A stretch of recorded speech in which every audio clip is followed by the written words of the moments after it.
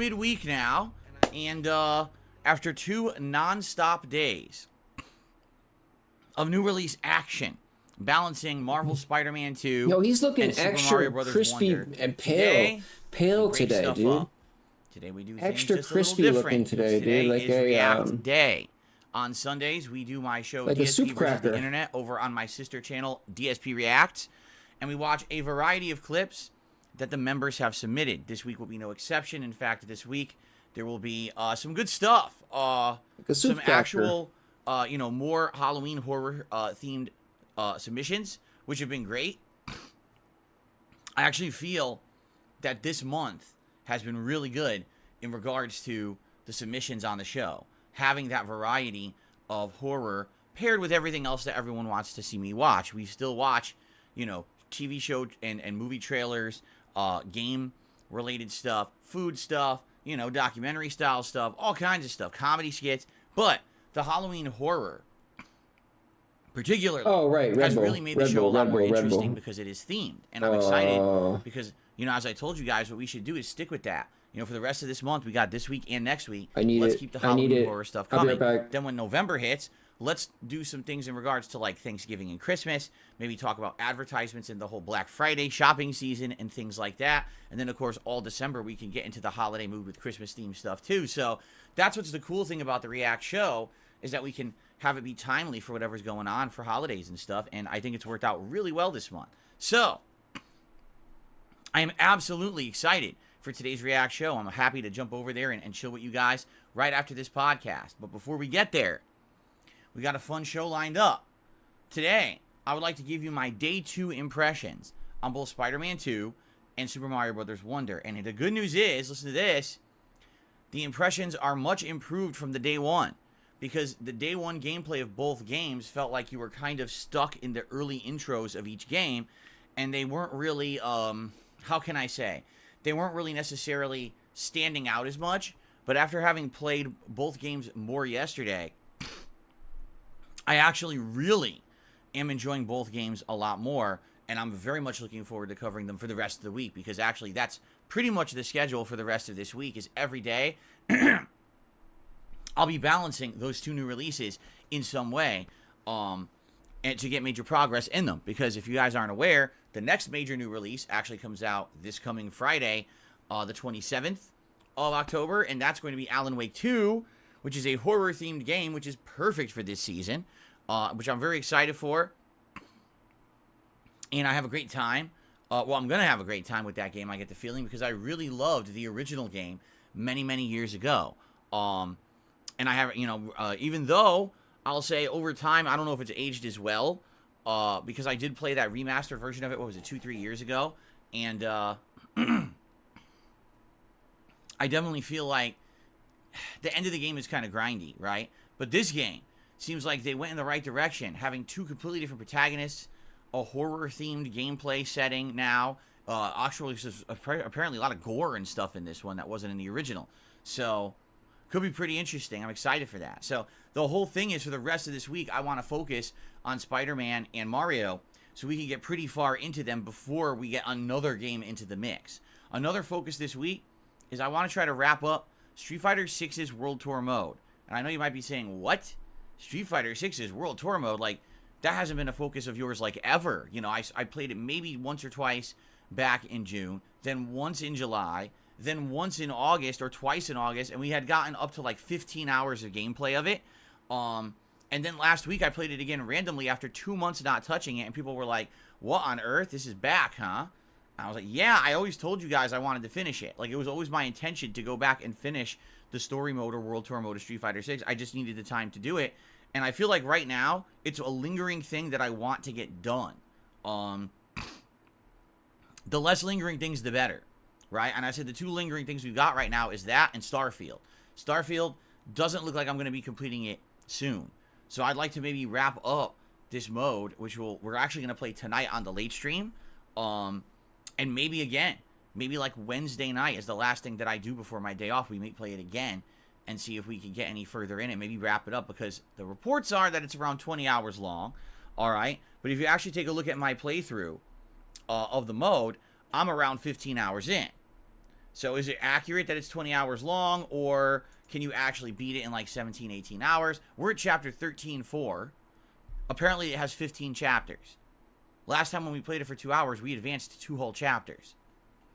So maybe a couple streams and we'll beat it. I don't know. I don't think we're beating it tonight, but it looks like we're getting close, okay? Anyway, so that's kind of my focus right now, is focus on these new games for the next several days. Try to wrap up Street Fighter 6 story mode and then jump on Alan Wake 2, this coming Friday. Keep in mind, we've got the Halloween event right around the corner, and I have a very fun and positive update for all of you in regards to the Halloween event, because I have seen the tier maker that we're going to be doing. All right, I have spied upon the Halloween horror tier maker, and this tier maker is ranking horror movie series, okay? And it is giant. It has dozens of things to rank. This is going to take us a while. Got sunglasses on. We're going to be doing this during the Halloween marathon event coming up on B. Tuesday the 31st. So, man, that's going to be a big chunk of our show for sure. And I hope that you guys will join me for that, obviously. All right? So, here's what we'll do. Let's go back. Let's talk a little bit about both Spider-Man and Mario. I'll give you my updated feelings on each. We'll go through the formal schedule so you'll know what's coming up. And then, I'll be honest, we don't really have much else to do today. There's no news to talk of, really. Nothing going on in the realm of gaming news or anything like that. Been looking around, didn't see anything overnight. So, we can do a little bit of Q&A. We can just chill. We can do whatever you guys want. You guys seem to be a very quiet audience today because almost no one is talking in the stream chat. I don't know why that is. I guess you guys are sleepy or something. You need to have your morning coffees, right? Look at me. I'm ready to go. Here I am. I'm raring to go. Showered, fresh, and ready, Raring nice to go. You were 30 minutes late, brother. That I'm wearing here today. I got my Red Bull, bro. I'm ready. I'm ready. I'm about to crack this bad boy. First 2 days of this week, I wore Mario t-shirts to celebrate the release of Mario Wonder. Here I am wearing more fall attire today. This is a brand new shirt. First time I'm even wearing it. So, I'm ready. I'm raring. Blueberry edition. You got no coffee. You're out of coffee. Out of You're coffee? Just sitting there playing a game and listening. You're just chilling and out listening. Of coffee? As long as you guys are enjoying and no here, such that's thing, all dude. good. If I was... we get to the Q&A section. Even if I had no money, I would go steal coffee, bro. Been up almost 24 hours, very sleepy. That's not good. Nutrient, you need to get some rest. You can't be up for 24 hours. That's awful. Addiction doesn't sleep, brother. You know that, Phil. At the very least, take a power nap, right? Power naps can do wonders. You could just, seriously, take like a 90-minute rest and then get up, and you'll feel so refreshed just to get that little bit of REM in. Anyway, I'm sure. Dark Vikings says, be prepared. Like a Dragon, Infinite Wealth will be an emotional roller coaster. Oh, I'm sure, just like the last one. Radical Jaws, good morning. How's everyone? All right, so people are paying attention now, right? Okay. What's up, Lewis? Let's get started. Yesterday I played both new release games. We started with Super Mario Wonder and actually did a big 3-hour stream of it, okay? Now, when I played it on Friday night, I'd only played 2 hours, and those first 2 hours basically just got us through World 1. World 1 was alright, okay? But admittedly, I kind of felt like World 1 was very basic. I mean, there was one new power-up, the elephant transformation, and I thought that the whole wonder aspect of each stage was kind of wild. I wonder what the other things were. Every stage has a completely weird or different way to play it. Once you get this wonder flower, it changes and transforms into something wild. Sometimes, entire new platforms and a new gameplay mechanic will emerge. Sometimes, the entire stage transforms into something completely different. Sometimes all of the enemies will come out of their hiding places and do a dancing song and dance musical number as if you're watching a show tune. Oh, I'm not kidding. That just like that, dude. My headache's like gone. And continuing on in the game, I get the feeling it's going to happen more and more. Like an alcoholic. So it's pretty wild.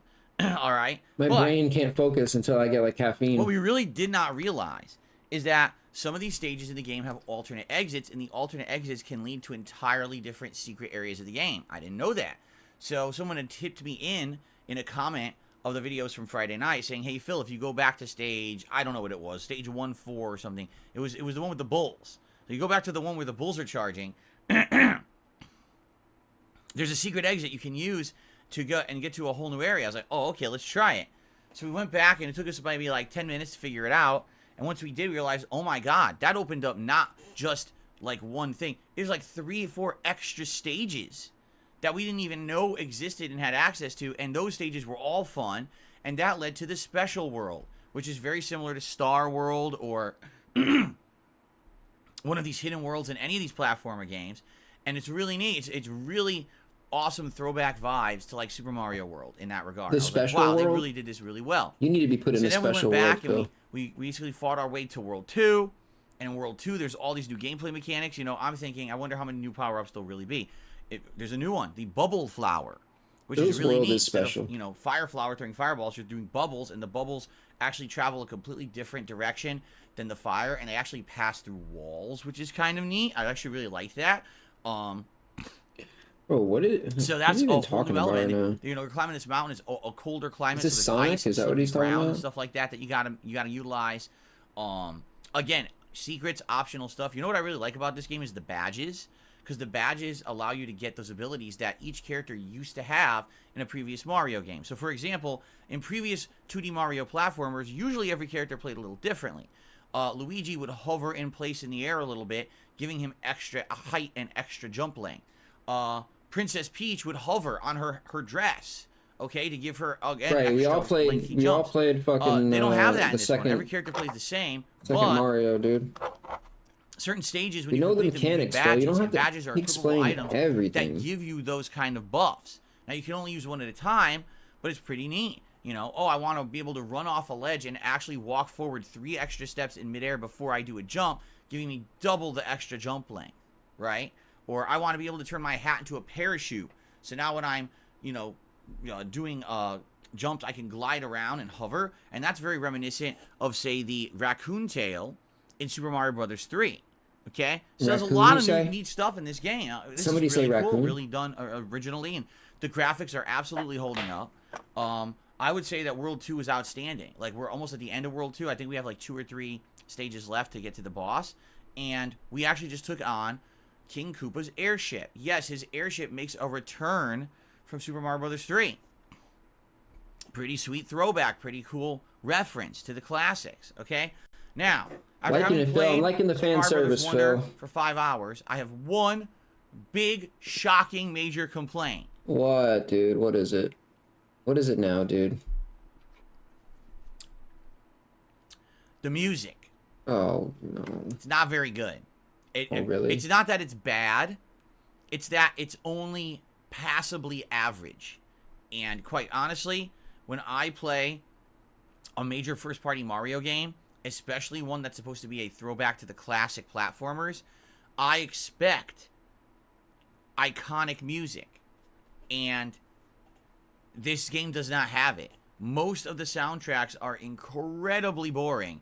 Like, I was just saying this yesterday. Right now, I can hum you bars from Super Mario Brothers 3, Super Mario World, Super Mario 64, hell, probably some stuff from Super Mario Odyssey, Super Mario Galaxy, even New Super Mario Brothers, right? Every one of those games, I can tell you some iconic music. In this game, I played it for 5 hours. I don't remember a single song at all. It just kind of sounds like very generic atmospheric background noise, which is fine. It's calming in a lot of cases. Nice music, but it's absolutely nothing notable. Nothing resonates. Nothing really sticks with you. And the thing is, the catchy, the good thing about a catchy song is that it sticks with you whether you like it or not. Like New Super Mario Brothers U and New Super Mario Brothers Wii, I didn't necessarily love those games, but man, I still remember some of the music. This game, so far, 5 hours in, nothing. It really has had no effect on me. It's funny, though, because I'm remembering these cool power-ups and these cool situations, and I'm having a lot of fun with the game. It's just the music. I don't know what happened. I don't know if they have a new composer or whatever, but it's just not. Yeah, it must be the new composer they hired off Indeed, dude. But, hey, people are already asking me direct nowadays, man. So, Sonic Superstars versus Super Mario Brothers Wonder. And I'm like, now let's think about this for a second. Okay, really, realistically. At this point in Sonic Superstars, 5 hours in, I was already on the final stage. Minimum wage composers. Yes, I was on the egg carrier stage. And we just had egg carrier and the final boss. That was it. That's all that was left. Big up, Sloan. I already told you when I was playing Sonic Superstars, maybe about 1/3 of the time was I actually enjoying myself. Like I would say the pinball stage, which is the fourth world, and the stage that was in the desert with the snake was kind of neat, and I liked the 8-bit throwback stage. That was pretty cool. So maybe in the entirety of the game, there were 3 stages that I actually really enjoyed. And then outside of that, there was a lot of annoyances, a lot of things that, the fact that every character felt like a crutch, unless you were playing with Sonic, which was annoying. I want to use the different characters, but not make the game too easy, and they really did. Some of the boss fights, I think it was the World 9 boss fight and the final boss, are incredibly tedious bores, and they're not entertaining whatsoever. So there you go. I mean, I haven't gotten 6 hours into Mario yet, but in the 5 hours that I've played Mario, I've seen way more variety, way more enjoyment, like wonder of discovering what new things and elements of this game that were not present in Sonic. And by the way, even though there's different characters you can pick, none of them are a crutch, unless you pick Yoshi on purpose because he can't die. But most of the characters, they all play exactly the same. It's not like you're making it too easy just because you wanted variety. It's like they did everything right. Really, it's like you do everything right versus someone who literally did everything wrong and did the bare minimum. Sonic Superstars just feels like, let's do the bare minimum of what we can do to put out a 2D platformer in 2023. Passable gameplay elements, a series of selectable characters. Who cares if they're too easy when you pick them? Don't care. As long as there's different characters, people can't complain. How many worlds? 11 sounds good. 11 sounds like enough that people won't complain. You know what I mean? It's just like bare minimum. The entire game is bare minimum, and they charge $60 for the exact same amount of money. Super Mario Wonder, in 5 hours, we haven't even beaten World 2. And the game has, 7 worlds or something like that? 6 worlds, plus the secret world? So this game is going to be, no exaggeration, 4 times longer than a game that charged exactly the same amount of money and was completely uninspired and just a waste of everyone's time. You want to talk about night and day experiences? Yeah, Sonic Superstars with Super Mario Wonder, there is no competition whatsoever. Sonic Superstars was a ginormous, underwhelming disappointment. This game, Wonder, is completely overperforming so far, and I cannot wait to play more. I'm actually very excited to play more tomorrow, okay? So that's my thoughts on Wonder 2 days in. What about Marvel's Spider-Man 2? Well, last night particularly, we played 2 more hours, and the good thing about it was we got into the meat of the game, meaning finally we're in the open world roaming aspect part of the game. And the cool thing about this game is that you can play with either Miles Morales or Peter Parker, and you can switch on the fly whenever you want, as long as you're not stuck into a specific mission that's for one of them. And each one of them has a unique feel, has a unique style. When they're each swinging through the city, it plays different music per their own styles, which is really sweet. I like that. And I like that they each have their own kind of like side plots. Like Miles Morales has a side plot with his uncle, who actually was the Prowler supervillain in his DLC years ago. Well, he's back with his own side plot in this one. Peter Parker has a side mission where he's trying to stop this new gang of like cultists who are really into starting fires. They're called the Flame. And they're a brand new group for this, and they're weirdos, and they're apocalyptic, and they're trying to do sacrifices and burn down buildings and trucks. They're weird, but it's fun because, again, it's character specific, it's its own plot line, and I really am enjoying it. I'm having a good time with that open world aspect. There's so much to do, photo ops, random crimes to stop, a hidden collectible, a puzzle that's specific to a character because of the plot. And then, I accidentally swung into a main story mission. Oh well, don't mind. Let's do this for 20 minutes and then go back and do more open world exploration. Now, the one thing that I will be critical about is that fast travel doesn't seem to open very quickly. And the game is much larger than it was in the original game. Not only do you have the Manhattan Island, but now you have all this stuff on the mainland to the right of the island as well. All these new boroughs and things to explore. And you might be like, well, it's a huge map. Do you really want to be swinging around it constantly to traverse it? Now, at first, I'll be honest, I thought that it would be kind of tedious and annoying, and I thought that it was going to be too much traversal, and maybe it would be like a lot of padding. But admittedly, they've done a good job of, number one, making the city feel immersive and real. Bro, because there's so many people it's walking spamming around. There's so many vehicles, the lighting, the variety of buildings. When you're in these different boroughs of New York City, you actually feel like you're in a different neighborhood because all the locations and buildings are completely different, and it feels like, okay, I'm in the shopping district. Okay, I'm in the skyscraper district. Oh, I'm at Central Park. Oh, I'm in this, on the mainland nobody's now. chatting. And you can tell this is more residential because the buildings are smaller and a lot of them are more run down. You got more things like you know, like a basketball court or something like that. Like, oh, this is interesting.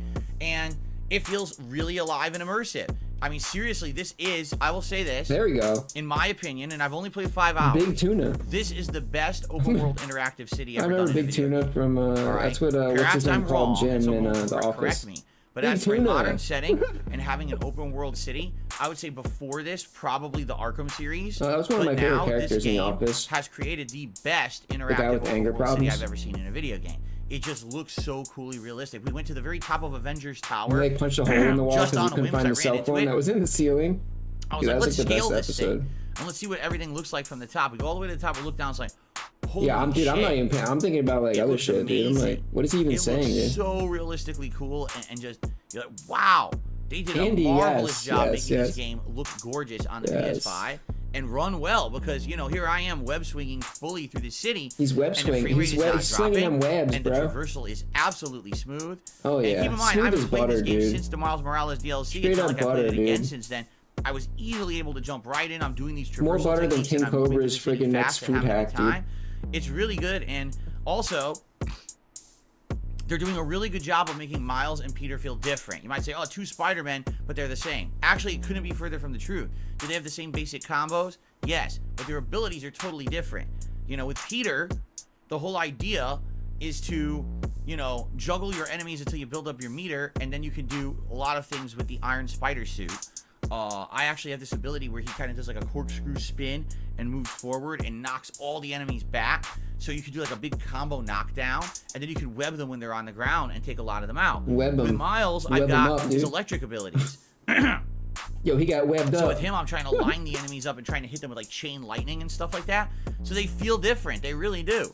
Homie got webbed up. It's good to see that they're each their own unique character, not that they kind of just copy and pasted the same thing twice. It'll never be the same. When you switch characters, you genuinely feel like you have 2 guys who are growing and going different ways with their abilities. 2 guys that are growing? Wait, what? And again, their plots as well. I like that they have their own plots. 2 guys that are growing. It's not just one story they're both involved in. They have their own kind of side plots going on, and it feels really immersive in that regard. So far, I'm not bored whatsoever. I'm really enjoying the web swinging around the city, despite the fact I haven't unlocked fast travel yet. It is in the game, but I'm having fast fun travel, just dude. traversing Fuck everything in this fast travel shit, dude. And what's with these games and fast travel, dude? Right? You don't have to be like Skyrim, bro. I don't think I have any complaints about either game. That's cool, because this year has been the year of underwhelming releases. Giant, overhyped games from big game studios that you're hoping are going to be great, and they come out and they suck ass. I mean, geez, just off the top of my head, Redfall, Final Fantasy 16, Starfield, Sonic Superstars, Mortal Kombat 1. Boring. And that's just off the top of my head. Boring. The games that were huge disappointments. This week has been a great week for gaming. But it's not the games, dude. It's absolutely you. Outstanding. And they're so different from You're each the boring other one. that you can enjoy one or both and not have it leap over and say, doesn't matter what game it is, bro. Not at all. These games are so different that they can coexist. You played Zelda and really it was fucking boring. Entertain a variety of gamers around the world and not be, oh, well, the competition. There's no competition. They're totally different games, you see? So, I'm having a great time with both of them. I'm very excited for the rest of this week focusing on these games and moving forward playing them. In fact, right now, with Alan Wake 2 coming up, I'm almost feeling like we're heading into the really great gaming time of the year because we'll focus on those games, and then after that we got Like a Dragon Gaiden, and then we got Call of Duty Modern Warfare 3, and I feel like that's going to take us almost into the end of the year, you know? I almost feel like this is going to be the absolute best gaming time of the year, and in a few weeks when we start to beat these games, we're going to feel a little sad. It's like, oh man, like that felt really good that we had all this great stuff we were doing. And then after that, you know, not to say that we won't have stuff to do. As you guys have noticed, I'm not really playing competitive Street Fighter right now. Once again, this tuft of hair never agrees with me. You see what it's doing right here? This tuft of hair never wants to get in line with my head. It just sticks out. Well, you might as well just get rid of all that shit now, dude. It just sticks out. Anyway. Save yourself the trouble. Yeah, like, you know, Street Fighter 6. We played a shitload of it over the summer, competitively, right? And if you noticed, I haven't been playing it online. I have no plans to play it online right now. I'd much rather focus on the new releases. And if I'm gonna finish up story mode, I want to do that. I think that's more productive for us than me playing random online right now.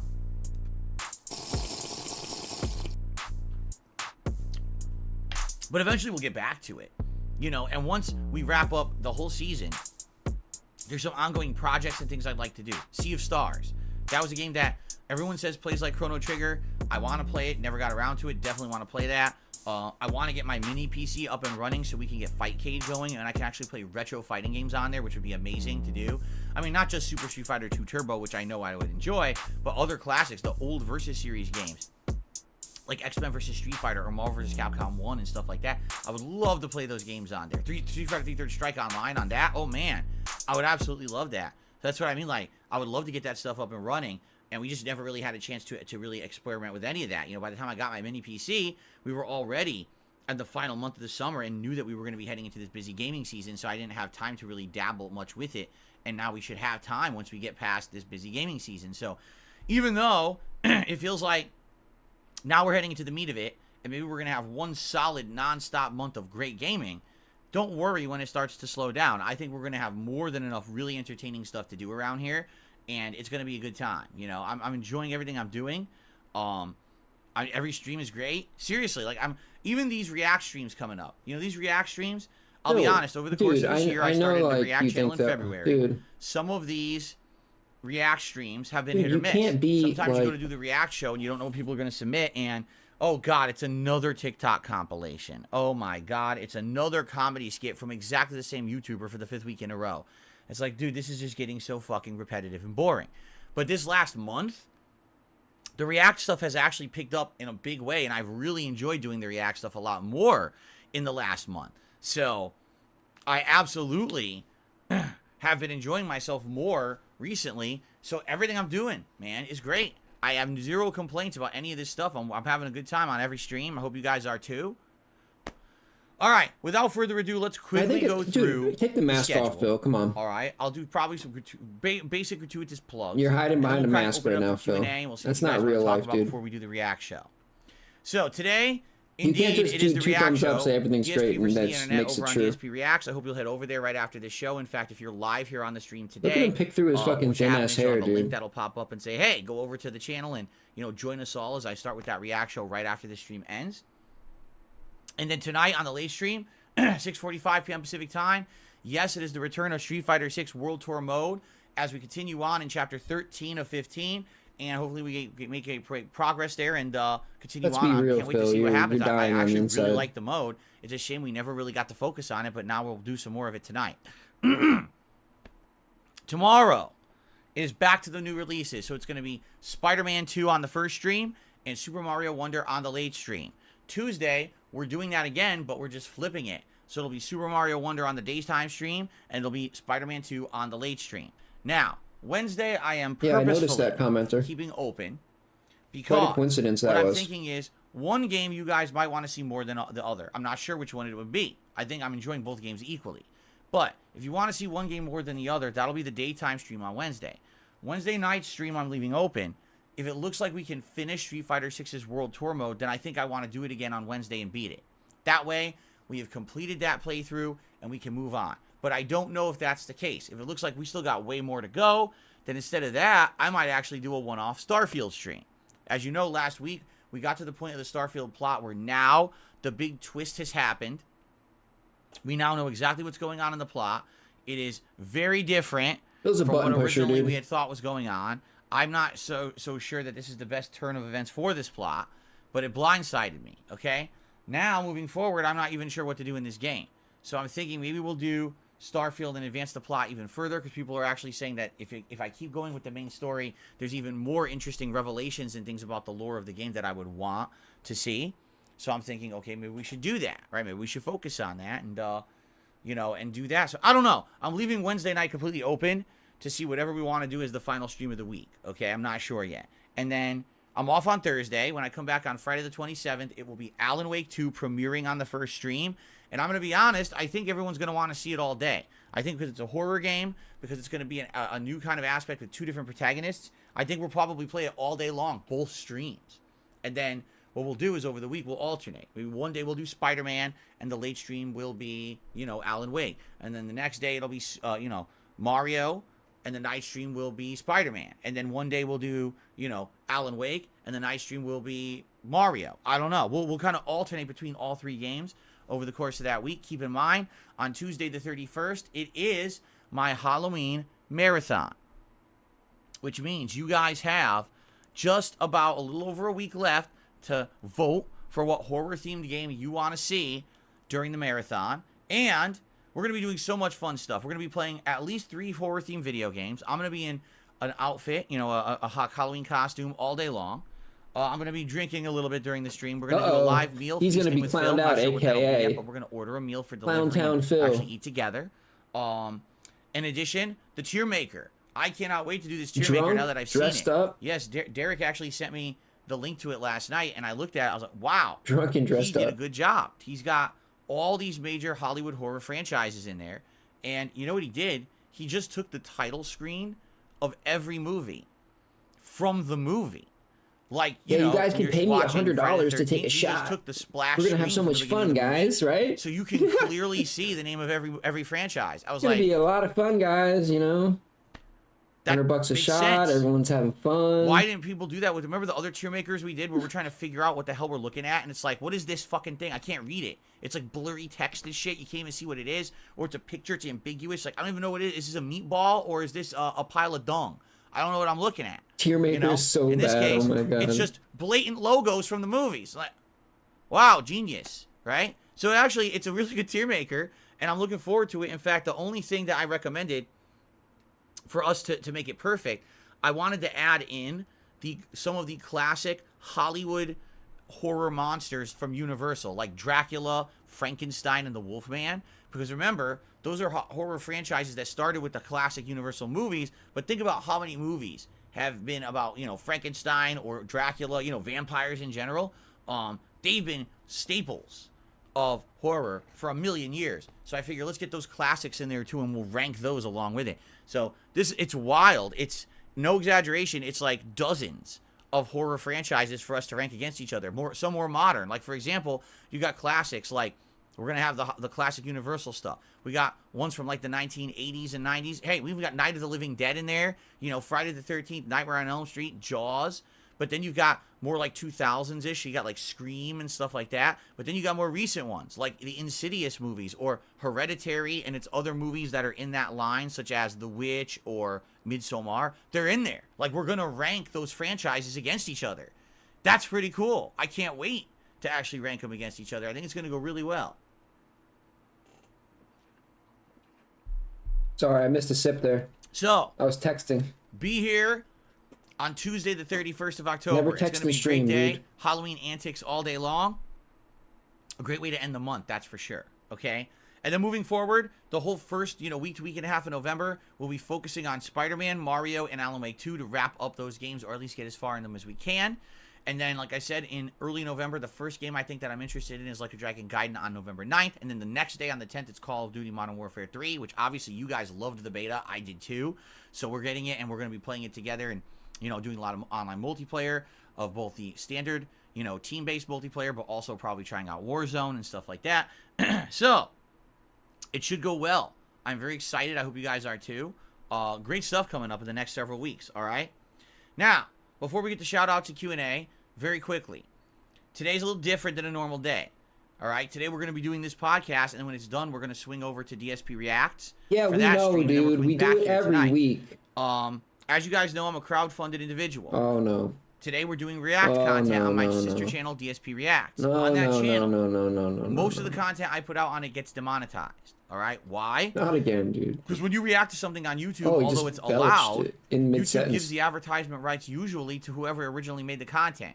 So even though I'm reacting to content and it's allowed under fair use, I still make nothing on it. Someone else gets the ad rights to the video. Have you guys heard this before? So, I don't know, this kind of sounds familiar, dude. The React channel works is through crowdfunding. When I'm streaming over there, I don't know where support I've heard the stream, this before. that helps a lot. Become a member over there or gift memberships during the stream. This, that helps a lot too. That is what's made the React content profitable this year for me. As long as we can keep that going, I'm happy to keep the React content up. In fact, this month, I've done a ton of movie reviews, right? Never heard far, it before. Totally I new. reviewed Scream 5 and 6, Halloween 2018, Halloween Kills, Halloween Ends, and Barbarian. I will be reviewing Dr. Sleep probably tomorrow. I've actually started watching the movie, but it's such a long movie. I only got like an hour into it. So I want to finish watching it. I'm probably going to review that tomorrow. And then I'm probably Has anybody even watched any of these things? What the fuck are they? You guys seem to strongly want me to watch Five Nights at Freddy's. I think I will. Maybe I'll have to, maybe we'll have to check one out. Paramount Plus or whatever. I don't know. Or is it Peacock? It's one of those. I'm going to get whichever one it's on, and I'm actually going to watch it and review it basically the day after it comes out, I think. All right. I don't know when it comes out. It's the 27th. Free YouTube So I guess movies. I have to watch it on the 27th and review it like the 28th. I think I'll do that. Movie reviews. Since you guys seem to be very interested in that. Okay. Very interested, dude. So Ooh, it's been a hell of a month for the ReeAcked channel. Putting out all this interested. extra content. I've actually really enjoyed it. Those two and people I'm thinking are. what I can do moving forward is continuously take your input. What I may start doing there is putting up feedback threads on the community tab. Every video has 2 views. It's Jade and Derek. Movies for me to watch and review. I'd be down for that, especially coming up with Christmas. Like, why do all those videos only have 2 views? Holiday, like Christmas themed stuff that people want to see me watch and review, and I'd be okay with that. But I need suggestions. So, yeah, let's see what happens. But I've really enjoyed that. I'd like to keep that going. But that channel works because of your support. All right, any support you give on today's podcast counts for this same stream. When you support this podcast today, whether it's a tip or, you know, anything like that, I count that for that stream too. Even though we're going to technically shut the stream down and head over to the ReeAcked channel, I carry all of that over. Yeah, don't worry, guys. So that way tips and stuff will count towards the goals over there as well. Tip now, so bro. If you like the content, you can tip now. Please support it. Right now. Crowdfunding is essential to how I make a living. It has nothing to do with ad revenue. The ad revenue is almost negligible on YouTube these days. It's everything else you guys do here during the live streams that keeps me alive. Also, watching the videos on demand, engagement is key. Like liking a video, leaving a comment on a video. Right now with these new playthroughs I'm doing, that engagement will help the channel tons. If you could like the videos and leave comments. What up, Rick Sanchez? And again, anything appreciated, whether it be a super chat, a super sticker, a super thanks on an on-demand video, a membership, a gifted membership to the channel. We're trying to build the channel back up. We were at 650 members, and then a lot of them expired, and we didn't really get many back. Yesterday, we had a rallying of support. We got a bunch of members back. It would be great to keep that momentum going in the right direction. Right here, guys. Tips are very important right now. Why? YouTube still hasn't paid me, which I knew was going to happen. Typically, I would have gotten paid yesterday, but YouTube payments get delayed by like upwards of 5 days when they try to pay you on a weekend. I dropped a lot of money on games this week, and I got bills due tomorrow. So any tips you give me today will help me to get through this basically really tight week. And then once I get paid by YouTube, things will be back to normal. So if you could tip me today, that would be tremendous. Thanks in advance. You know, I don't want to talk about it all day. Even though people like to pretend like I do, I really don't. I don't really mention it that much. I just do this one segment, and then I move on. It's hilarious when I get comments like, "No, we kept track the other day. No one else on the internet. We had like 6 or 7 segments, sponsorships and crowdfunding as much as you. 6 or 7 segments of begging, dude. One segment every podcast. No, not. And then during a live stream, I'll just mention, hey, you can support if you can. Let's hit a goal or whatever. Maybe once a half an hour, if once an hour, during a 2-hour stream at night. So what are you talking about? That's the thing. You got to listen to the wrong people, and you think that that's all I do. I barely even mention it these days. Dude, you don't have to listen. They can just watch you and see the truth. It's a necessary evil. You don't need to watch anybody, I'm a bro. crowdfunded individual. I don't make you can a lot watch of you, dude. ad revenue. I don't get a lot of views on You're YouTube. still saying the same thing. Like I said, I'm a curator. You just said I'm not this. really a content creator. I'm a content curator.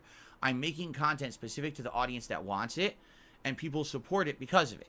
And I appreciate that people step up and support the content they love. Right? That's why I'm still able to make a living doing this, quite frankly. So I'm appreciative of everything I get. And I don't want to sit here and talk about it all day ad nauseum. It bothers me. I just want to make content that you guys love and have a good time doing it. And that's it. That's what I'm all about, you know? But these idiots, of course, on the internet say otherwise. I just ignore them because it's not true. Everything they say is full of shit. So I'm not saying anything, Phil. I'm watching you say shit. That's the difference. So thank you guys. That's the fucking difference here. Today in any way, I appreciate it so much. My Himalayan kitten. Is to hit $50 on every stream. Himalayan kitten. That sounds cute. You know, this, like I said, anything you tip during this podcast will count towards the ReeAcked show. Everybody's getting pets lately, hit dude. that for the ReeAcked show today. Okay. Tensai just got a cat and a dog. I really don't have anything else. There's no news to talk about. There's nothing else really going on in it, you know, to really address. So big ups, Liquid Phillip. There you go. Let's go ahead and do some shout outs, shall we? I think we should do some shout outs quickly. And then get into if you guys want to do Q&A or whatever. So on the YouTube side of things, we have one person who's done 2 very generous contributions. William first did a $5 super chat, but then William just did a very generous 50 Canadian dollar super chat. Now, I have no idea what the conversion rate is between Canadian bucks and US bucks. I think they're worth more, I think it's pretty right? close, is it not? So even though I have no idea how much this actually is, I appreciate it. It looks like a very generous super chat. And he says, I hope that this helps. Indeed, it will. So thank you so much, William. Let's get you up on the leaderboard here. Thank you, thank you. I think they're almost equivalent. Is it not? Is it not true that the Canadian dollar is very close to the American dollar? So like a $50 Canadian super chat is around 50 American dollars, I think. So thank you. That is very, very generous of you, William. I really appreciate that. Thank you so much.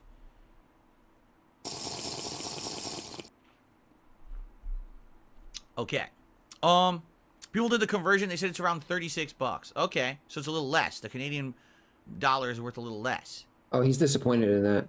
Then if it's worth less, then why would it... Wait, doesn't make... No. Someone says Canadian money is worth more, then someone says it's worth less. It's worth less, Phil. Are you an idiot? The internet is such a source of completely contradictory information. They just told you what it is. It's 36 bucks. You know. So what do you think it is? $1 Canadian dollars worth 75 cents US. Okay. So that's why it would be around $36. That makes sense. Thank you. Thank you, William. I appreciate that. Boy, you think something so simple. No, it's got to be very complex. Okay. Here's an idea, Phil. Why don't you open Google and do the conversion yourself? And not rely on random ass denheads on the internet to give you information. Okay. So that's all we got so far today. Maybe that would be a good idea. We don't have anything else that I can I don't know. That's just a thought, though. Who am I? I'm just some guy, dude. So what we'll do, let's open up the chat. I mean, it's very early. Let's open up the chat to some Q&A. Let's see what you guys want to chat about or talk about today. If we end up running out of topics and having nothing to really talk about, we could always jump over to the show a little early.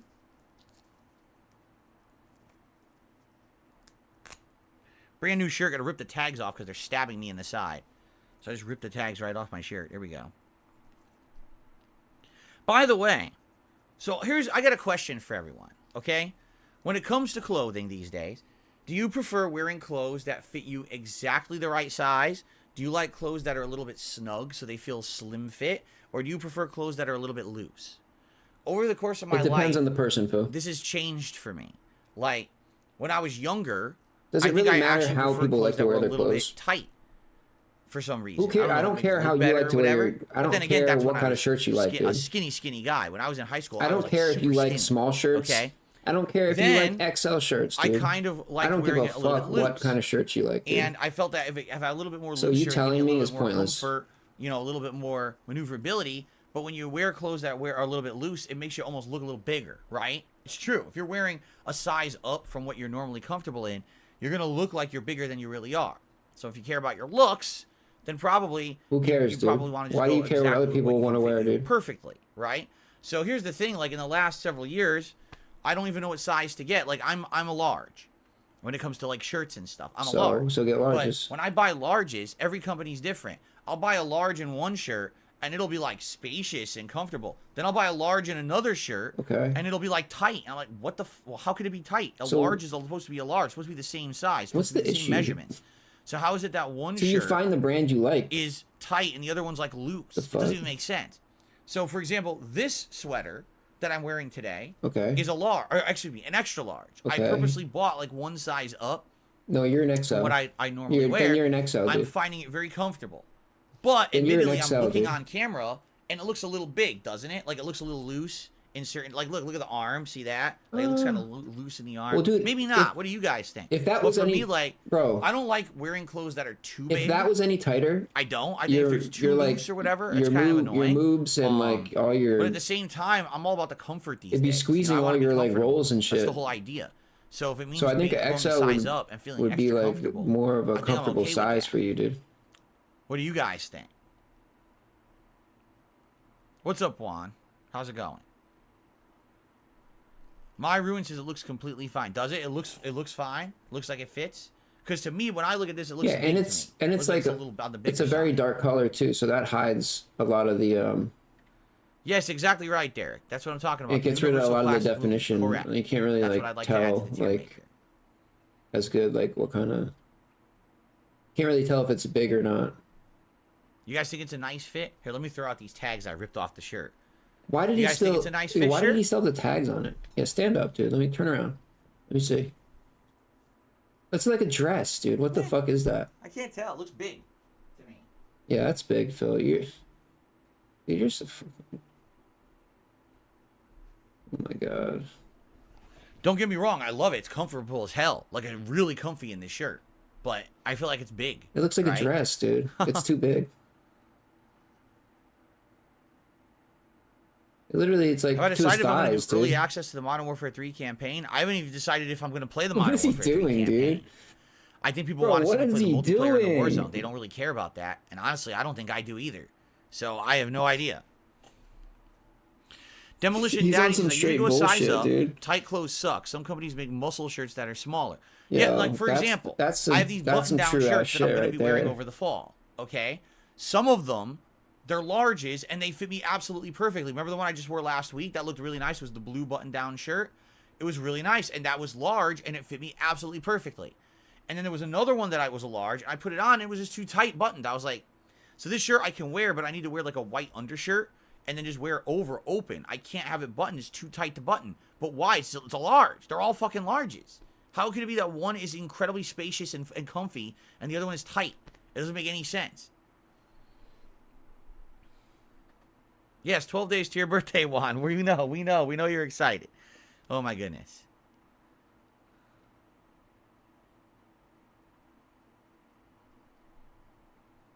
Dude. Just wear what's comfortable. I mean, in reality, that's my philosophy. Yeah, why do you care what we think, dude? I wear shorts during the summer. That's why right now I'm wearing. If it's comfortable to you, then you should be able to be comfortable in it, right? When I'm streaming, I don't sit here wearing slacks. I don't sit here wearing. You don't need our approval, do you? Jeans are for when I'm going out. That's the whole point. I wouldn't wear jeans around the house if they're not as comfortable. I like lounge pants. They're comfortable. That's all it's all. It's all about comfort. Jasper Kitty. Apollo says, I tend to buy extra large. When you wash them, they tend to shrink to a large, and that's the size I like. There you go. I'm a sophisticated cat. I need Yum fish. Yum says, what about the Hawaiian shirts for summer? Most of those were larges. A couple were extra large. Yeah. And you'll notice, like, the shark shirt is extra large. It's the biggest one I have. Very comfy. The original one that I wore, it's the white shirt with, like, the palm trees. That was, I think, also an extra large. But some of those are larges, and they fit nicely. You know, maybe a couple of them are a little snug, but most of them fit nicely. It's just so hard to tell with clothing these days. You just can't tell what to get. Well, dude, what do you mean? Go to Ross. Yeah, I don't know, Jade. Maybe we'll see Jury and Jamie tonight in Street Fighter 6. Go to a store. They seem to be the holdout and try shit on. Right? You know you can still do that, right? Because JP is the final boss, supposedly. Dude, does he know that you can go try shit on at like a store and shit? We're at the end of the game. We haven't found them yet. I wonder where they are.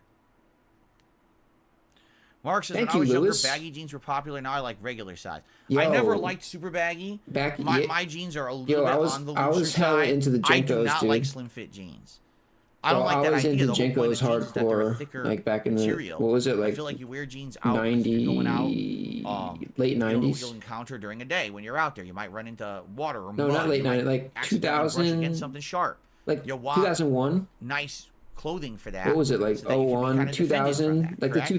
Like if you're wearing slim fit, it doesn't really, you know what I mean? Like it doesn't really work. I feel like slim fit kind of defeats the purpose of wearing jeans.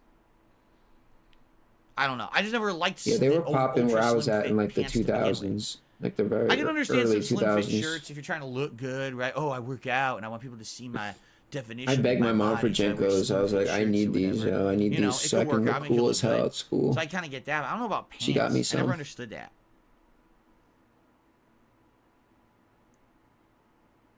'97, yeah.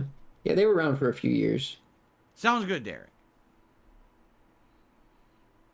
No, I'm not taking my shirt off. That's different streamers entirely.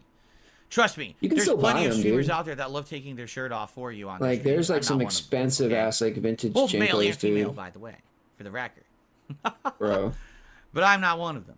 I keep my clothes on. I have self-respect.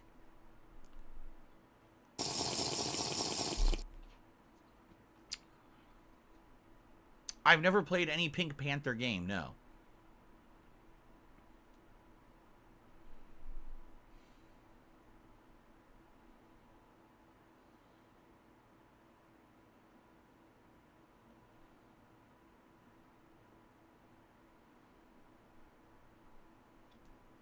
Bro, what's he doing right now?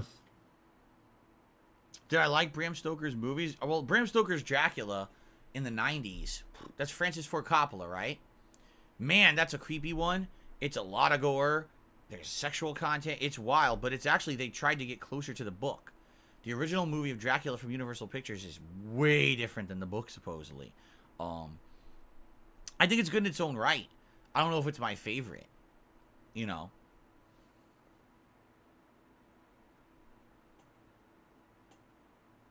Hello, Tyler. Welcome to the stream.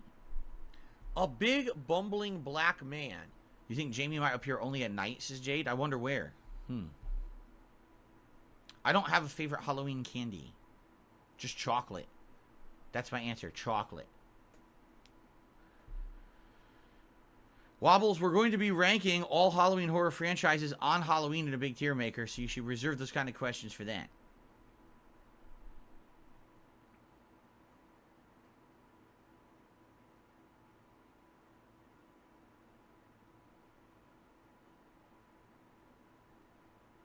See you over on the other channel, Kagome. Sounds good. What's up, X-Shooter? How you doing? Vintage novelty jeans for ravers. Yeah, I bought my Halloween costume weeks ago. We're good. We're secured. Costume is set. I got it way early this year on purpose to lock it in, so there's no risk of not getting it in time, or, you know, not like last year. Last year, if you remember, I was still having everyone vote on the style of costume. By the time people voted, then I went to buy my costume. They didn't have it anymore. So I had to get a substitute costume for what I really originally wanted. Then we had to rush ship it, and it showed up. His XL shirt that I needed, so then I had to go buy the element extra. It was pretty frustrating. This year, I got everything secured early, so we're good to go with the Halloween costume.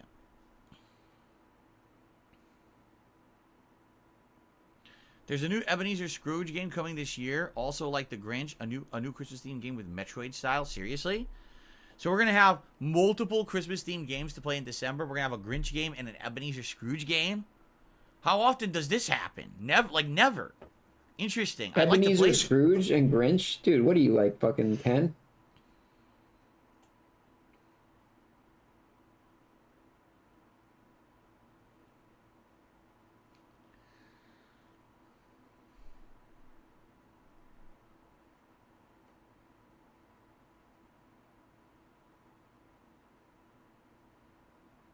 Why don't I have a favorite of anything?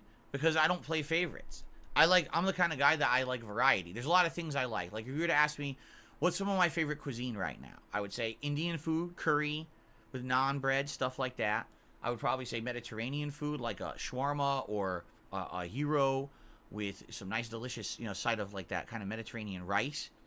I would probably say some sushi. I would probably say, geez, I could keep going. Like, I could tell you a bunch of cuisine that I like, right? But none of these, I don't have a favorite. What I like to do is I like to have one and then move on and get something different and kind of alternate between them all.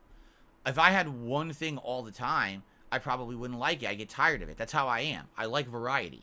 I like rotating around things that I like rather than just having the same thing every day. So when you ask me a question like, if you were stranded on a desert island and you could only have one video game and one type of food, I can't answer that. I literally can't answer that. I would be bored of it probably within a week. It's a hypothetical question you can answer. What do you mean you can't answer? I get tired of it. That's not the kind of guy I am. Are there staple things it's that I'll go back to that dude. I like? Sure. But the whole it's fact for that you fun, Phil. You know what that means? It means you can't have fun, bro. That's what I want. It means you're incapable. That's what I like the most, the variety. Of having any type of real fun, Phil. Ebenezer and the Invisible World. You don't even listen to music, November dude. 3rd, says Derek. Wow. By the way, that Grinch game came out, right? Did anyone? You asked Phil, what kind of music do you like? I'm interested. I don't really listen to music, but I hope it doesn't suck ass. That's serial killer shit, dude. Alex from Phoenix says best part of your playthroughs is watching and listening to you have fun and make fun of the games that you play. That's all that matters. No, that's the thing. If you're vibing with a game, you could razz it, but you could still enjoy it and not make it look bad, right? Like Spider-Man 2, I'm totally razzing plot elements and things, but I'm loving the game. And you can tell that as I play it that I'm really enjoying myself. I'm not making fun of it to bring it down. I'm making fun of it because it's kind of silly to make jokes about what's going on in the plot, but then enjoy yourself during the serious moments, right? So that's what it's all about. Those are, I feel, are some of my best playthroughs for sure. No, he's just a moron, dude.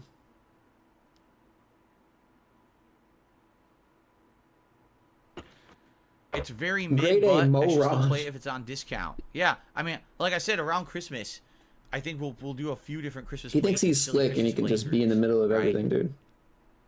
Don't work that way, dude. Eventually, you're gonna have to fucking pick a side, dude. Sounds good. Does it? Does it sound good, dude? Better take a sip. Take a sip.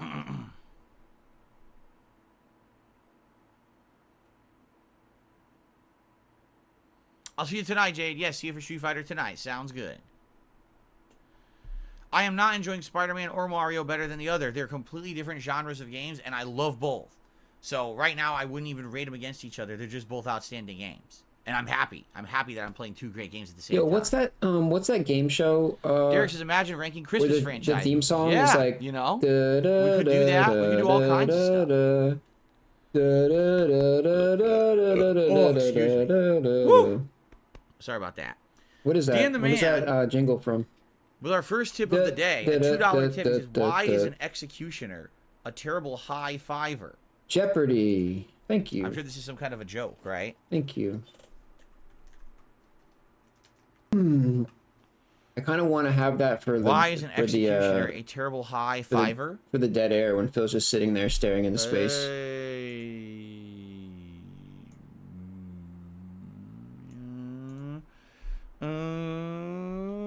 Because no noose is good news.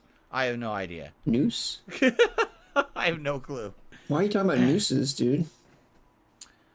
Do I like the movie Elf? I enjoy it. I don't like it as much as probably a lot of other people, but I do enjoy it. Ah, Dan the Man says, because he always leaves you hanging. Very nice. That was a good pun joke. Very nice, Dan. Thank you for the tip. Have I seen the movie Chef?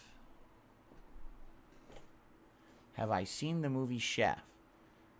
Is that the movie starring John Favreau? If so, then yes, I did, but I only saw it many years ago once when it was new, and I don't remember it at all. I remember liking it, though, but I don't remember it.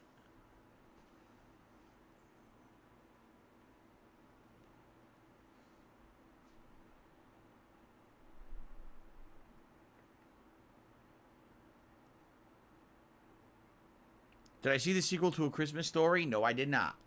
Maybe if that's available around December on one of the on-demand services I have, maybe I'll watch it and I'll review it, because I've not seen the sequel to A Christmas Story.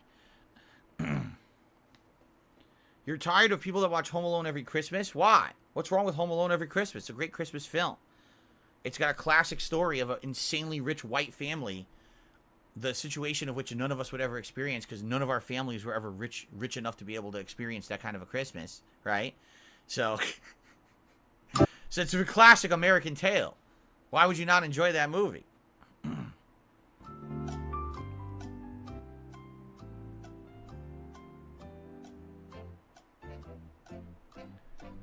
Anchorman, The Legend of Ron Burgundy, or The Truman Show, they're completely different kinds of movies. Anchorman is 100% a over-the-top ridiculous comedy, while The Truman Show is some comedy, but a lot of drama elements to it, right? A lot of people said it was kind of Jim Carrey's more breakout role because he had a lot of drama mixed in with his usual comedic self. Man, they're both good movies. I'd probably say that The Truman Show was better overall of a movie. That doesn't mean that Anchorman's not good, though.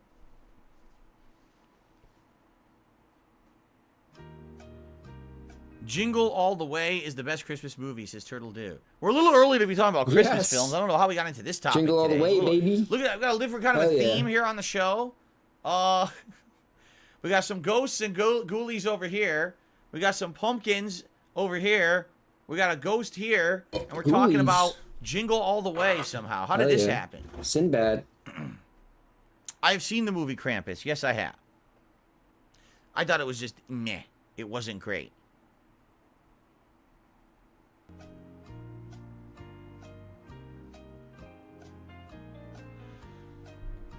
I received a $3.50 tip from Big Larry Gaming. He says, oh, he's Big Mario Gaming, excuse me. Phil, I'm happy you're figuring out that there are secrets with Mario levels that when you explore more. I think this is the game's strongest resemblance to Mario World. I figured out music from the airship is a remix of the airship in Mario Maker in Super Mario Bros. 1. I think the music could be better too, but I actually find myself humming the first level theme quite a lot. Have a great day. Thank you very much to Big Mario Gaming. Big Mario Gaming.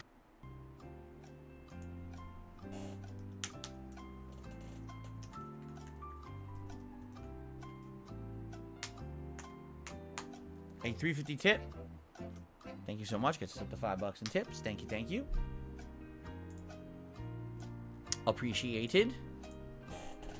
It also looks like Dan the Man gifted a membership to the channel, and it went to... it didn't save it, so I gotta look over here. It went to... Pokemanx. Congratulations. Be sure to thank Dan the Man for the gifted membership, and thank you, Dan, for supporting the channel this morning. Doesn't matter if you support this channel or you support the React channel. Either one, it helps a lot, you know. Right now, you know, the podcast, but maybe you want to give some memberships to the React channel later so more people can nominate videos. That'd be cool, too.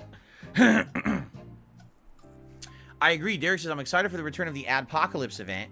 Last year was fun. I agree. If you guys don't know, last year... on Black Friday, which is the day after American Thanksgiving, I did a special marathon where we watched advertisements all day long. And we had a ton of fun watching old school advertisements and reacting to them. And we're going to do it again this year. It's going to be exciting. It was a really fun event last year, actually. So I'm looking forward to doing that again this year. We'll call it... Should we call it Adpocalypse 2.0? Should we call it Return of Adpocalypse? No. Son of Adpocalypse? I don't know what we should call it. We still got to think of a name for it. But, yes, you guys will be able to nominate advertisements for me to watch during this event. It should be pretty fun. And by the way, it's advertisements and PSAs as well, like public service announcements for TV. Those are also allowed. So that'll be pretty fun.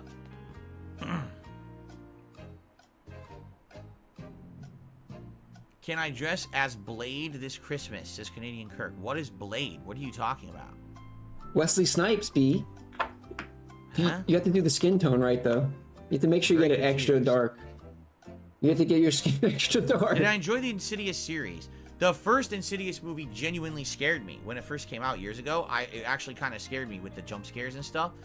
After that, I don't think any of them were scary at all. I saw like 2 more. And I just saw the one... Oh, was that Kirk? No. No, I didn't see the latest. Weren't there 2 that just came out in the last few years? I haven't seen those. I only saw like the first 2 to 3, and I didn't. Oh wait, did he just pile on the first one? Wesley Snipes. He wants it, dude.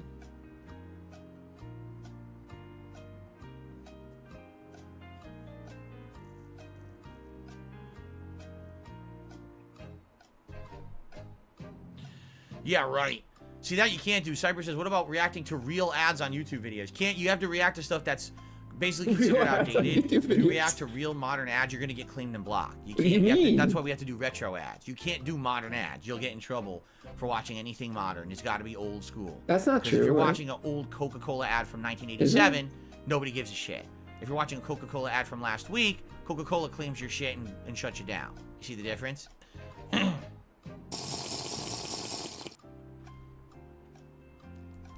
Adpocalypse Extravaganza, Adpocalypse Jr.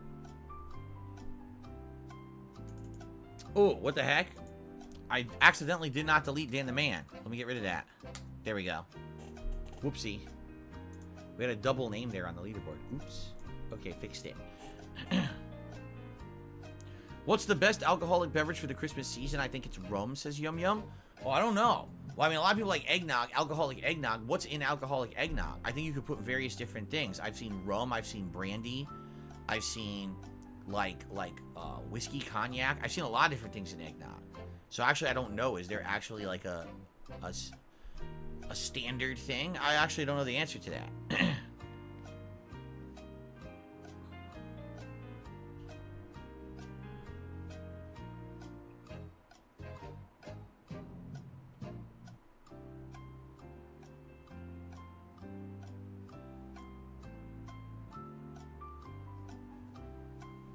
Mulled wine, absinthe, whiskey, and more whiskey. Wow.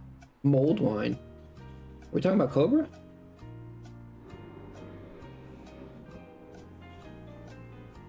I don't know why we're talking about Christmas. It's very confusing, honestly. I don't know where this has come from, this Christmas discussion. It's throwing me for a loop just like you guys.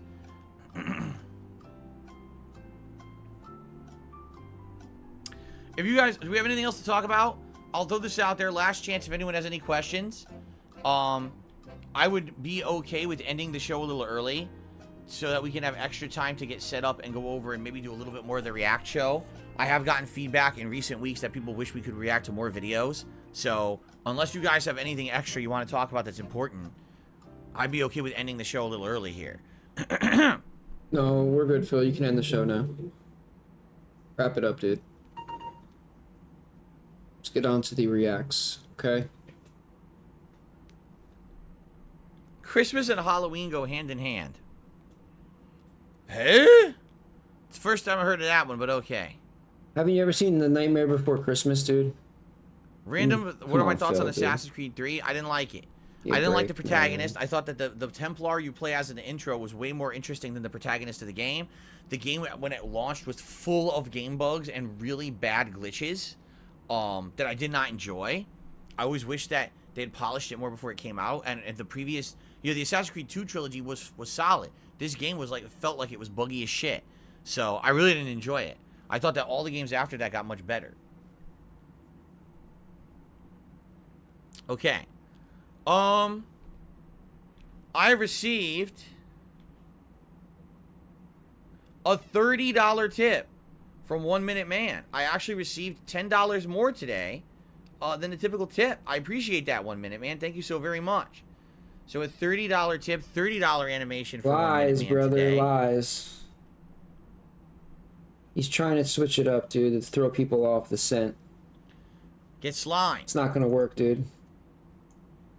It's not gonna work on me, Phil, dude. The pignosis.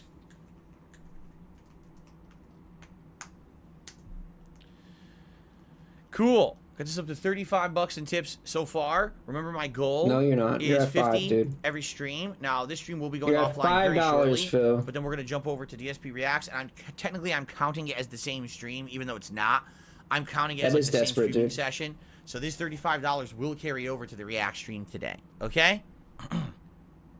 Nope. All right, guys. I think it is time to end the show. What do you guys think? I think it is time to end the podcast a little early. This will give me some extra time to set up and get started over there. And hopefully we can get started a little on the earlier side. Maybe have a little bit of extra time because a lot of people have wanted more React stuff on the show. So I think we should do that. Okay? So I would say thank you all. Great show.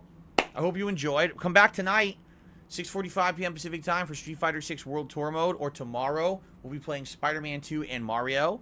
All day gameplay here. But today it's React Day. So thanks. Great podcast. Chill vibes. Good fun. I hope you all had a good time with me. Hopefully, we'll have a better...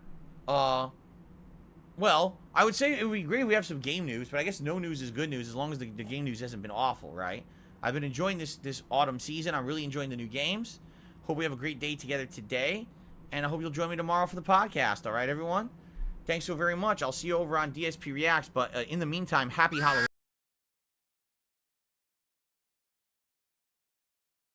Yeah.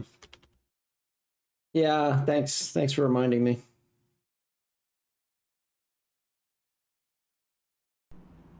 That is incredibly disturbing. All right, let's do a little bit of quick setup. So first off, let's get the camera to the right size.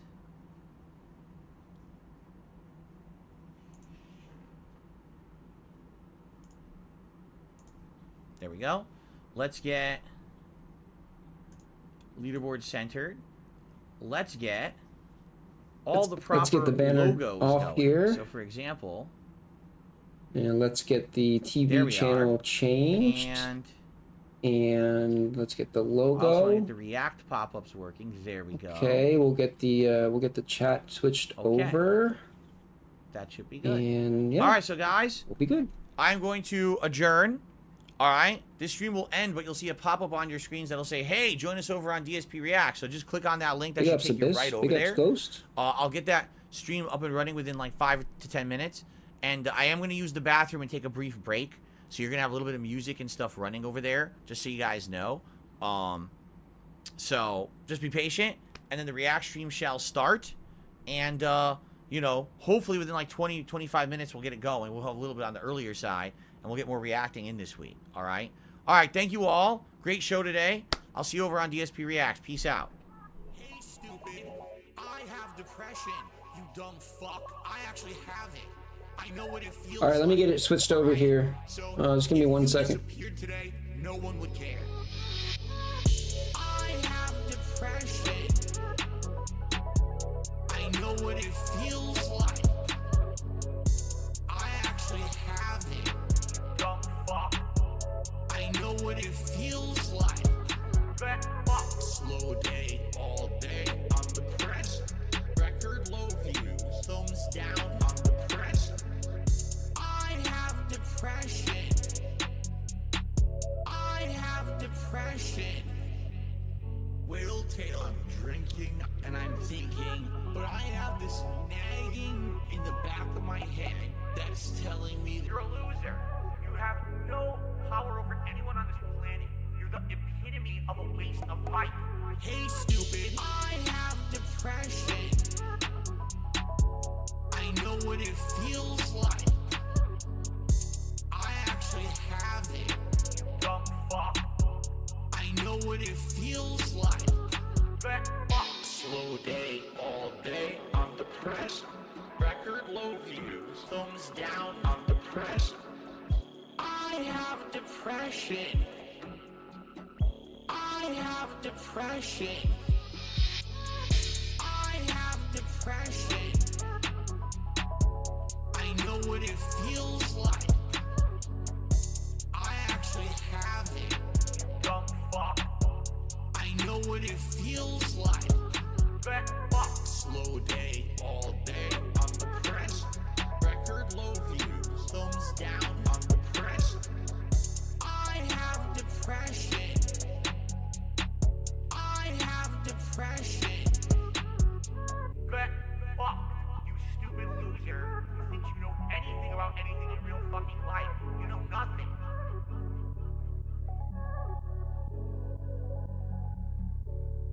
We're getting off.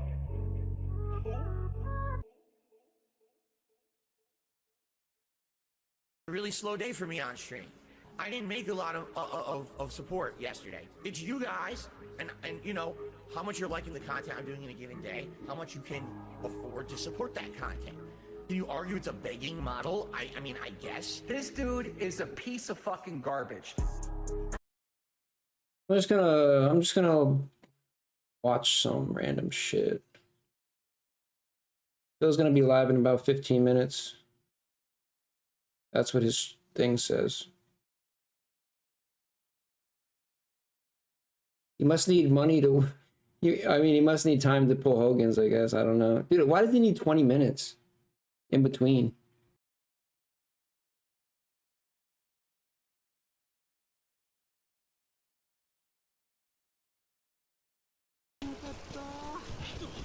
Derek, no offense. I mean, really, no offense. Please don't take offense. I really don't care about AEW plot lines. I know that you come on here and you tell me about stuff, but I really just don't care about pro wrestling. And I know you're telling me, oh, Kenny Omega's now on a plot line with this person and that person. Like, I'm just trying to be real with you, Derek. I really don't care about AEW wrestling. Come on, Derek. I don't watch it. So either talk about WWE really or talk about nothing.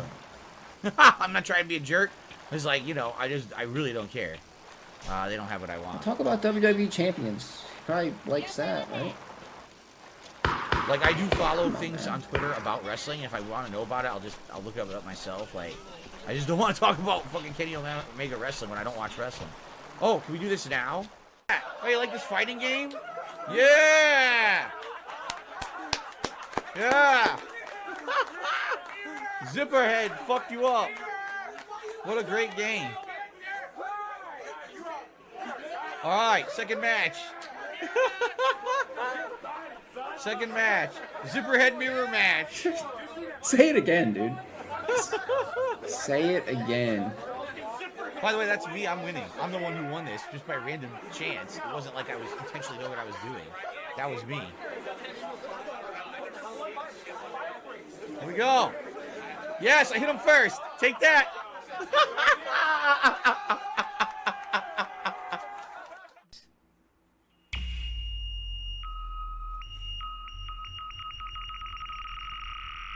Jeff Lou, don't know who that is.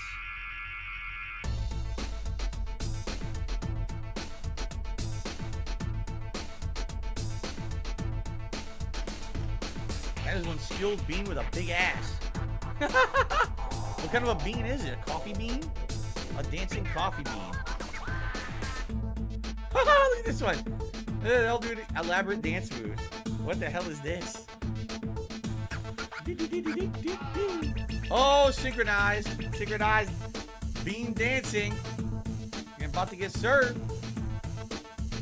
Come on. Yo, yo. Flip. Hey, Jade, how's it going? Yo, yo. They've swapped hats, so they totally can't be the same people. Excuse me, the same beans.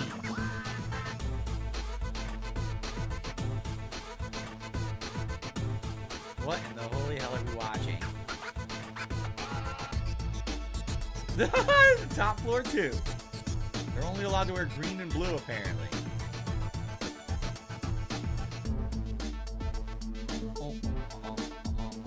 They are coffee beans. Break it down. They're dancing coffee beans.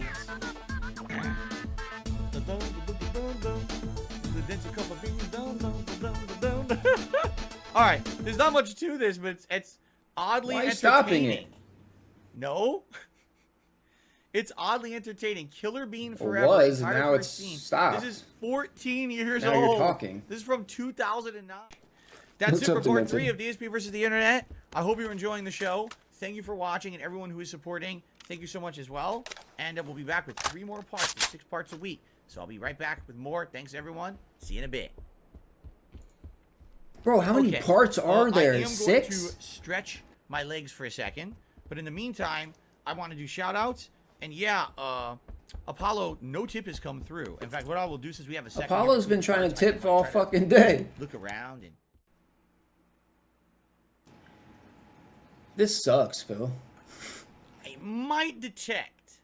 This fucking sucks, dude. I might detect a slight amount, just a ever so tiny slight amount of over-fucking reaction. Just a you understand slight the difference amount between when I do React content and when people like that do React content, and I think that's why someone suggested this. This is from 6 months ago. First of all, it's a React 50-second clip stream he's reacting to. All it shows is Goku powering up, which you've seen 5 zillion fucking times in every video game, every comic book, excuse me, every manga, every show, every fucking anime, he's done it 5 zillion times, right? This is not anything new. It didn't even show the game. It was just Goku powering up. You look how good that looks. Oh, it's like, dude, can you do us all a favor? No, I mean this. Can you shut the fuck up? He got 400. Look at this. Well, that's not necessary, Phil. 435,000 views for him to scream at Goku powering up.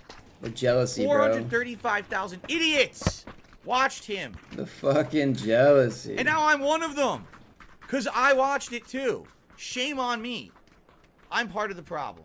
Alright, let's get the fuck out. That's the real issue. The guy got 500,000 views. What's up, How you feel? He's live. His stream is live, but he's not on yet. It's just his little pre-stream thingy. I need this money, I get this money, beg for this money, I want the money, the only time I chill is when I pay my bills, the only time I get get the chillest when I spend the bills. Scumbags and mental cases on the internet still support I'm a beggar and I'm a loser and I'm on level 1. That I can't go on a honeymoon with my wife. I'm paycheck to paycheck. I'm on level 1. I need this money, this money, this money. I get this money. Trying to give a word of warning, a public service announcement, so to speak. All right, I am very, very, very strongly trolled on the internet, and it's because of a movement over a decade ago called "This Is How You Don't Play." Where people found out this is from a month after the last video. Look how better the stream looks in just 1 month, dude. People were essentially benefiting from those videos. Keep trolling, trolling. And first it was just making fun of gameplay. Then this was a month after the last video. Then it was it looks a lot better. And my actual like shortcomings and medical conditions, like he snorts, yeah, because I have postnasal drip. It's a medical condition I've had my whole life, and I'll have till I die. Oh, let's make fun of him, gout, right? Snort and then gout. it got even worse. Let's make fun of him Snorty for gout. his personal life and things in his vlogs. Let's make fun of him. Let's talk about his family members. Let's go into his private life behind the scenes. Horse, that has absolutely gout, nothing whatsoever to do with his content. And it's just escalated worse and worse and worse over the years. Horse gout, right? snort. And at first, admittedly, I feel like I was one of the reasons why it got so bad because I reacted badly to things like This Is How You Don't Play. Beg, gout, but over the years, snort. it just got Beg. to the point where so many people realized they could personally benefit by just tearing me down and being completely toxic and nasty to me, while there were literally no repercussions. There was no way that I could stop them from being unfair and completely nasty to me. And there was an increasing group of very toxic imager viewers on YouTube who liked this kind of very over-the-top, dramatic, you guys, accentuated, exaggerated, conspiracy-style content. Okay, it really shouldn't be allowed. It really should be categorized as defamation or slander or whatever you want to call it. But YouTube doesn't care unless someone sues, and I'm someone who's a small-time content creator. I'm not going to sue anyone for it. All right. So what ended up happening was, for the most part, I just ignored it. I tried to improve myself over the years and become a better person and a better content creator. So toxic, the feedback I get overall these days is that I've done that. I've separated myself from the old days of when I used to be a constant toxic kind of person. I don't really do that kind of stuff anymore. Not to say there aren't moments of shortcoming or moments of rage, which people like to laugh at. But for the most part, when you come to one of my streams, we can have a good time, right? We can relax. We can enjoy each other's company. And the content that I put out, I try to completely ignore all the nonsense that's going on around there, all right? But the thing is, these people don't give up. Again, this is a decade that they have found a way to prosper off of essentially being really disgusting to me, okay? There's like multiple generations when I ignore them, at this now point, they have to go out of their way to find other ways to try to drag me into their toxic crap.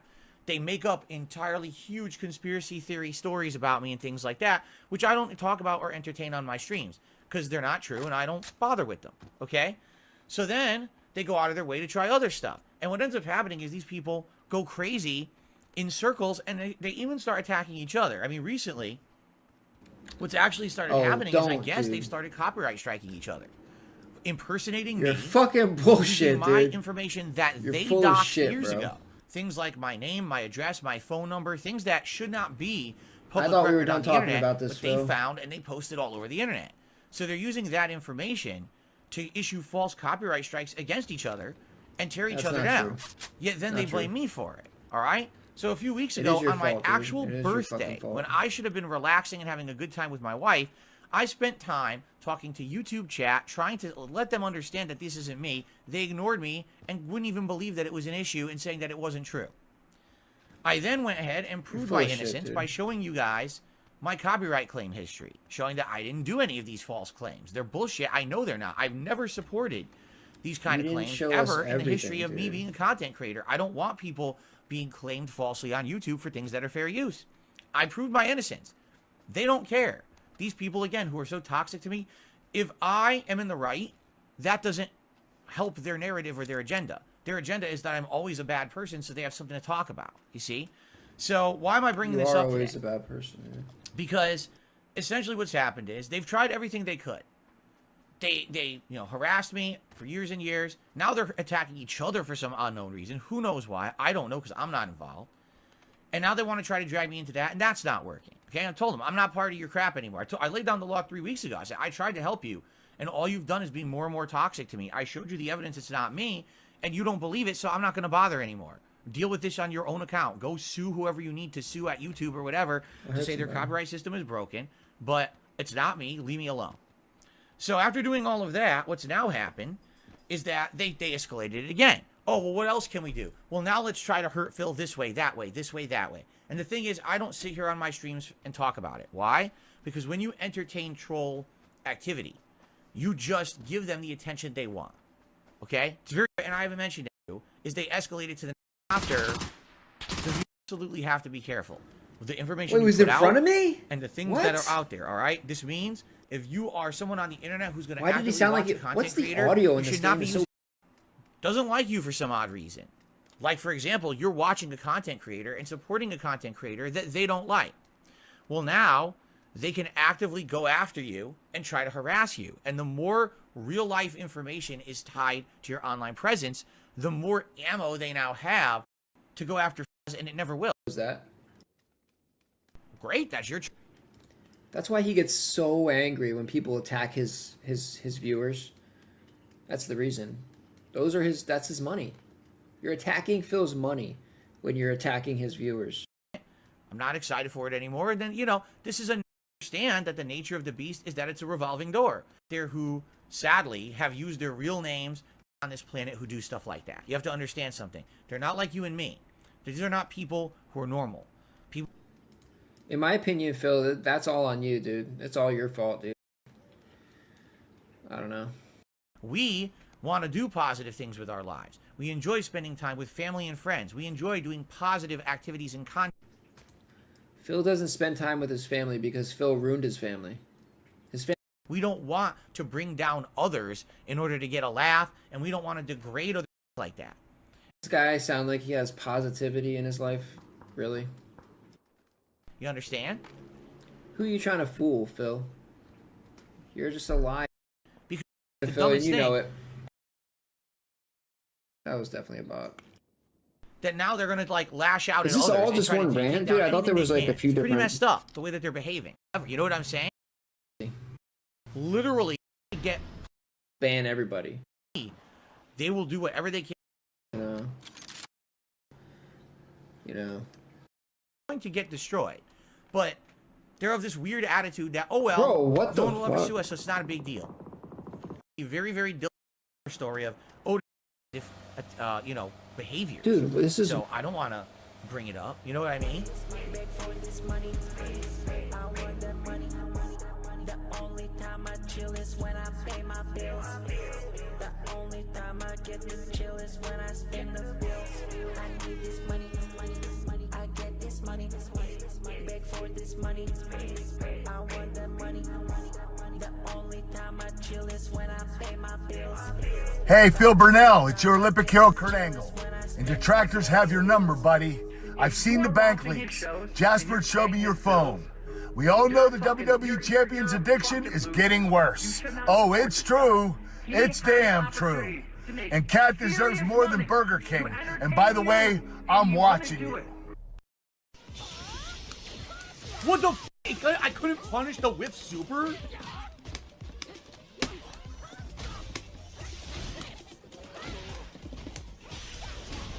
This is nuts. Zero impressive things. Oh, f*** this. No, really. She did zero impressive things. She got lucky a million times with guesses and mash reversal ODs. And then, of course, when I go to punish, my shit is whiffing or slightly mistimed. F*** this. This Chun-Li sucks. No stick revives. Please stop talking about my arcade stick. Stop. It's not my arcade stick. He's like, oh, is your arcade? It's not my fucking arcade stick. Stop it. Really, it's me. Stop trying to blame the equipment, man. It's me. I gotta get better at the game. Making excuses with your equipment is not gonna make me get better, alright? Yeah, no sleep, real vibes. So that's the kind of stuff I like to do. Admittedly, when I was just reacting live to the Summer Games Fest stuff, I didn't really like that. Being honest, I didn't. I didn't really enjoy doing it. I felt that it was fluff. And that's why immediately after I did those kind of fluffy reactions, which you guys wanted me to do, I then did my in-depth analysis of those events. So you got both sides. Yeah, you got the stupid fluff that people demanded I do, but then you got all that nice in-depth analysis. By the way, my in-depth analysis got more views and more support than the live react. My audience is used to getting intelligent thanks for the money, stupid fuck. Don't want the fluff. Love the throwback and old school content. Keep it up, champ. So, fuck you. If someone who's out there, I want to change history because I don't like Phil. He was never influential. He didn't coin any terms. He Big wasn't ups. one of the most prolific YouTubers. He wasn't at the top of YouTube ranks. He never was good at Street Fighter. I mean, you want to talk about revisionist history, what these idiot people have done, and then you get more people who are interviewing me, do no research, and then say, I can't see your name. I think it's Freund, but they are. Yeah. If it's not, big ups, brother. Takes from people on the internet who don't know shit. Sorry, I'm the person who was there 15 years ago, busting my ass, putting out videos on YouTube, basically changing the face of how commentary was done. Where were you? Probably taking a shit. Okay? So, I don't want to hear this nonsense from idiot internet trying to say dumb shit, delusions of grandeur. You kiss my fucking ass. I was there. You can't change history just because you want to believe a negative meaning and be toxic about me. Go fuck yourself. And I don't do that. What the fuck is that? What kind of a mentality is it to go into video games like that, right? I feel like you've completely missed the mark if this is who you are. And God forbid you make a mistake that everyone's going to make fun of you on the internet. How about you kiss my, right? Like, that's ridiculous. I should walk on eggshells when I play Zelda because God forbid I say or do something that might irk a fanboy crowd on TikTok. TikTok can literally lick my shit out of my ass. I don't care about TikTok. I don't care about any of these morons who do this viral shit. It's so fucking nonsensical and means nothing. You know what I mean? It's just complete nonsense. It doesn't have any bearing on anything of reality.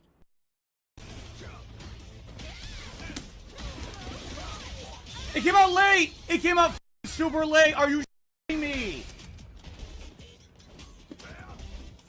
I can't move. I have no drive. This is just lost because the game didn't give me my move when I did it. It gave it to me insanely late. I couldn't do anything. This game. No, really. This. Why did my super come out insanely late in the combo? I did it the same time and I always do it, and the game gives it to me that late. This.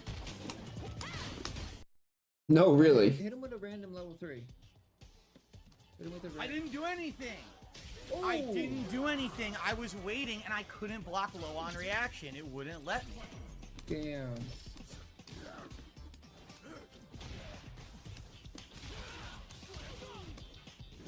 Well, that was like a... dude, this is ridiculous. Every time he does a low kick, it hits me and I'm not doing anything to get hit. What the fuck? It drops my Blanca ball. You know, it dropped your... Yeah, you dropped your Blanca balls dropped. Yeah, Phil, your Blanca balls... I can't do anything now. My moves won't come out. Your Blanca balls haven't dropped yet, yeah? This is fucking ridiculous. He just got meter back. Are you serious? He didn't have it. He was in fucking burnout. Oh, and when I did it, he gained full meter as I did it. These other big streamers don't do much different from me, but they're not hated on with a big mentality of memeable bullshit like I am. Everyone has to meme that Phil sucks. Well, fuck you. Actually watch it fairly, objectively, and tell me how bad my streams really are. You can't. Because all you do is you sit there and you nitpick, and you judge me differently than everyone else. So I don't give a fuck about what those idiots say. It's time to shut up about it. I don't care about them.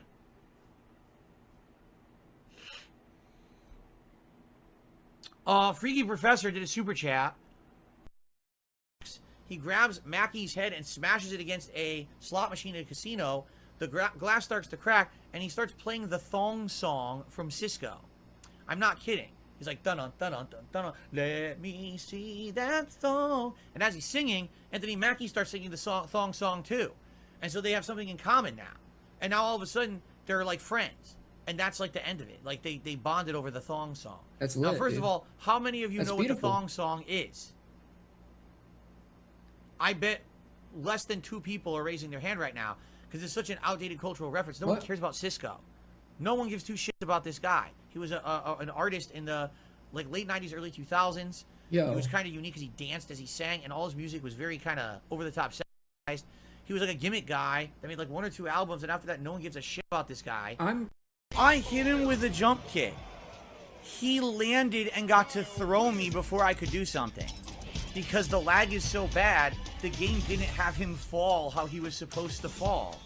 So he landed in a different spot and got a throw, even though I was supposed to get a combo. So I lose because the guy obviously cheats. That's just great. I was winning. The first match, I was winning. And I won. I was winning, dude. And all of a sudden, the game slows down to slow motion, and I lose. And I can't cancel out of the second match. The game won't let me. What the f*** is wrong with this, man? These people are fucking losing. What an asshole. Oh, I love it, dude. If that guy was cheating, I mean, seriously, what a f***. What do you mean if? You don't know? Why would you say that about him if you're not sure? That actually goes to selfie mode. You can actually look at yourself.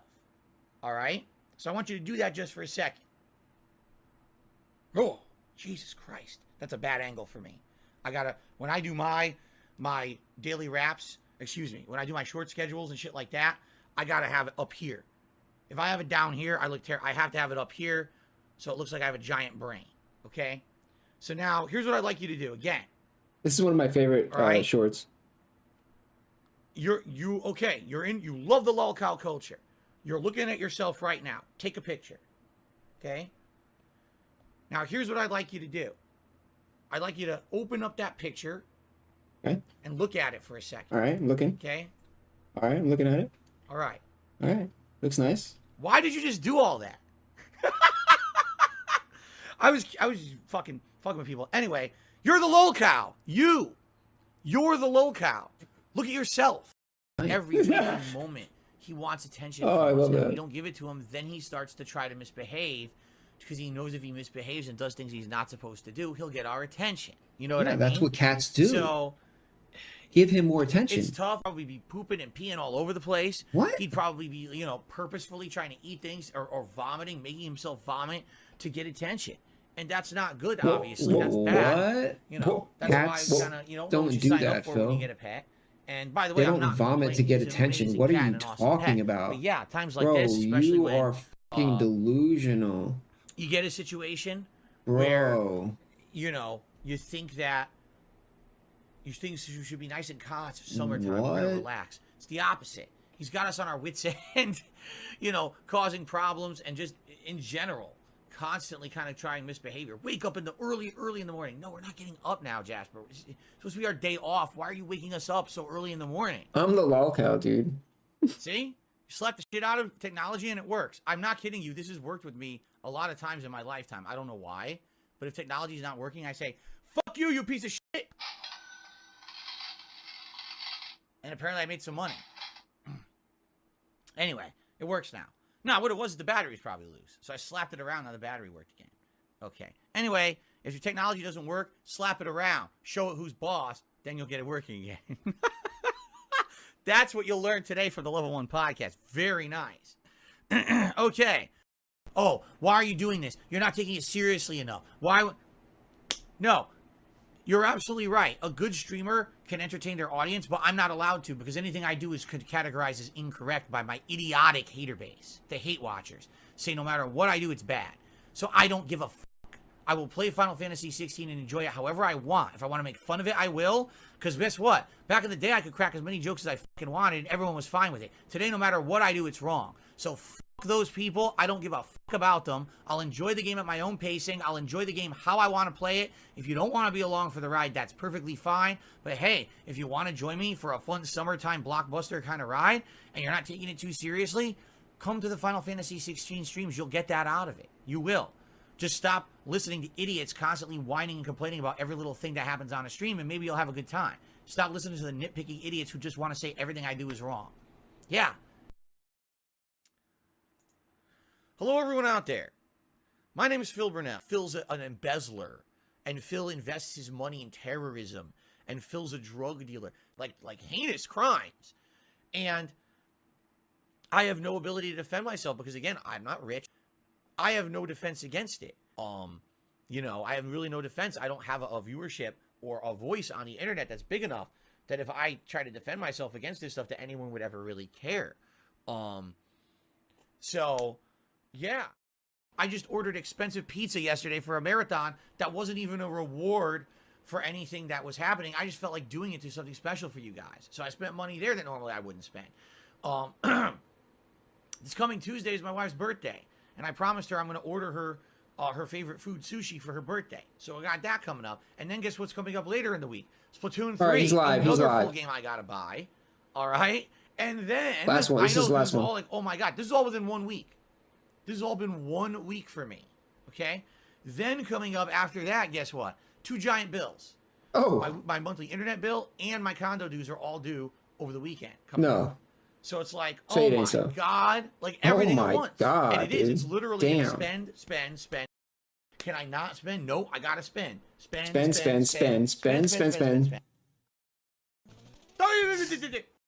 I just ordered expensive. If you're a member on this channel, you are able to nominate videos for next week's show. So all these videos are always nominated by members. And congrats to everyone who just got a gifted membership. I'm sure you'll enjoy that, right? Outside of that, remember, Ultra members of the channel, which are the highest level supporters, they get top billing or top priority. We're going to watch all of their video submissions top today. Bill? And, what's your top bill, And Phil? then we get to the randomized playlist of standard members, all in random chance. However, I hope the random playlist works today. Because if it doesn't work, again, I apologize. I can't make YouTube work. It absolutely should be working. I don't know why it hasn't been. I'm setting up the playlist right now. Bro, why are they spamming so here wheelchair? Are the Ultra member videos. Why are they spamming wheelchair emojis?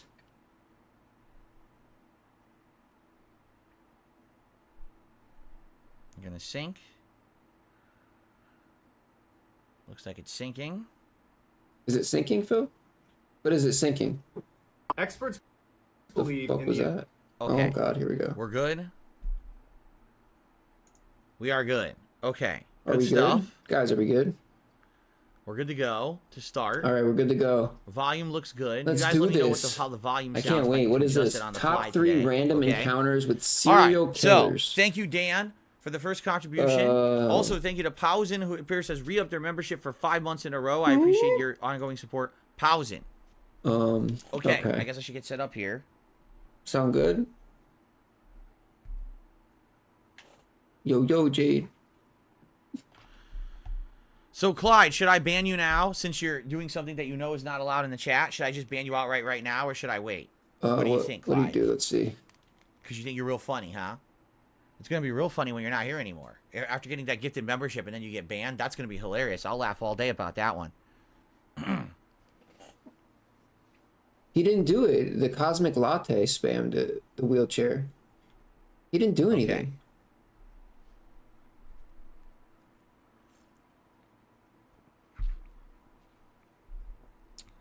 Bro, what are you doing? He's imitating another chatter in a derogatory way, and I'm gonna ban him for it because I've had enough of the bullshit in this. Bro, what are you talking about? Look, what are you? Thank you, Derek, for adding those to the tier maker. That tier maker should be great on Halloween. I'm excited. He literally said. Okay. He said, Are we guys ready to start? Forbidden emotes. Like I said, I wanted to start a little bit earlier today. Why get would more you ban? reacting He in. didn't do the emote. Okay, here we go. Ready? He here we deleted go. the message. Oh. Hello, everyone. Phil here, and welcome to DSP versus the Internet, my weekly show But where then I why react didn't Phil to go off on this all other over guy, the dude? internet, as submitted by my channel members here Right on here, DSP Cosmic Reacts. Latte. Today is episode 36 for the 22nd of October, 2023. Again, this week, it Phil looks doesn't like care we've got about a this good gray variety name of guy clips who submitted, spammed it. a lot of which are He going only to be cares about Halloween Clyde horror Baxter. themed, which I'm happy. I love these timely seasonal submissions. It's actually been quite a good quite a good month for submissions because of all the Halloween themed stuff. So, let's get started. I'm not necessarily going to watch the entirety of every video. This one's 15 minutes long. That's pretty long. I'll probably watch maybe 1 or 2 of the stories here. See, this is the top 3 random encounters, so maybe we'll watch the first 1 or 2 and move on to the next. And, of course, after the Ultra members, we get to the standard member submission playlist. Now, I will say this.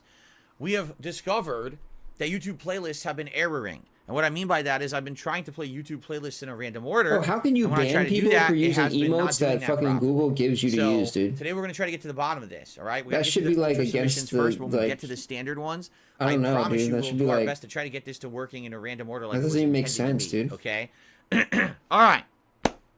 Like, what do you think people are going to do if you give people, like... Let us continue, or let us begin, I should say. Gunny emojis with, like, top 3 blood emojis and, like, needle emojis and, like, wheelchair emojis. Like, what do you... See how long they are? Here we go. What do you think people are going to use them? There are at least 2,000 active, uncaught serial killers just running wild. Which means if you live in America, who cares how you use them, bro? That's not my problem, bro. You probably have, right? Google did it. Today, I'm going to share 3 progressively more disturbing cases of Americans that had an interaction with a serial killer, but came to find out later that it was a serial killer. But before we get into those stories, if you're a fan of the strange, we have nothing to do with what Google puts on there. Because that's all I do, and I upload 3, 4, even 5 times every.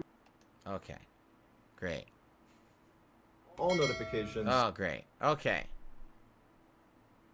Okay, let's get to the meat of the video. Mr. Ballin. Parents the know Mr. Ballin best. podcast. If you enjoyed this and you like this and other podcasts and want to hear more, with his wife and young son. Although his family had plenty of money because he had a pension coming in and his wife still worked full-time, he just got bored really quickly after moving to Central Florida and decided he would just take a job doing something just to stay occupied. And so he ended up taking a job at a highway gas station. One of the primary reasons he chose this particular generic ass podcast. The owners of the gas station didn't care if his son came along to help him stock shelves and I used to have a coworker who used to play work at the gas station. All Mr. Ballin shit. Even after his son became a teenager, and so I was like forced to get acquainted with him. Well, the town was so small, there was almost nothing to do. So his son still came along well into his teenage years. One night in 1990, his son, who was 15 years old at the time, was at the station, and he was actually taking a break sitting outside on a picnic table. He was reading a magazine, drinking a Mountain Dew. He's not bad if you're into like murder, out of the corner of his eye, like stories. There's a woman walking off of the highway towards Some the gas people station. Like that shit. It was a very quiet night at the time, so there's no cars getting gas. There's nobody there, and there's not really anybody driving on the highway. And so that's why she really stood out to him. And he turns and he notices her, and he thinks to himself, you know, no one ever walks to our gas station. We're on a highway. Everybody drives here. So she must have broken down, and she must be coming here to try to use our phone to call a tow truck or something like that. Okay. So the woman is walking across the lot, coming closer and closer to the gas station, and the boy at this point has turned his attention back to his magazine, but he would say later that he kept looking up and keeping an eye on her because there was something off about her. The woman ultimately walks right behind him and goes in the door into the gas station. Doesn't acknowledge the boy, doesn't say hi to him, just walks straight inside. And she starts walking up and down the aisles of the gas station. Okay. Now, from where the boy was sitting, it's all glass, so he could clearly look. What's weird is that they're not describing how she looked. Like, did she look like a normal woman? Did she look weird? Did she have blood on her? Was she wearing clothes that didn't make sense to be out at night in? You know, it's kind of hard to read when you don't know how she looked at the time, right? In and see his father behind the counter, that's where I got the and you can from. see the head of this woman as she walked in and around all these aisles. And as soon as the woman was in the store, kind of pacing around the aisles, the boy put his magazine down and was just watching. And he noticed that she was not really shopping. She was just looking down for a few seconds, wouldn't pick anything up, so she wasn't buying anything. And she would look up at the counter where his father was, and she would just stare at him. And then she'd look back down at what she was doing, and she would go through all the aisles. So basically, she's one of the shoplifters from the gas station encounter videos. That's what it sounds like she's trying to shoplift. And at some point, the woman just kind of abandons this phony, I'm pretending to shop routine, and just walks up to the counter. Now, nobody else is in the store. There's nobody else coming in. And so the boy could actually fairly clearly hear what she was saying to his father. And she told his father that she had broken down and she needed a ride, and could he drive her to Ocala, which was the next big town north of this gas station. And the boy would say that his father acted very strangely because his father is normally incredibly pleasant with all the customers. He's very chatty even. Like, he talks to everybody who comes in the store. But as soon as this woman had gone in, his dad had seemed kind of dismissive. That's the picture? She looks pretty upset. It looks like she's like offended by what the register guy said. No, it's a stock photo. It's probably not a very accurate picture, right? Like, why'd they use that picture? It's funny. Okay. What do you mean, dude? And when she was talking to him, asking for a ride, He just said, no. It's a random stock photo. The woman is I mean, it annoyed doesn't. by how They don't have to quickly pick an she's been accurate shot down. photo, dude. Whatever. But instead of just taking no for an answer, she turns and looks at the boy who's sitting out on the bench, who's looking right at her, and she points at the boy, and she says, what about him? Is he your son? Can he give me a ride? The boy notices that his father, who's not within her eyesight, is looking at his son going, no. Like, whatever she wants from you, you're going to say no to it. Say no, that's the Terminator. No. By this because he's still trying to understand why his dad was so against helping this woman, because she clearly needs our help, or someone's help, but he just took his dad at face value, and when the woman's pointing at him, he knew, the boy, that if she came over and asked him, he would say no. But it wouldn't come to that, because the boy's father would say to the woman, no, my son's not going to give you a ride. You need to leave here immediately. Do not come back. Leave. We're not going to help you. She's furious. She's cussing him out. She storms out and slams the door. She starts cussing at the boy, and she walks off. The whole time she's turning around and flipping them off and screaming profanities at them, but she ultimately walks off, and the dad kind of followed her out and is standing next to his son as she walks off. And the boy asks his dad, like, what was her deal? Why did that happen? Why did you not want to help her? And the dad just said, I don't know. There was something off about her, and I don't know how to place it, but I did not want her around you. I knew I didn't want to give her a ride. I knew she had to go.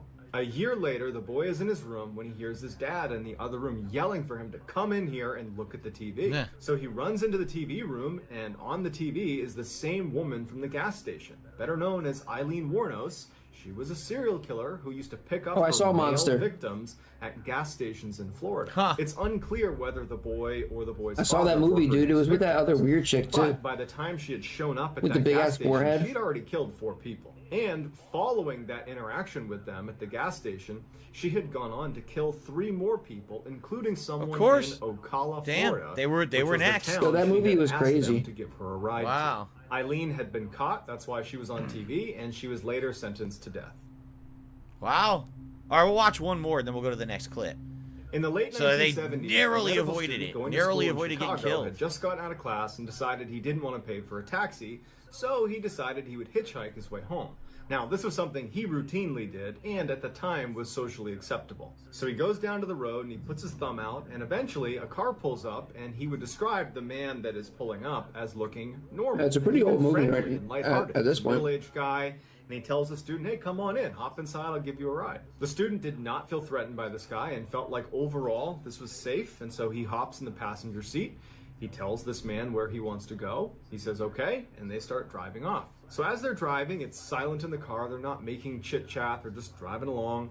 And the student notices that the man misses the turn to go where he needs to go. And so the student turns to the man and says, hey, you missed the turn. Do you mind turning around and going back this way? Or, if you want, you can just drop me off here and I'm happy to walk. We're not that far away.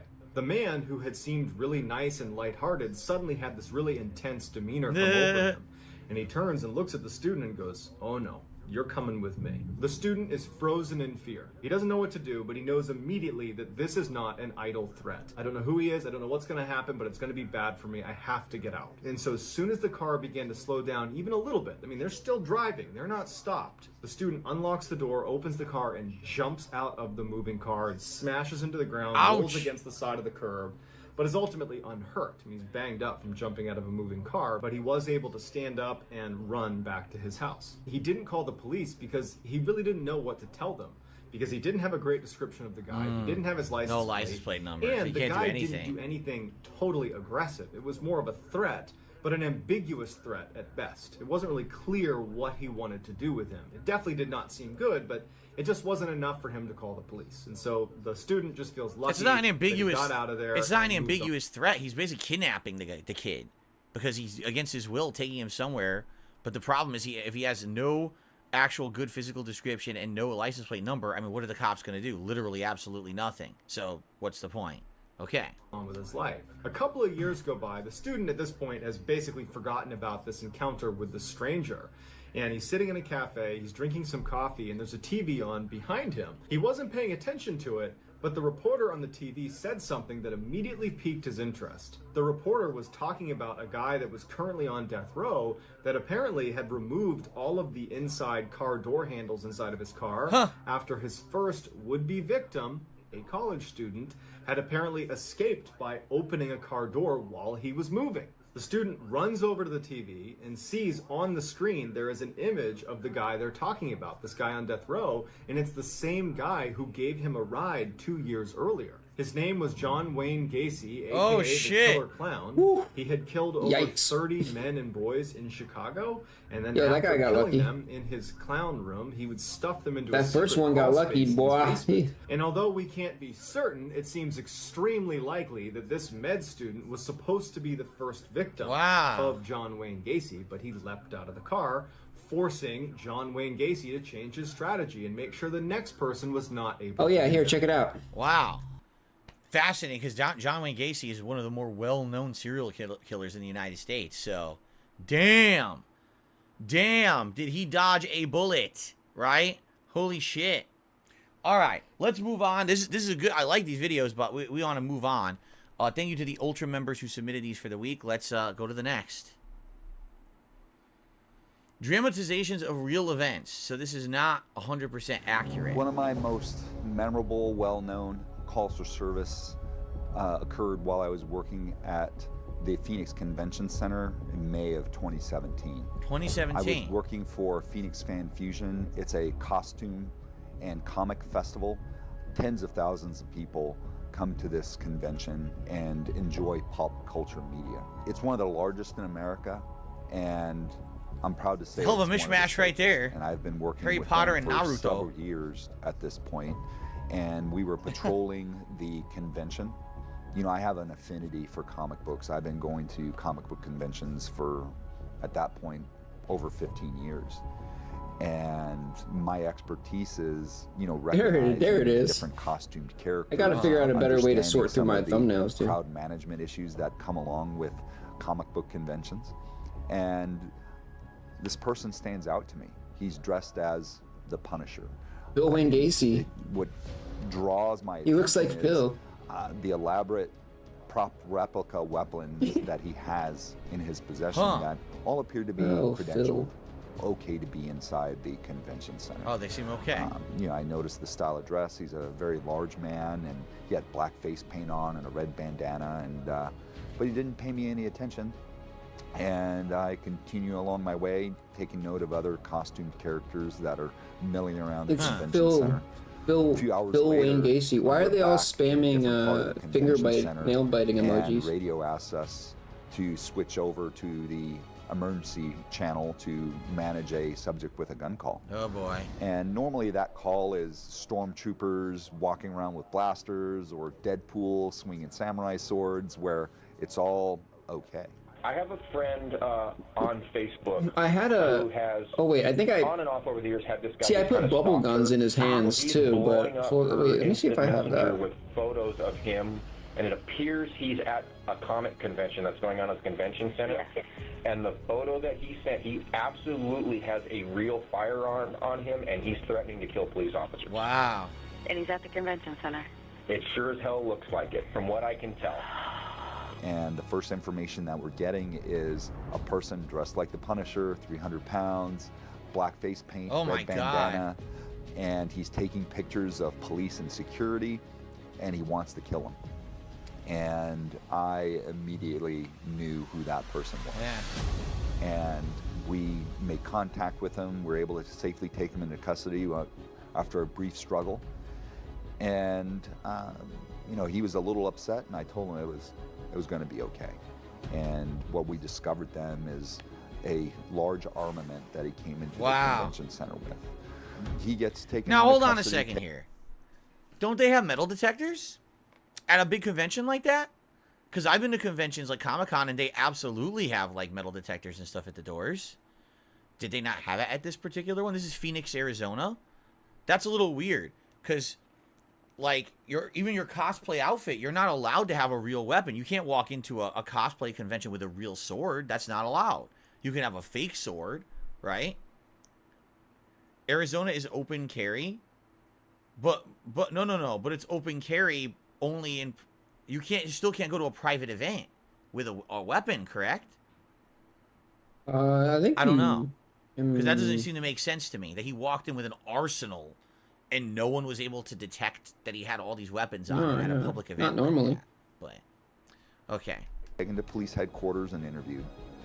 And the show goes on. We didn't understand what we were about to learn, what this person was planning on doing. Jason David Frank, he's the Green Ranger, and he was a first-time guest of the show, and he had such an amazing crowd following, and his style of celebrity, he was really engaging with his fans, and what he told everybody that he's going to stay at the show until he signs every you know, it's probably on my other everybody computer.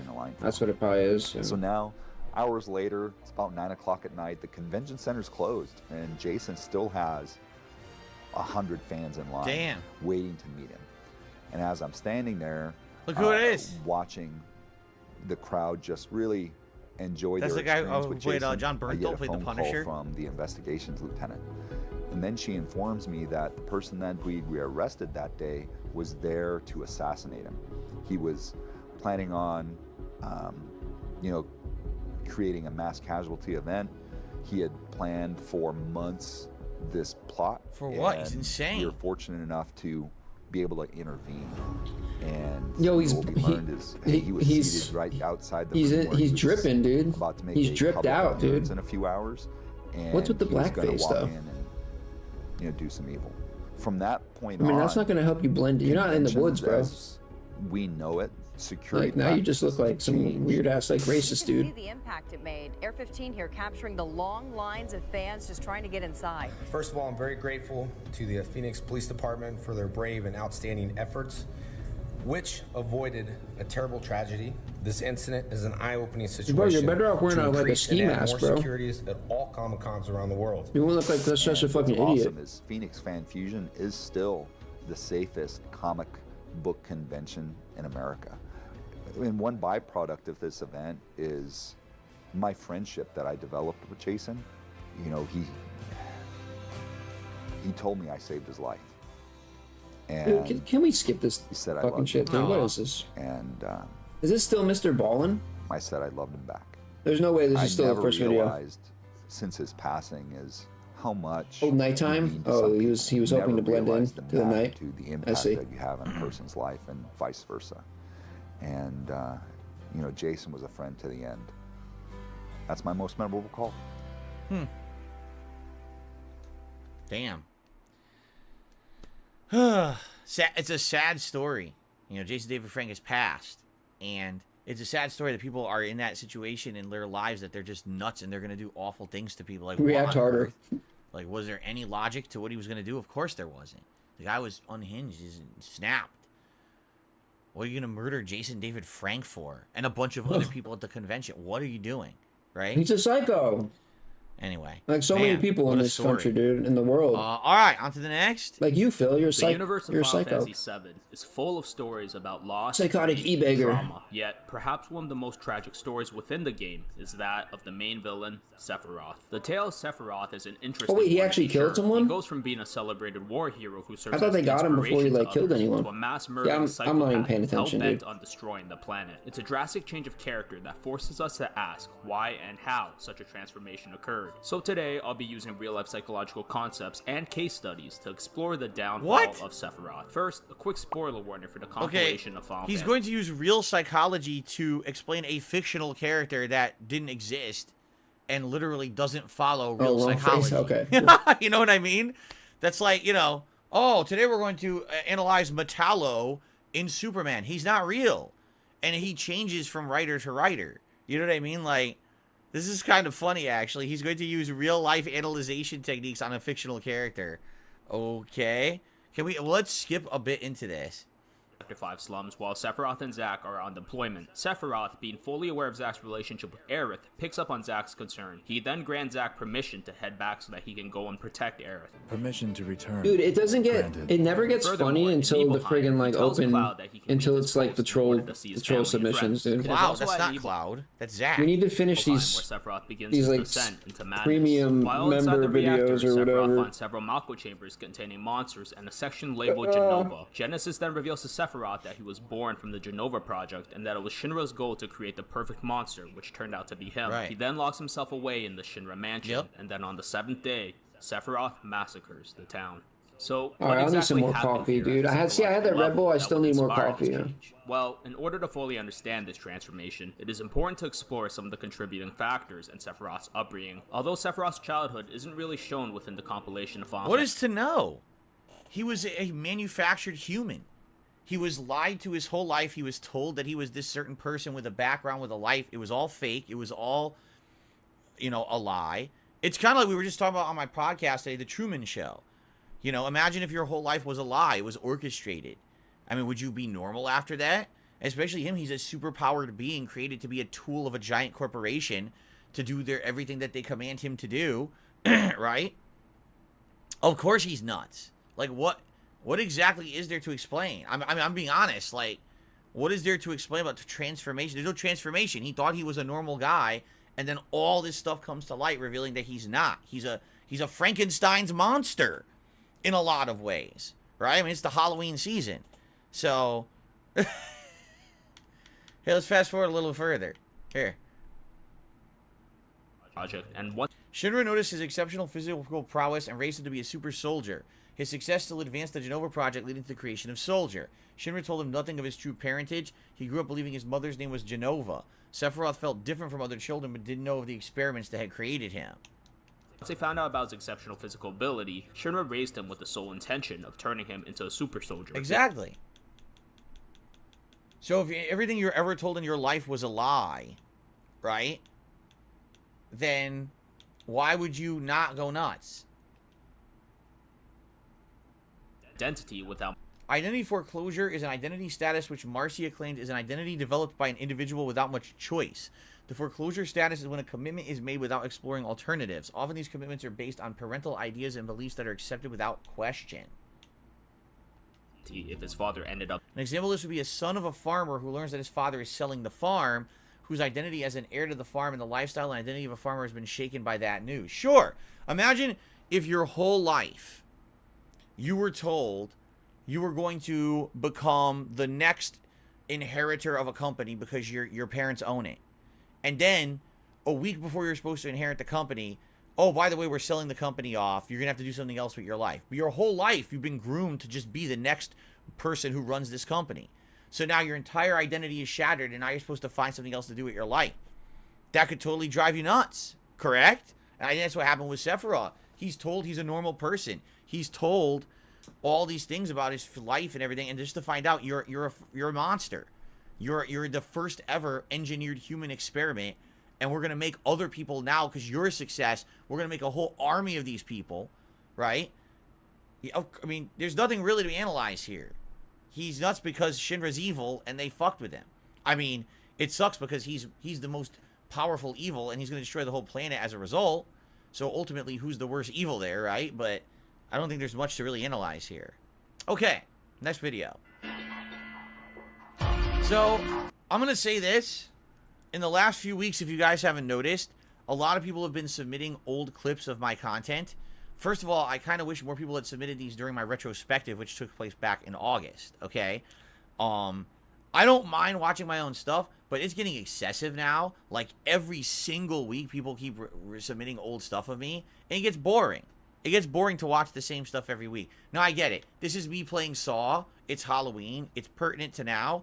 But aren't you tired of watching me play stuff? Like, I'm tired of watching myself. It's been like 3-4 weeks in a row we've been doing this now. I'm kind of tired of it. So we'll watch a couple minutes of it, but then we're going to skip ahead. Are we tired? Are we tired of watching you play stuff? Yes. Yes. Ew. Yes. Yes, yes, yes. We are tired of watching you play stuff. His reward there. So much in my life. Oh, look at this guy. Hey, you didn't do too well, did ya? Ha Trapped in a barbed wire room. Spraying fucking water everywhere.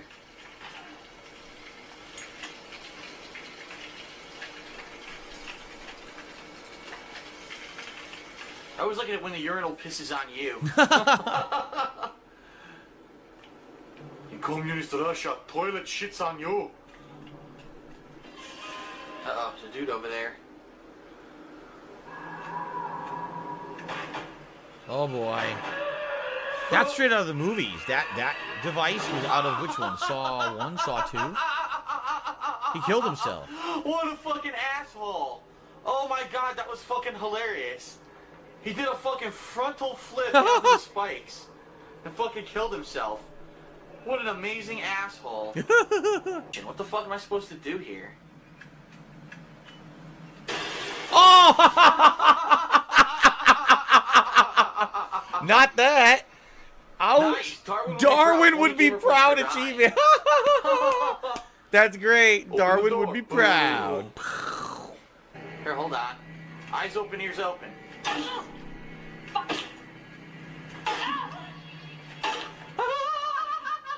Eyes open, ears open, bitch. Eyes open, ears open. What the hell? Yeah, you can't get rid of her. Look, she won't die. What a great game. I can't beat her. Look, she won't go down. What the fuck? I broke the spike bat on her.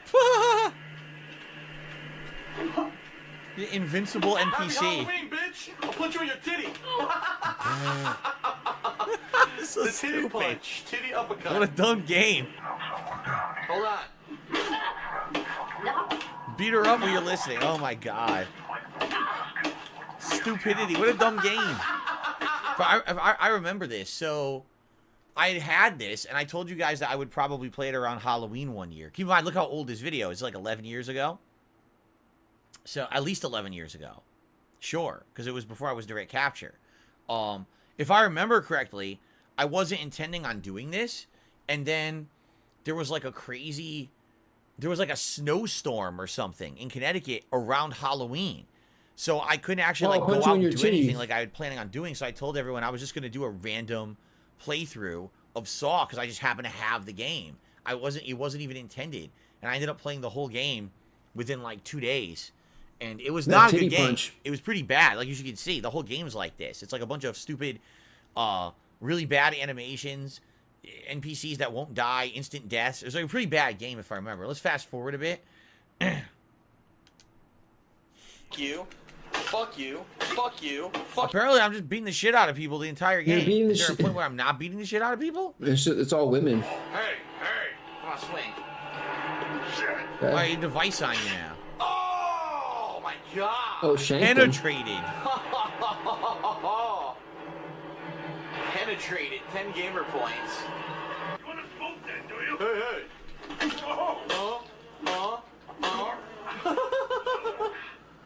This is the stupidest game. I'm gonna beat you now. Jab, jab, jab. Curb stomp. Curb stomp. What the fuck? Oh my god, I curb stomped him and the fucking thing exploded. Are you serious? It's so dumb. 10 gamer points and death. Yo, he American History X'd him. The pig. This little piggy went to market. This little piggy stay home. This little piggy turned on the electricity and fried this motherfucker. Yes. Oink oink, bitch. Woohoo! Wow. A new clown emote? Oh,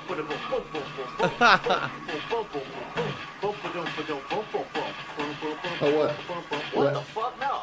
He's going in. Oh! Yo, he went on the plank and he couldn't turn around. If you accidentally go on a plank, you have to walk across it. What the fuck's that about? Guilty.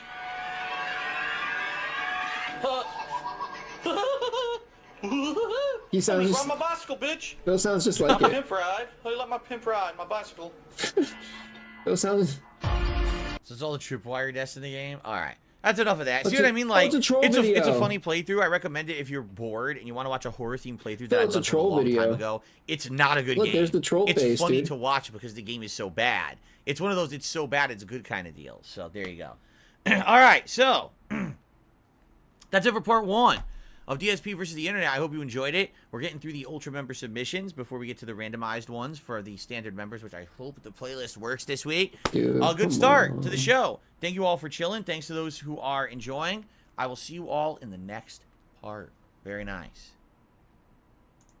Okay. All right. So, guys, I got some shout-outs to do. I got some things to address. Okay? Let's get through shout-outs. We start off with H-Town1010, who did a $2 super chat. Thank you, H-Town. 2B is Cute is now banned and is not coming back. 2B is Cute has been banned over on DSP Gaming. not because of anything that they think, but because they were being incredibly obnoxious several weeks ago, trying to basically make the entire stream about them. I told them to calm down. They didn't listen. Yeah. So I banned them. Then they proceeded to, for the last 2 to 3 weeks, do exactly the same thing on this stream. So I've had enough, and they're not coming back. Stay in your lane, don't ask for them to come back. By the way, it's a sock account from someone else that's already in here anyway. And then Gavin did a super chat. Gavin, you are unbanned. I don't know who banned you on these channels. You've been unbanned on both channels. You wouldn't be able to super chat. What is going on, Phil? You realize that, right?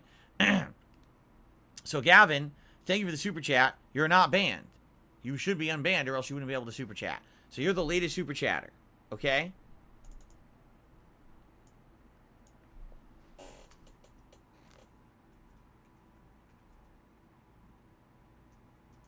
Okay.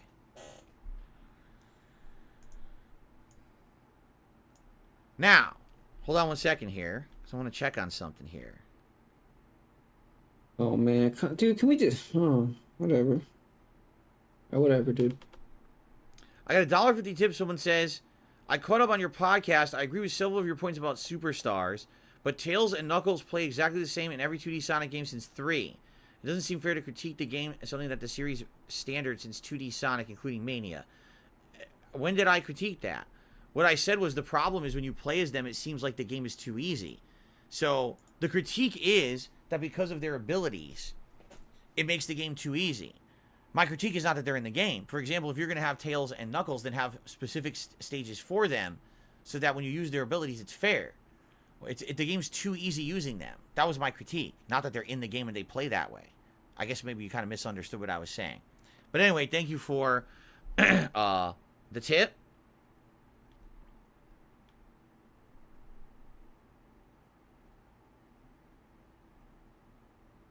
All right, and that is it. So there you go. Now, guys, we're going to continue on. Remember, I said between the parts is when I will shout out any contributions, all right? So thank you to everyone who's contributed so far today. Thanks, Dan, for the gifted memberships. Thanks for the few super chats there. My goal for today, to hit that tier 1 tips goal by the end of the stream. We still have 2.5 hours to get there, and if it's only 14 bucks away, it would be great if we could hit it sooner rather than later. Outside of that, anything is appreciated. Remember, guys, I don't make money on these videos. I guarantee you this one with the Saw theme, that shit's going to get claimed right away. This happens every week.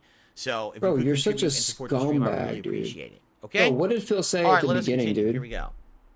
I don't beg during the streams. streams. Hello, everyone, and welcome I only back say to it DSP once. versus the Internet, episode 36 for the 22nd Oh, look, of October, and you didn't record it, so you can hide it from people. Early you're on such a in scum the Ultra member bayad. submissions from Ultra members. So let's go ahead and continue and see what people have submitted. Here we go. Another Rob Gavigan video.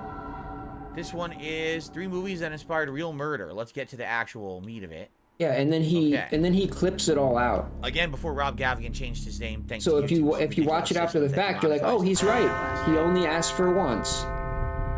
No, he's lying to you. Scream, he cut it all out. Murderous bloodlust Pull by the an wool over assailant their eyes, Phil. in a hauntingly sinister mask. Scream made its debut in 1996. Directed by Wes Craven, it stands today as one of the most memorable slasher films of all time. 30 years later, One man named Thierry, however, found great inspiration in the movie and, like many normal people, purchased a Scream killer costume. The movie's success had made it into a very desirable costume to wear on Halloween, but it would come to pass that Thierry's purposes for the outfit went far beyond a mere... I mean, let's be honest. Is anyone going to be shocked to hear that someone dressed up as the killer from Scream and committed murder?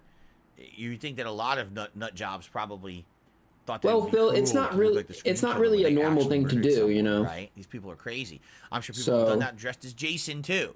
Or dressed as Michael Myers, too, right? I'm sure the people that person murdered, they were surprised. A 24-year-old single, lonely Belgian truck driver who was interested in a 15-year-old girl. Oh, my God. The girl, named Allison, dropped by Thierry's apartment for a visit. Eventually, Thierry began trying to make sexual advances on Allison, but she refused him. Pretending to accept the denial, he excused himself from the room. It was here that he adorned the famous mask and robe and approached her from behind. Thierry stabbed her around 30 times, so much so that her left side was entirely torn open. Oh my God. After she was dead, he placed her on his bed and slipped a rose into her hand before phoning his father to confess to what he had done. Thierry later confessed to police that the murder was in fact premeditated. He had planned for it all along. However, he had no criminal record and no history of mental illness. Nobody saw the murder coming. The Ten Commandments. Huh? There are few movies more wholesome than the Ten Commandments. Yeah, what the hell? But that doesn't mean it can't inspire murder. Heinrich Pommerenke was born and lived in Germany and was a troubled man who experienced intense sexual addiction at a very early age, claiming that he had his first sexual experience at the age of 10 years old.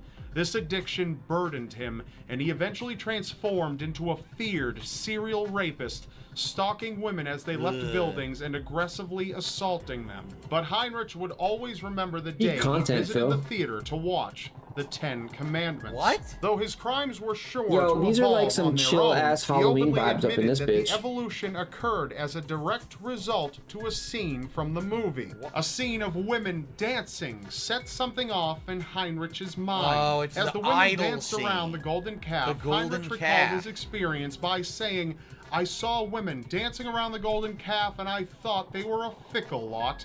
I knew I would have to kill." And he kept his word in the most brutal way he could. Upon leaving the theater, Heinrich immediately went and purchased himself a razor. Now, he would not only rape his victims, but slit their throats as well. His terror claimed the lives of at least 4 women, though it's believed he murdered more and attempted to murder even more than that. Eventually, he was captured when he left a suitcase at a dry cleaner's and mistakenly left a gun inside. This led to an arrest and then to a confession to his murders. Wow. Sentenced to multiple life sentences, Heinrich will go down in history always remembered as the Beast of Black Forest. Jesus. What a sick fuck. Now, the movie, hold on. The movie Natural Born Killers, wasn't it based on 2 real killers? But it was like an over-dramatization, glamorization of their story. Am I correct? Because I've only seen the movie once a long time ago, so I don't remember it that well. But I think it was based off of a real duo of murderers, correct? So... Orange juice. A movie that has inspired more deaths than it probably featured. Natural Born Killers is one of the more brutal movies in history. Yeah. It's well known that the Columbine High School massacre shooters had a love for the movie Natural Born Killers, but in one case in particular, it was a direct inspiration for a horrific series of murders. Jasmine Richardson was only 12 years old when she started dating the much older Jeremy Steinke, who was 23 years old. Jasmine's parents, of course, forbade Jasmine from seeing Jeremy. However, she was in love. So the two developed a sinister plan on how they could spend the rest of their lives together. As long as Jasmine's parents were in the picture, she couldn't be with her lover, so they'd have to do away with them. Wow. Jeremy, who believed he was a 300-year-old werewolf and often wore a vial of blood around his neck, kicked back and turned on Natural Born Killers with some friends shortly before the murders. Oh my The movie tells the story of Bonnie and Clyde type lovers who traverse the country on a killing spree. Jeremy was overwhelmed with inspiration. Jeremy and Jasmine came together one Sunday morning and launched their attack. They viciously attacked Jasmine's parents with knives. He's an artist. Jasmine's mother was stabbed 12 times and left lifeless at the bottom of the basement stairs. Jasmine's father put up more of a fight, leaving his blood in multiple areas of the house, but he was eventually overcome and had been stabbed so many times in the face, chest, and crotch that his body barely had any blood left in it. Damn. From there, Jeremy and Jasmine entered the bedroom of Jasmine's 8-year-old brother, where they slit his throat while he lied in bed. Then the two took off together. However, they were quickly apprehended Thankfully, this is before spicy. they could kill again. Jeremy spoke with an undercover officer and said to him, "Have you ever seen the movie Natural Born Killers? I think that's the best love story of all time." What Jasmine, the due fuck? to her age, was sentenced to 10 years in prison, That's it? while Jeremy was put in prison for 3 life sentences. Ooh, Most of wait, us what? have favorite movies to watch. They make us feel something. That's the end because he uses like a little plug or something at the end. Jesus, man. Well, because she was. It's fucked up how people. She was underage? Again, a work of fiction. 5 years and the A psychopath's logical going to be person, out on the a streets. Intelligent person can watch. So a she's work of already fiction back and say, out That's here. fantasy. That's fiction. Dude, It's I could be horror. matching with her. It's not meant to be. How many years ago was this? Imagined that it could happen in real life. That's what's scary, right? Is that it's supposed to be the realm of a fantastical thing that would never happen. And these people watch the fantasy and they try to make it real. It's like, oh my god, these fucked up people, man. Anyway. That's scary shit, bro. They let that Haunted bitch out. Asylum trailer.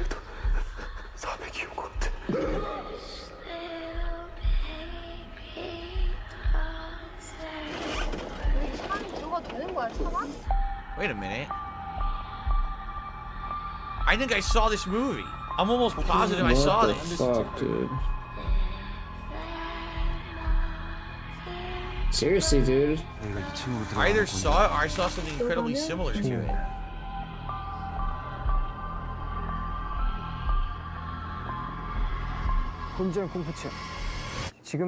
No, I understand that they couldn't censor them more.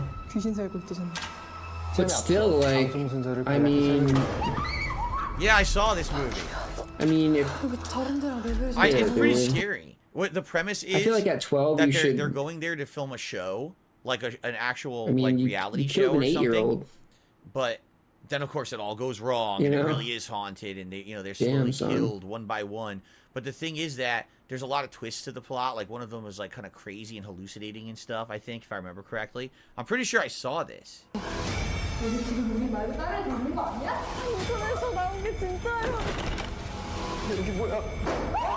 Yeah, I think I saw this last year.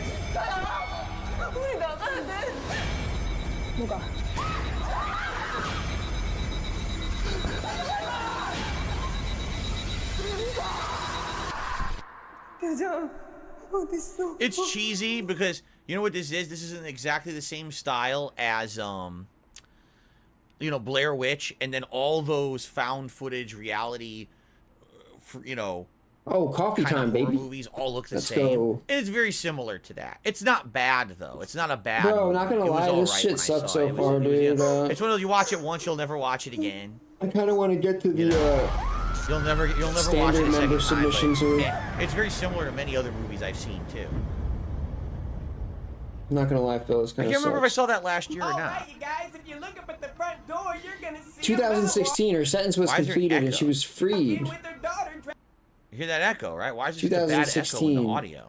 So wait, how many years did she do? Power Ranger. What a good costume. So how old is she now? It looks like she's grabbing a bottle of This is weird that the audio is echoey. I don't know. That's not. Oh, God, my I hate this speaker guy's setup. voice, dude. Like I just And- turned my volume down on my headphones, Did they and speed it up? I hear no. It's not. It's the video. He recorded his voice echoey for some odd reason. The Trick or Treater 30? Fever. No, dude, that's not good. Ay, ay, ay, ay, ay, ay, ay. Oh no, it looks like she's a thief. Well,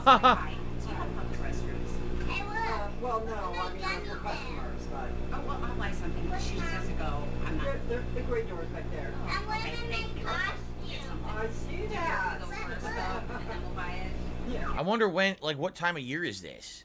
Is it Halloween? Why is she dressed up in costume if it's not Halloween, right?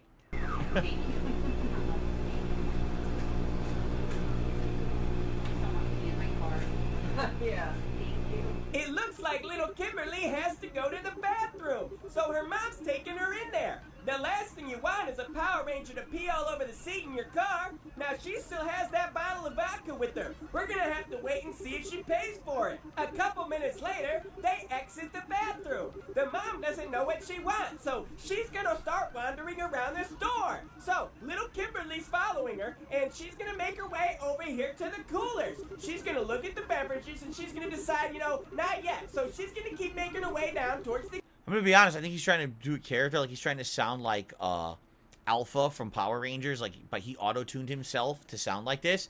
But man, it's obnoxious. I don't like the echo effect at all. It's driving me nuts. Oh, you too, Phil? Make her way up towards the sandwich cooler. For once we agree, dude. Want a delicious sub sandwich. There's a quarter-pound of meat in each one. Now she's gonna reach into her deep bag. I don't know what big ups, Pig Fighter. But she decides against getting a delicious sandwich. She's gonna go back down the candy aisle, back towards the coolers. Now you can't drink vodka straight. That's disgusting. She's gotta get a mixer. Yeah, it's sped up after the fact. She's looking at all the delicious beverage options, and she finally decided what she wants. I mean, or if the guy did it himself, I mean, it sounds even worse. Like some good Sunkist and cheap gas station vodka. Now she's also gonna grab a 12-ounce can of Coke for the kid. This was? Oh, apparently this actually did take place on Halloween, so it made sense the kid had the outfit on. Okay. Then she's gonna make her way you know, as long as it ties into Halloween, then everything's great, dude. What is she doing? Oh, she's stealing that too?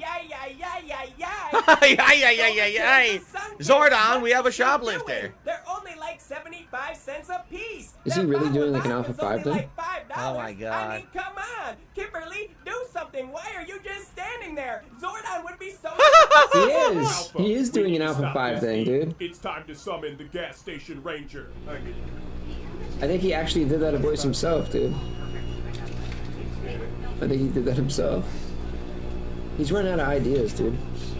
This gas station guy.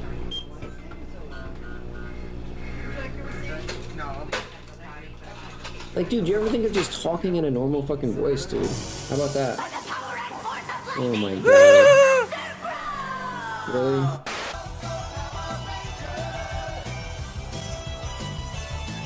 Oh, we're getting claimed now, Phil. Let's go. There he goes. He's got the security. He's got his phone.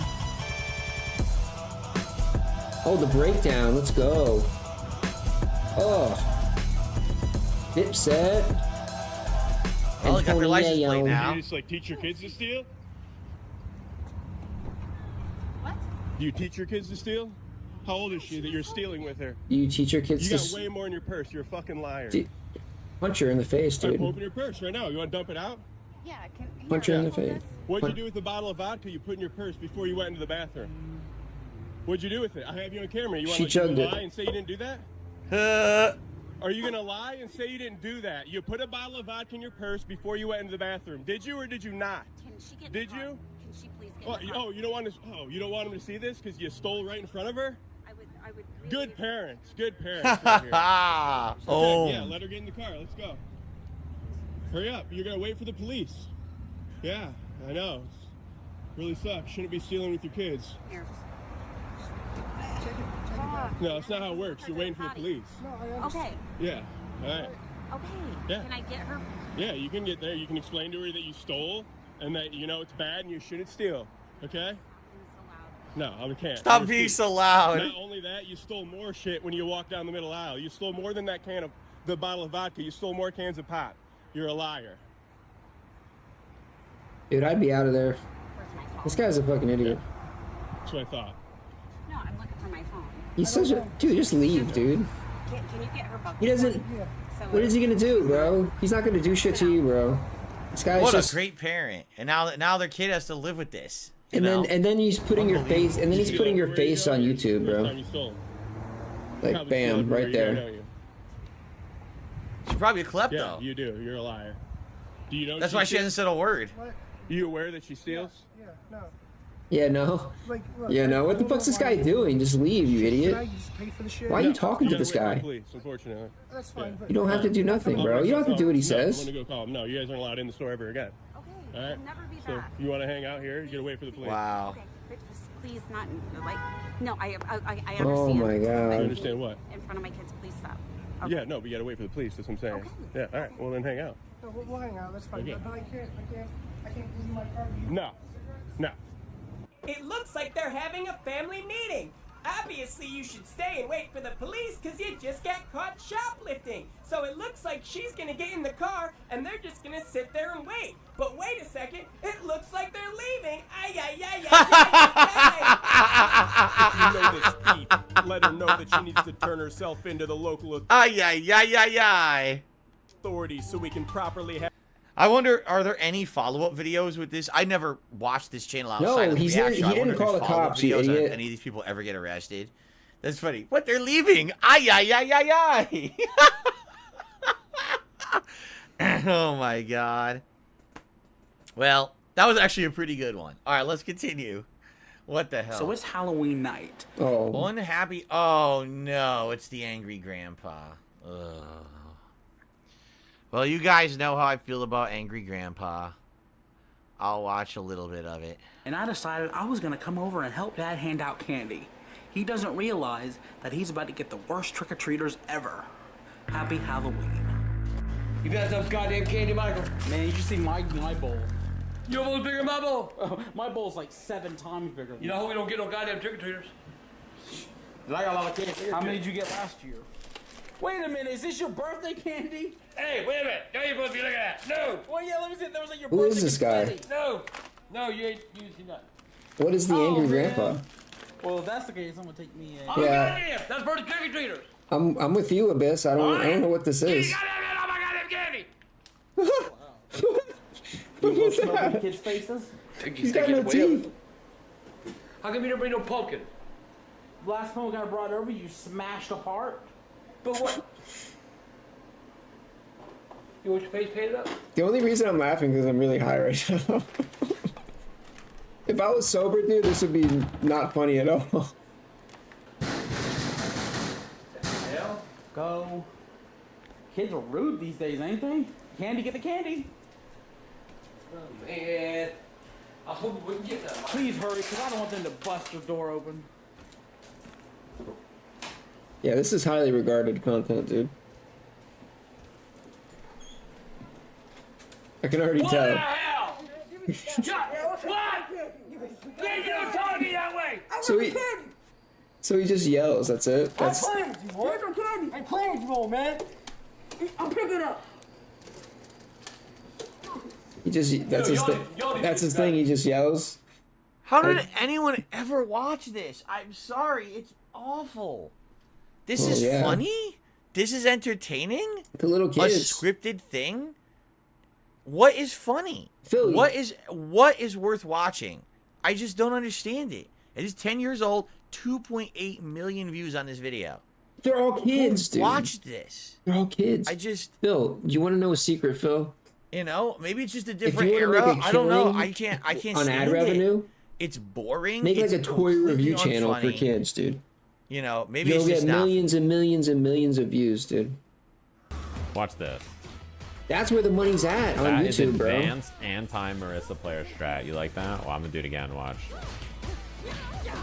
Who's that kid, Ryan? Little You like Ryan's my Twitter, technique? dude. That This kid's is a millionaire. advanced anti-Marissa player strategy. You see this? So he's holding up. Nice. Okay, okay. Wait for a second. There was no medium punch.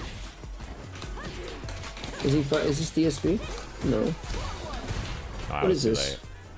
Neutral jump the step kick. Neutral jump the step kick. Okay, not quite. So what he's doing is he's holding up on purpose. And so you guys have no idea if you're not playing this game at a competitive level, you don't know what he's talking about. Oh my god, Marissa, really? who is the character on the left, most of her effective moves come off of a medium punch. And her medium punch can be mashed. You're so knowledgeable, to hit dude. You're times, scared and to if it even connects, play Master she can Rank. You can't even fucking get above continuously use 1500 after it. MR, That's dude. insane damage. So what he's doing, he's purposefully getting hit by it, but he's holding up. So when he gets hit, he falls out of it. He floats out of it, and then they keep mashing the button thinking they're going to get the combo, and then he lands and gets to hit them after for way more damage. So it's basically purposeful bait. Go ahead, hit me, I'll hold up, and then I'll just get a combo after. I actually completely get what he's doing. He's basically saying all these scrub Marissas do exactly the same button mashing, so I'll just abuse that, and I'll get my counter. Yeah, I mean, this is why, like, every Marissa player plays like this. Yep. They block So a normal, pretentious, and then dude. they just do this. Yep. Medium punch. You guys wouldn't understand. You're I, not start pro. mashing You're not a medium. pro Street And Fighter that stream player is like me, extremely dude. So susceptible to like, dying you guys don't really know about So, this. like, But here, I let me literally break it stopped down playing for the you. game and just did light, Shut the light fuck jump. up, dude. He's right. I hate to say it, that's what a lot of the top tier gameplay in Street Fighter 6 has become. It's become like really bad pattern play where it's like the odds are if I mash this button, this medium punch, and I hit, I get like 70% damage. So I'll just keep mashing it, and eventually it'll hit and I'll win the match. There's no intelligent thought to it. It's just a bunch of idiotic stuff, mouth-drooling gameplay. Like, duh, I just mashed button. Oh, it hit. Oh, big combo now. I mean, it's like caveman gameplay. And that's how a lot of people are playing it now. So he's like, fuck that. I'm just going to jab and wait, Jade, and I'm going to hold up, and I'll get hit once, and I'll get a giant combo after because they're so stupid. And it worked. Okay, so we're probably, I don't know, 5 minutes. Playing a bunch of against a bunch of Jades, man. From 11 years ago. Because remember, all these are wrong. It's always an extra year added. So Ray William Johnson. Sounds like he at one watches point Phil. was one of, if not the biggest YouTuber on YouTube. He Why was is one that of the first comment people to do pinned? React-style content. He would take other people's content and react to it, okay? And that's what he was known for. That's one of his biggest things he was known for. Eventually, he made so much money. Remember, back in the day, ad revenue was sky high on YouTube. He made insane amounts of money on YouTube and then went off to use that money to start and produce other projects, and now he doesn't have to do YouTube anymore. He's rich for life, okay? So at one point, he was partnered with Maker Studios. This is back when everyone had to be partnered with a YouTube partner company in order to really make ends meet. MCNs, they were called, multi-channel networks. But he was one of the first ever to have a falling out with his partner network company, and it was big news. So I guess this is the actual story, which I don't know the story. So let's see what happened. Hey, welcome to SourceFed. I'm Joe Beretta. I'm Elliot Morgan. Drama! Yeah. So I was talking to Elliot the other day, and I commented on how we rarely ever cover YouTube-related news, even though we have a vested interest in the world. And I think the subconscious worry is that when you cover community news about the platform on which you broadcast your work, it'll come off, you know, gossipy. But when the most subscribed creator on YouTube has a very public beef with one of the biggest networks on YouTube, and millions of dollars are at stake in an online legal drama, we feel it's our job to cover the PR mess. The most unbiased. You see, what we do is we jump cut between us so that we look like we're talking faster, and then it seems like it's more hip because we're cutting back and forth in our chance instead of talking like normal humans. Don't you love the YouTube jump cut technique?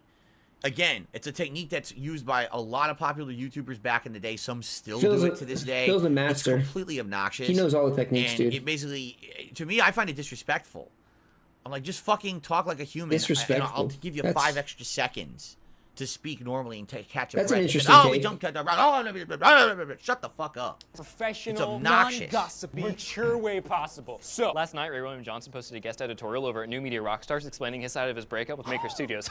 Oh my God. It gets better. The article also claimed that they were holding his AdSense account hostage for the past 2 months, even though they promised to relinquish control. No. Yes. But here's the thing. Johnson entered into a contractual agreement, and if he left the studio before the end of his contract, Maker Studio isn't legally doing anything wrong. But this is about money, people, and Ray Williams' channel generates a lot of it. So the contract talk is a big deal. In Ray's article, he states that the contract negotiations were the reason for his departure. Ray claims that 6 months into their relationship, Maker asked to renegotiate the contract so that they could have a bigger stake in Ray's channel. And the terms they presented were this. Maker wanted 40% of Ray's YouTube channel's AdSense revenue after production costs, and more importantly, 50% of the show's intellectual property in perpetuity. That's Maker basically saying, we're gonna own part of the show that you made before coming here, like forever. So that's pretty crazy. And what happened was a lot of these different MCNs tried to do awful things like this early on, and YouTube took action. So YouTube eventually made it so that if you want to sever your partnership with your MCN, you could just do it.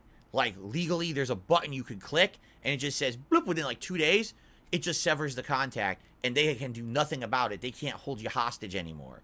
And, I mean, that's nuts. It's one thing to say, okay, so we're going to take a cut of your ad revenue to be part of our group. It's another thing entirely to say they want to own part of your show. Like, we want to actually own your content. That's completely different. That's wild. Ray was like, no way, that doesn't work for me, and he claims that they became more and more aggressive as time went on because that intellectual property is worth a lot of money, and they tried to strong-arm him into signing by stopping production on his Your Favorite Martian album, OMG. OMG. Ray also brought up the fact that CEO Danny Zappin revealed to him that he was a convicted felon after he had signed on with the company, which, to be fair, the term convicted felon can actually sound a lot worse than it actually is. It might be something as tame as like a marijuana conviction. Who knows? Anyways, he left, and PR-friendly public statements were made by both sides, but behind the scenes, guys, they were totally fighting. This is terrible. This movie is this video is awful. It's two guys that talking like this, like, oh, like two schoolgirls that were gossiping about it. Oh, look, we cut around him, and then Ray said this, and he said this, and he said that. What the fuck? It's awful. And the thing is 11 years, like, this is what was popular back then. That's, oh my God, this is how it's done. Oh, like, literally, that's how this shit was back then. It's like, today, I feel like it's different. I feel like a lot of people are more naturally talking to the camera, and it's better content. But back then, this was the trends you had on YouTube. Everyone was like this back then. I don't even want to watch the rest of it. I seriously can't even stomach it. It's, like, so obnoxious that I don't even want to watch any more of it. I don't even care. It's outdated anyway, because like I said, this doesn't matter anymore. MCNs don't really exist on YouTube, and the few that do don't really do much. Like, the whole landscape of YouTube has changed, so. All right, let's continue. What's this? Forgotten and underrated Halloween it's specials? It's that special time of the year again, when the days go... All right, let's see them. First entry is an interesting case of the content itself not being forgotten, but rather the way it was presented. Disney's Halloween Treat was a half-hour special that premiered in 1982, featuring a talking jack-o'-lantern narrating through classic, haunted, and frightening Disney moments. Some of the moments in question are Night on Bald Mountain from Fantasia, The Legend of Sleepy Hollow from The Adventures of Ichabod and Mr. Toad, special. I recall various creepy moments from classic Disney shorts like Pluto's Judgment Day, and several segments of scary villains from Disney's past.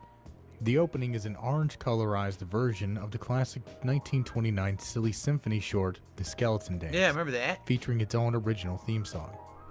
Later Disney Halloween specials, such as the appropriately named A Disney Halloween, incorporated segments from Disney's Halloween's Treat, essentially being a longer cut of the last. Oh, I probably saw that. I probably saw that future Halloween special then.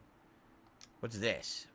Which is 70s Canadian Halloween special that served as a sequel to a special from 1974 titled The Gift of Winter. Oh, I've never seen features this. the vocal talent of Dan Aykroyd and Catherine O'Hara. I've never seen this. It's Canadian, they said, right? It's probably why I've never seen it. Oh, the animation's obnoxious.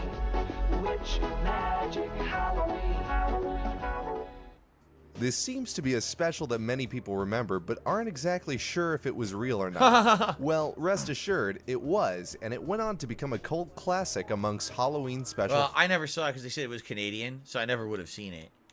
Let's see here. Jim Varney? Oh, here we go.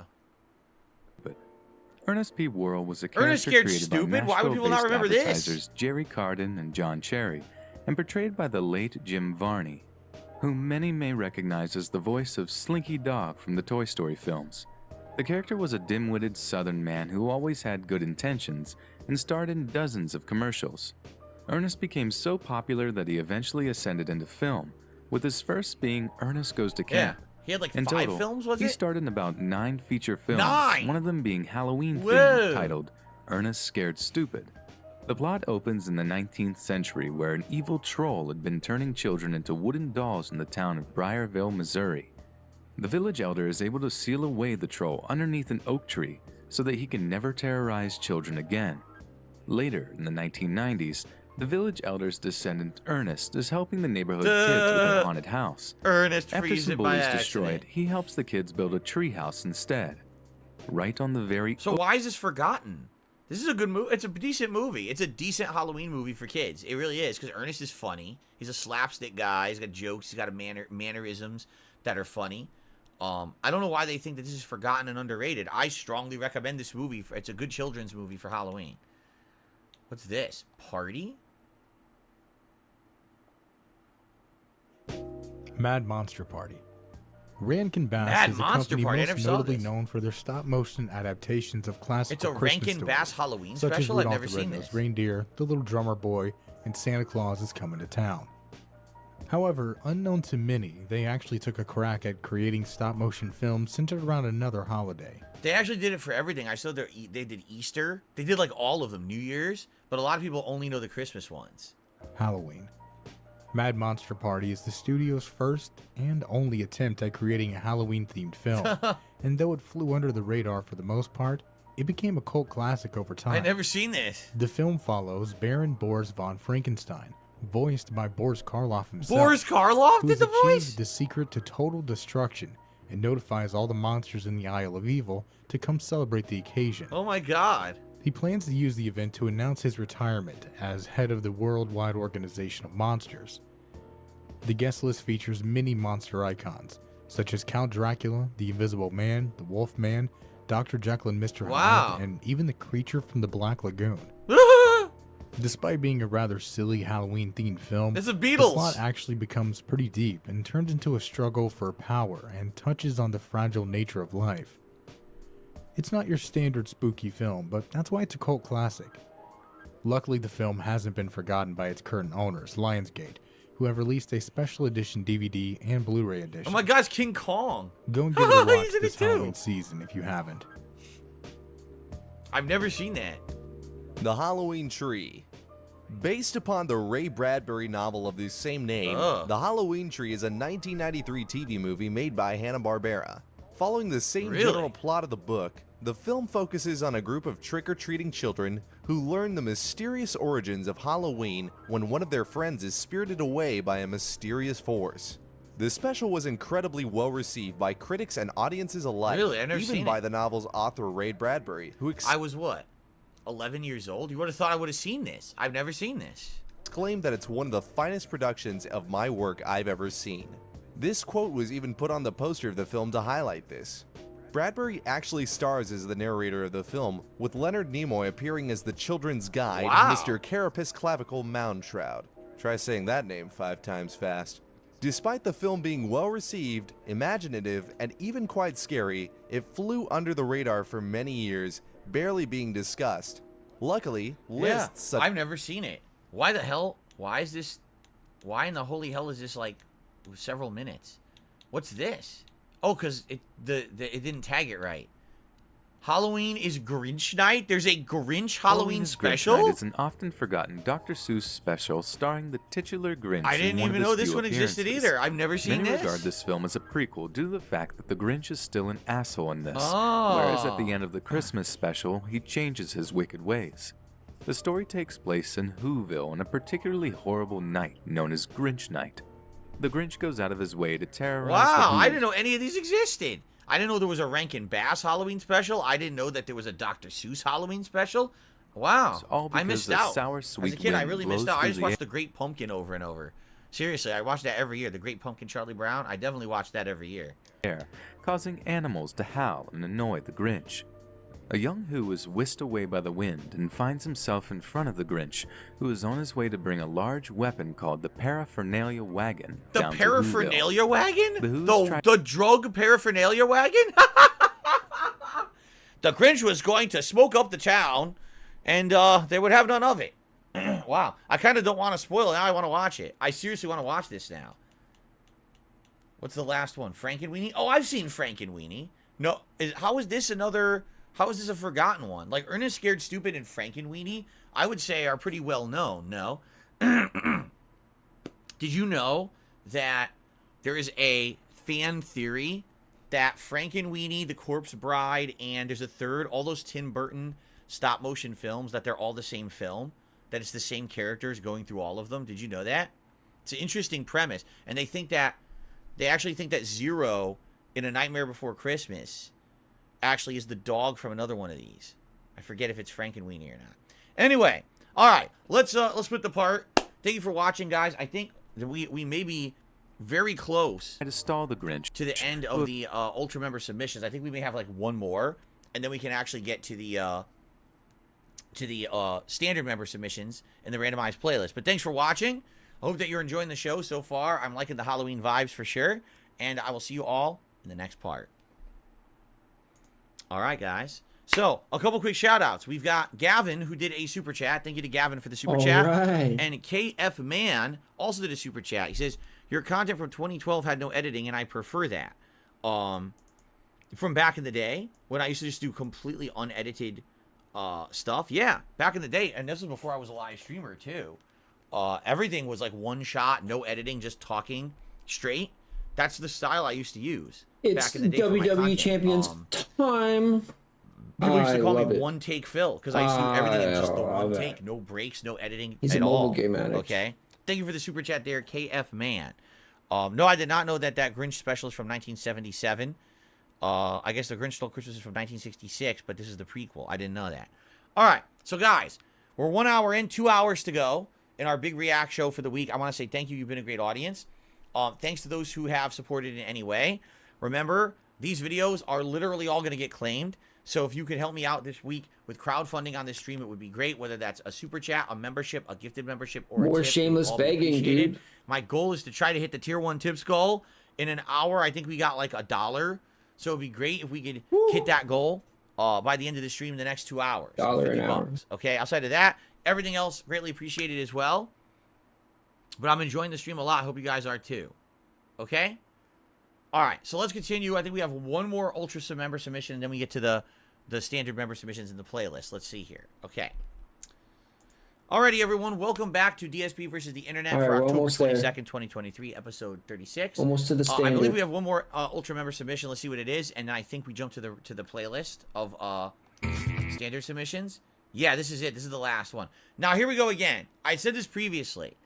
I am tired of watching my own stuff at this point. You understand? Like, I am. I'm actually quite tired of it. I don't really want to keep watching my old videos. I don't, it's every once in a while, it's okay, but we're doing it every week now, multiple videos. I'm getting tired of it. So we're just going to watch like a minute or two of this, and then we're going to go to the next. So this is a game called House of the Dead Overkill. Back in the day, House of the Dead was a light gun arcade game where you would kill monsters, notably zombies. It was very popular in the 1990s, around the same time as Resident Evil and stuff like that. They ended up having 3 or 4 of them in arcades, and then it went on hiatus, and then they brought it back as a Wii exclusive shooter game. And I played it co-op with my then longtime co-op partner, John Rambo, many years ago. Let's just watch some highlights. I remember it being very stupid. Like, they tried to change the whole vibe. The original games were meant to be very, like, horror-themed, but this one was supposed to be, like, almost like a Quentin Tarantino movie, if I remember correctly. So, okay. Me. Oh, fuck that shit. I'm black. Just shoot him. Oh, I'm black. Just shoot him. Fuck this. No, that's racist. You're talking about. You see what I mean? Look at this. You're talking about killing black people, dude. Just your average girl next door. This is like, it's basically like a shitty Grindhouse movie. Damn, Phil. It's like exploitation. First thing he says. And it really was. Like, the whole movie was like that. Or the whole movie. Yeah, look. Even as intermission, the whole game was fucking like that. Look at the chat, his chat, dude. To fuck knows where by now. And where the fuck have you gone? You walked away. Stupid ass name. You don't deal with this guy. You don't want to hear bitch. You fucking walked away. Screw that. Where the fuck did you go? What the fuck is he doing here? Look at this game. He's having a barbecue. The game's fucking terrible. It's just like over the top bad. It's bad gameplay, bad graphics, over sexualized content, racial stereotypes. Like, the whole game is just awful. And you're laughing at all of it and playing into it. First impressions count for a lot. So if I meet a couple of men who not only neglect the common decency to introduce themselves, but simply walk up to me. Alright, this game sucks. I don't even want to watch another second of it. It's terrible. Do you even want to listen to this guy? It's fucking boring. Fuck this. Alright, let's get to the let's get to the randomized playlist from the standard members. Hold on a second while I set that up. He knows he is. Now, we have been having some issues. Alright?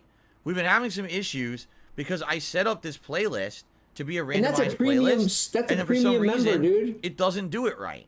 Okay? Ultra member, so I'm dude. hoping that's an ultra that I get member. it to work. Paid Phil Let's money see if I can get it to work this week. for him to watch that. So here's the playlist. I click on it. Okay, I click on shuffle. Damn. Money down the drain, I click on play dude. all. Thanks to Dashlane for And this is random order because this is not the first video in the playlist.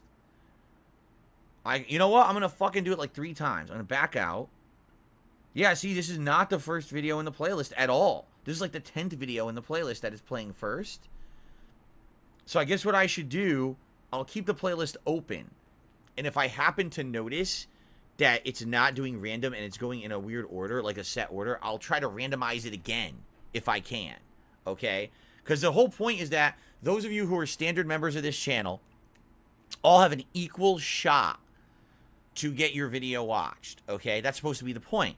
But what's happening is every week I'll do a randomized playlist. We'll watch 1 or 2 random videos, and then YouTube will glitch and go and play all the videos in order. So then it just becomes first come, first serve, which is not what it's supposed to be.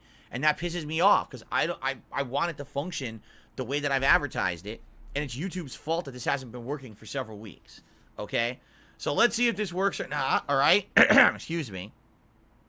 Hopefully this works, all right? Here we go. Sponsoring this video. Salmonella Academy. Improbable tales of survival, huh? Let's just get to the tale. Okay. Dance with Death, My Soul's Pussying Out to the Great Beyond first thing. On the other end of the spectrum, you got guys like Phineas Gage. Gage was a 25-year-old railroad worker in mid-19th century Vermont. He and his crew were busy gang blasting rock to prepare the roadbed for a newly planned route. This involves a big hole being drilled into the ground, filled with gunpowder, and packed down using a tamping iron. Well, being the gentleman and scholar that he is, Gage decides to lean forward and look directly into the hole, right? Now, the first rule of gun safety is to never look down the front of a gun. Everyone knows that. Gage basically just turned the earth into a gun and decided to put his head right in front of its gaping barrel, and wouldn't you know it, the powder goes off. The tamping iron shoots up into his cheek, moseys right on through his frickin' brain, and goes soaring out the other side, landing 80 feet away, all smeared with blood and thought juice. Now, by and large, Gage should have dropped dead immediately and been thrown into a ravine for his blatant disregard for OSHA regulations, and that would have been the end of it. But I guess Shiva Gautama Christ-chan, the one true god, decided Gage still had unfinished business down here on Shit Outta Luck 3, because after a few minutes of twitching on the ground, he got up,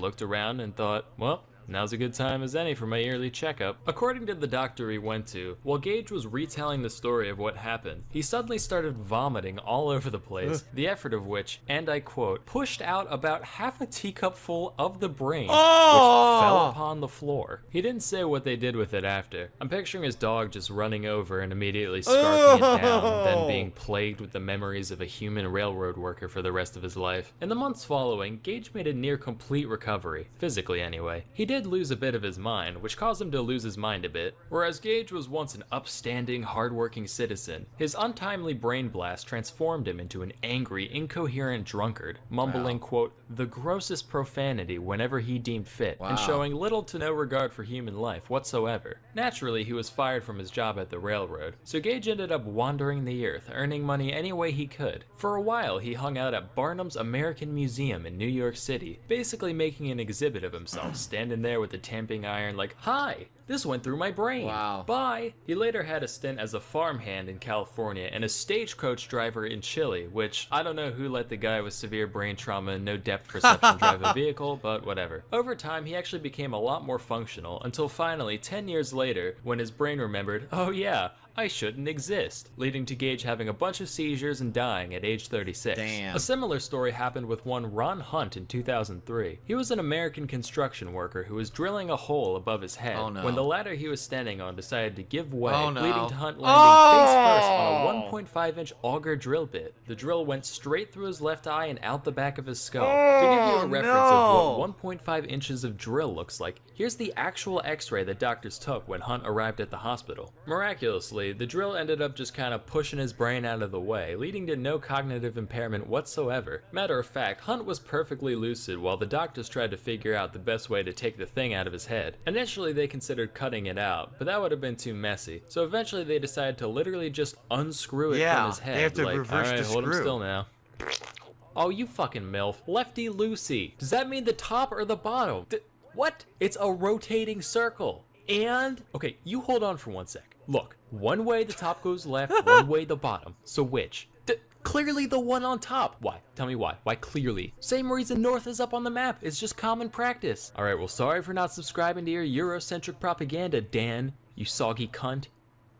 Anyway, what were we doing? If you think Hunt was just a little too lucky with his incident, don't worry. According to Snopes, he was self-employed and didn't have insurance, so while the accident didn't ruin his life, you can sleep easy knowing that hundreds of thousands of dollars of medical bills and rehabilitation costs probably did. Our next tale revolves around Greg Rasmussen, a British-born animal conservationist who was studying wildlife in Zimbabwe. One day, he got reports of a highly endangered rhino being spotted in the area, so Greg took to the skies in a single-passenger plane to track the beast. Fate was looking down at Greg that day, and after a moment, it said, No, rhino must die. And a huge gust of wind came out of nowhere, sending Greg into a tailspin, crash landing right in the middle of the untamed African bush. When Jesus. Greg woke up, he found that his legs looked like used up tubes of toothpaste, so he was essentially trapped right where he was. Arguably worse than that was the fact that Greg was dehydrated before he even took off, hoping to get water at his destination. And just when things looked like they couldn't get any worse, they got worse. A group of elephants showed up and started harassing and straight up stampeding at Greg. Oh my God. With no other option, he starts banging on the wreckage as hard as he could. The elephants went ha and decided to leave him alone. He was also approached by a pack of hyenas and actual lionesses on the hunt. But fortunately, animals are all morons, so the same trick worked on them too. Greg spent an entire day and night pinned under the wreckage, fighting off wildlife, severe dehydration, and extreme temperatures before finally being rescued the next morning. Incredibly, after over 100 operations, doctors managed to get Greggy's leggies up and running again. Although he was now 3 inches shorter, which is probably for the best, because now they can just stick the keys to the plane on top of the fridge so he never has another incident like this again. Wow. I think we're going to go to the next video now, but damn, it's pretty crazy how resilient the human body can be, that you could survive horrendous accidents. I mean, not forever, but to survive the horrendous accidents even as long as these people did, right? Yikes. All right, so this looks like random order. I'm taking a look. Let's see what the next video is. No, wait, hold on. Okay, I know what's going on here. I know exactly what's going on here. So it randomizes the playlist, okay? But then it goes to the next video in the playlist. YouTube used to be able to hit shuffle, play all, and it would go random order throughout the whole playlist. Now you hit shuffle and you hit play all and it goes to a random video, and then it fucking goes to the next video in the playlist and then onward straight ahead. So it's completely fucked up. So if I hit shuffle again and I hit play all, what happens? So moral of the story, us humans are resilient creatures who will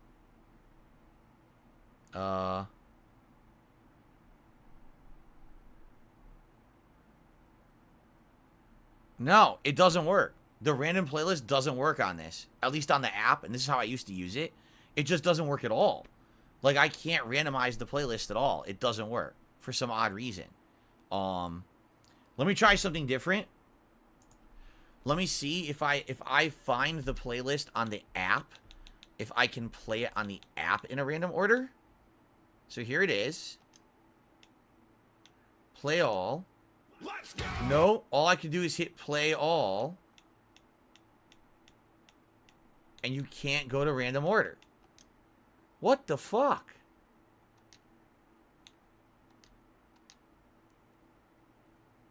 I can't do it. YouTube has broken their randomized playlists. They don't work anymore. It'll randomly select one video from the playlist, and then it'll just play them all in order after. The thing is, I know for a fact this works on desktop, but apparently it doesn't work on any app or anywhere else anymore. They've completely destroyed their playlist structure. What a bunch of fucking idiots. Gotta love it, dude. So if I hit shuffle, play all, it just does exactly the same thing. Thanks to Dashlane for sponsoring this. This is trash.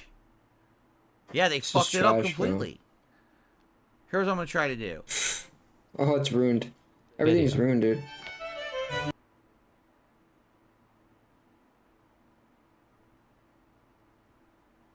This is fucking stupid. I click on the playlist. I click on shuffle.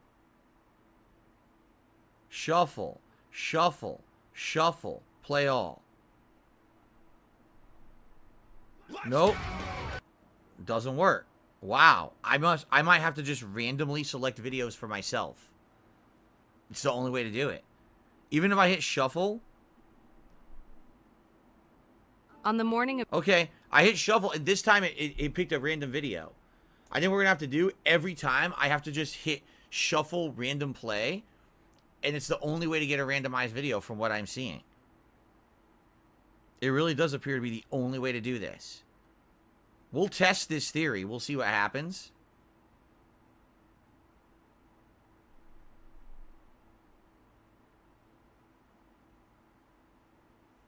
Let's watch this video. I'm sorry, guys. I'm trying, but YouTube broke.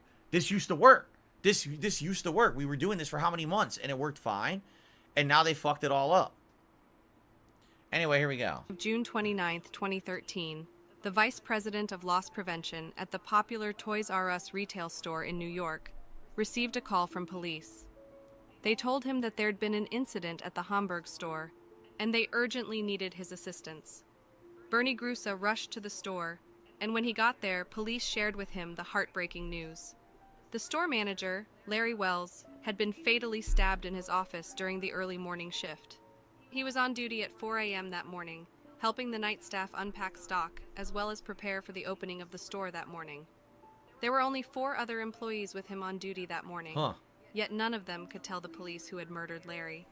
With no signs of forced entry or indication that anyone else had been there, police began to suspect that it may have been an inside job. They thought that the killer was most probably one of the 4 employees who had worked with Larry that morning. That's scary to think. But their police intuition wasn't able to narrow down on a suspect. All 4 employees caught the attention of the police for various reasons, but there was no clear evidence pointing to the culprit. So in their quest to solve the case, the police turned to Bernie Grusa, the vice president of loss prevention, hoping that the store's CCTV footage could shed some light on what happened that morning. Okay. As the police meticulously examined the CCTV footage, frame by frame, they suddenly spotted something that would throw the case wide open. Who's that? This is the shocking true crime story of Larry Wells. Larry Wells was born... I don't care about his story. I don't care about his commitment to his job. Okay, let's go to where they discover him. 5 a.m., another store employee named Richard arrives at work. Just as Anthony had done a few moments earlier, Richard radios Larry to let him in. But strangely, Larry doesn't respond to the call. Richard tries to open the door, but as expected, he found it to be locked. Still unable to get hold of Larry, Richard walks around the perimeter of the store, and to his surprise, he finds that the door of the adjacent Babies R Us store is unlocked. Richard then enters through this door. Just so everyone knows, Toys R Us and Babies R Us were the same company, and frequently they'd have locations that were connected.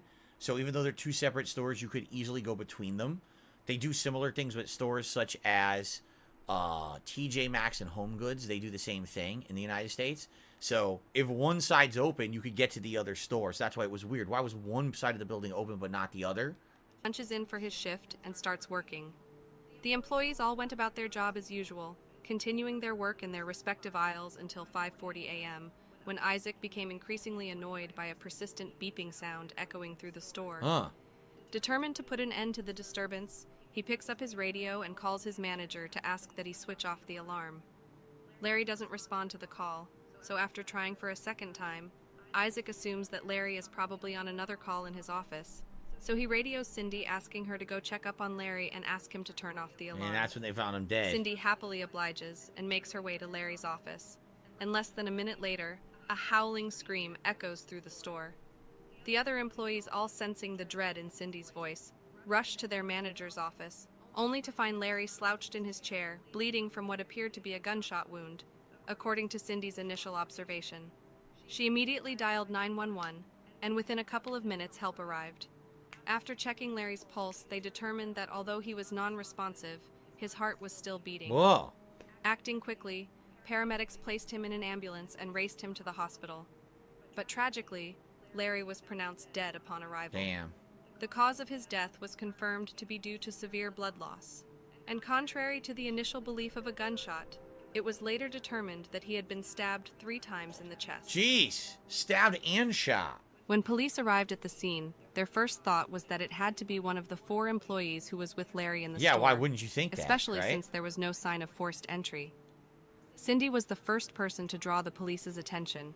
She was the one who worked closest to Larry's office, and she was the one who had found him. Richard was also a prime suspect. He had arrived late for work that morning, and he was also the last person to enter the store. He also said that he entered through the Babies R Us store, which was different from the usual store protocol. Police also noticed I just hear that this Isaac crinkling coming from the kitchen, and then I go, he's literally inside a plastic bag, like, or answer any questions. Really? So I just pick up the plastic bag with him inside it. Suspect presenting their own potential reasons for suspicion, the police decided to turn their attention to the store's CCTV footage, hoping it could shed light on the events of that tragic morning. They immediately called Bernard Grusa, the vice president and regional manager for loss prevention, and within 20 minutes Bernard was there. He immediately assisted the police with any questions they had, and explained that he was the one who hired Larry for the manager role. Oh, wow. And considered him not just an employee, but a close friend as well. He then took the police to Larry's office, where they went to review the surveillance footage. Okay. And what they would find was nothing short of shocking. Look at that, he's got a knife in his hand. Holy shit. At 4:20 a.m., approximately 25 minutes after Larry Wells had arrived at work, the surveillance footage reveals a person attempting to break into the store by manipulating the lock. The intruder gains entry through the adjoining Babies R Us section. Despite the grainy and low-resolution quality of the footage, the police were able to establish that the individual was a man wearing a scarf, cap, and sweatpants, and he appeared to be carrying a knife. Police watched as the man sneaked through the aisles of the store, seemingly trying to evade the cameras, skillfully maneuvering through the aisles before entering the manager's office and closing the door behind him. Wow. Who the fuck is this? 3 minutes after the man entered the manager's office, the surveillance video stopped.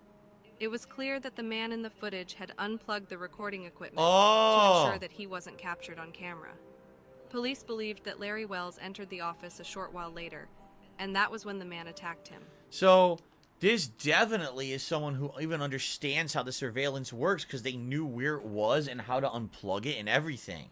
So this is definitely someone who's educated on how everything works at Toys R Us. After viewing the surveillance footage, the police were now certain of two things. First, the fact that the intruder was able to move through the store without being detected and then strategically unplug the surveillance equipment strongly suggested that it was likely an inside job. Right. Secondly, after observing the suspect on camera, the police were able to determine that none of the other employees who were present in the store that morning could have been the killer. Right. It's not them. So the them. police set about trying to uncover more evidence. During the initial search of the office, police found a black and gold baseball cap which seemed to match the cap that the killer was wearing in the video. That's got to be it. And they suspected that he may have dropped it on his way out. Police immediately sent it for DNA testing, hoping that they would find a match. Unfortunately, the DNA didn't come back as a match to anyone in the database, so police had to rely on good old detective work, approaching every single Toys R Us store employee and asking them to willingly provide a DNA sample. If their theory about an inside job was accurate, they believed this method would be the best way to narrow down the list of suspects and identify the person responsible for the heinous crime. It was June 29th when Lawrence Wells was found stabbed to death inside a Hamburg Toys R Us. Okay, I don't need to see the fucking news story. All right. Okay. Stages of the investigation, so they found it odd that he hadn't provided his DNA sample when so many others had willingly done so. What? It's the security Police guy? immediately contacted him on his phone to try and schedule a meeting, but it seemed that setting up a face-to-face meeting with Bernard was proving all too difficult. He had apparently had a rough time dealing with Larry's death, so he took an extended leave of absence from work and even moved out of the house he shared with his wife. What? After approaching his Well, wife for we assistance, know what happened. It's him. Police quickly learned that Grusa didn't actually leave his house of his own accord, but that his wife had actually taken out a protection order against him and asked him to leave.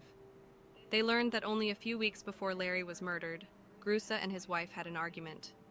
The argument became so heated that Grusa pushed his wife out of the way before running upstairs to the master bedroom and closing the door behind him.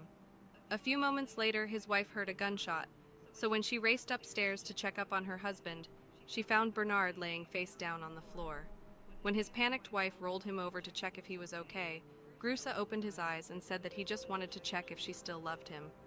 It turns out that he fired the gun out of the window to make his wife believe that he shot himself. Wow. Police learned that Gruska was actually staying with his father, so they made their way There's to a his ghost dad's outside the house door there. unannounced, Look, there's a ghost. And here they found Bernard Grusa. Holy shit. He was a little bit shocked to see the police, but he cooperated with them and willingly provided his DNA sample. 2 months later, It's the him. results came back, and shockingly, his DNA was an exact match to the DNA found on the baseball cap and DVR machine in Larry's office.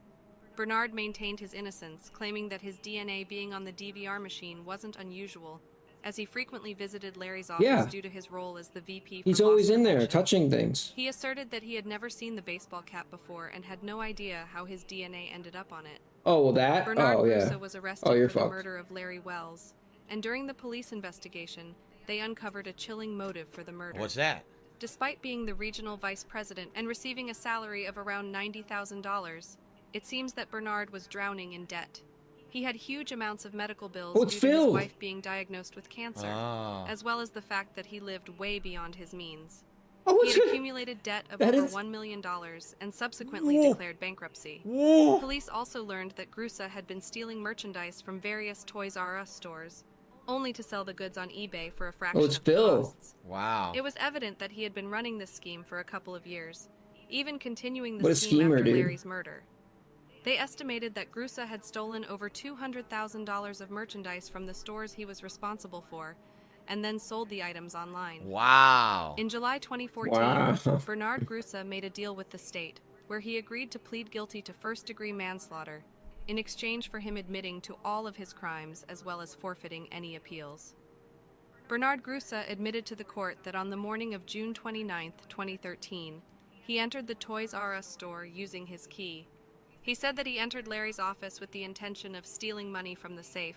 He said that Larry walked in on him in the process of trying to open the safe, and that's when he panicked and stabbed Larry. He maintained that he No, he went in there with a knife. He went in there with the knife in his hand on the camera. If he wasn't intending on doing anything, why would he have walked in there with the knife? That doesn't make sense. never intended on killing anyone when he entered the store, but only acted out after Larry walked He was just in gonna on him. scare him a little bit, He also Phil. admitted to He stealing just wanted over to scare him. $200,000 of merchandise from the franchise, as well as over $19,000 in cash from the other branches he was responsible for. Bernard Grusa was sentenced to the maximum penalty of 25 years in prison. My personal opinion is, if you plunge a knife into somebody's chest, or you plunge a knife into somebody's belly, that manifests an intent to kill somebody, okay? The appellate courts of this state have held that doing that 1, 2, 3, 4, 5, 6, 7, even 8 times is not enough to evince an intent to kill. That's just crazy because here's the deal. He went in there with a knife. It's on camera right there. We're staring at it. He went in there with the knife. He knew he was going to kill anyone who got in his way, right? He's a desperate man, apparently. And right, it wasn't like, oh, it's self-defense, or you know, I had no intention of killing this person. You went in there with the knife. Yes, you did. Right? Like, that was absolutely was intent to kill. So it's weird that they let him off and only he got like 20-something years. He absolutely went in there with the intent that if anyone discovers me doing this, I'm going to murder them to cover my tracks. And they just gave him a 25 years instead of life in prison for murder. That's pretty nuts, right? All right, well, pretty wild story Just there. like he killed It is Zeke. now time to split the part. All right, thanks for watching, everyone. We still got 90 more minutes of reacting to go here Oh, on this wow. week's episode. 90 so more thank minutes, you, and I will guys. see you in That's the next great. part. That's really great, dude. All right. So, the thing is, I don't know if I can get this to properly go random or not. It doesn't look like it's working. Like, if I go to the next video, I think it's the one that's in the order of the playlist. But if I back out and I hit shuffle again,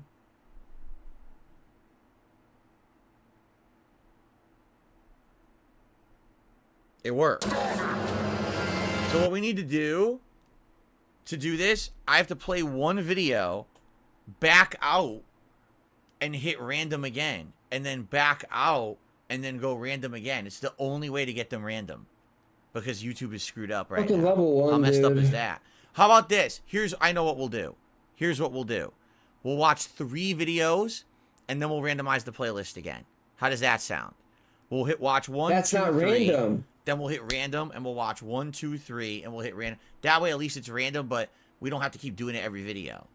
Okay? That's the best way to do it. All right. So, Scam, dude. First of all, SMR Tad just re-upped his membership at the Ultra level for 8 months. Thank you. He says, I would assume it's because the murder wasn't on camera. All you need is one juror to vote not guilty for a mistrial. That's why they gave him a plea. That's so late. Obviously, he murdered the guy. He's on camera with the knife. I don't know. I don't understand this He's shit. not I really don't. on That was camera definitely murdering him, dude. Intent to kill. He went in there with that knife. If someone catches me in the act, I'm going to murder them. That's intent to kill. But whatever. No, you said if. Excuse me. You said if. That's not intent, dude. I received a $2 tip. Someone says, try Edge browser on Xbox. You'll get a full desktop experience. I should try that then for next time. Edge browser, you're calling it? Okay, I'll have to look into that. No. Edge browser. Maybe I'll test that for next week's show because it's obvious the YouTube app doesn't work anymore. Sad because it was working. For sure, for months it was working, and now all of a sudden it's broken. Yo, big ups, Drax. How stupid. So thank you for that $2 tip. That gets us up to 38. Guys, we're $12 away. Just 12 away. I'm trying to hit the tier 1 goal. 12 away, baby. It would be great if we could. We got about 90 minutes left on the show. Just he so needs that $12, knows, okay? dude. You know, he's not going to be able to survive without that $12. All right, let's continue.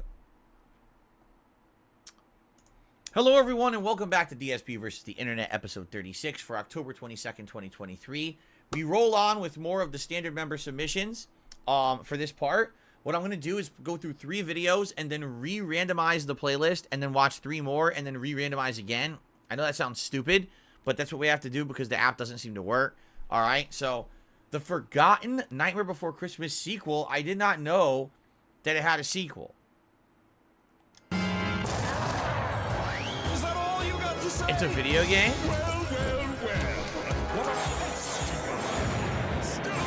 I guess it's a video game. Continue. What is this? Yeah. So last week was our big family vacation at Disneyland, and while the kids were amazed with all of the characters, the adults were amazed with all of the theming and high prices. And the prices. I couldn't help but be just a little bit surprised by how hard they're still pushing The Nightmare Before Christmas. Oh yeah, they still do. Which is kind of wild when you think about the fact that this movie came out all the way in 1993, and not only 93, but again, it never became a franchise. It was just a one-off thing from Tim Burton. Yet they still push it as their Halloween thing every single year. It's crazy. Outside of a couple of re-releases and Hot Topic outfits, Disney really hasn't done all that much with it. Meanwhile, at Thanksgiving, we revisit another fan favorite with Disenchanted. Haunted Mansion, a live-action reimagining of none other than Snow White. Cool. But somehow, the creative forces of Tim Burton, Danny Elfman, and Disney marketing couldn't get it together to make a sequel or a TV show or anything. Danny Elfman looks pretty demonic. You guys can't really see him because I'm blocking him, but he looks like he's a cultist or something in this picture. I've never seen him before.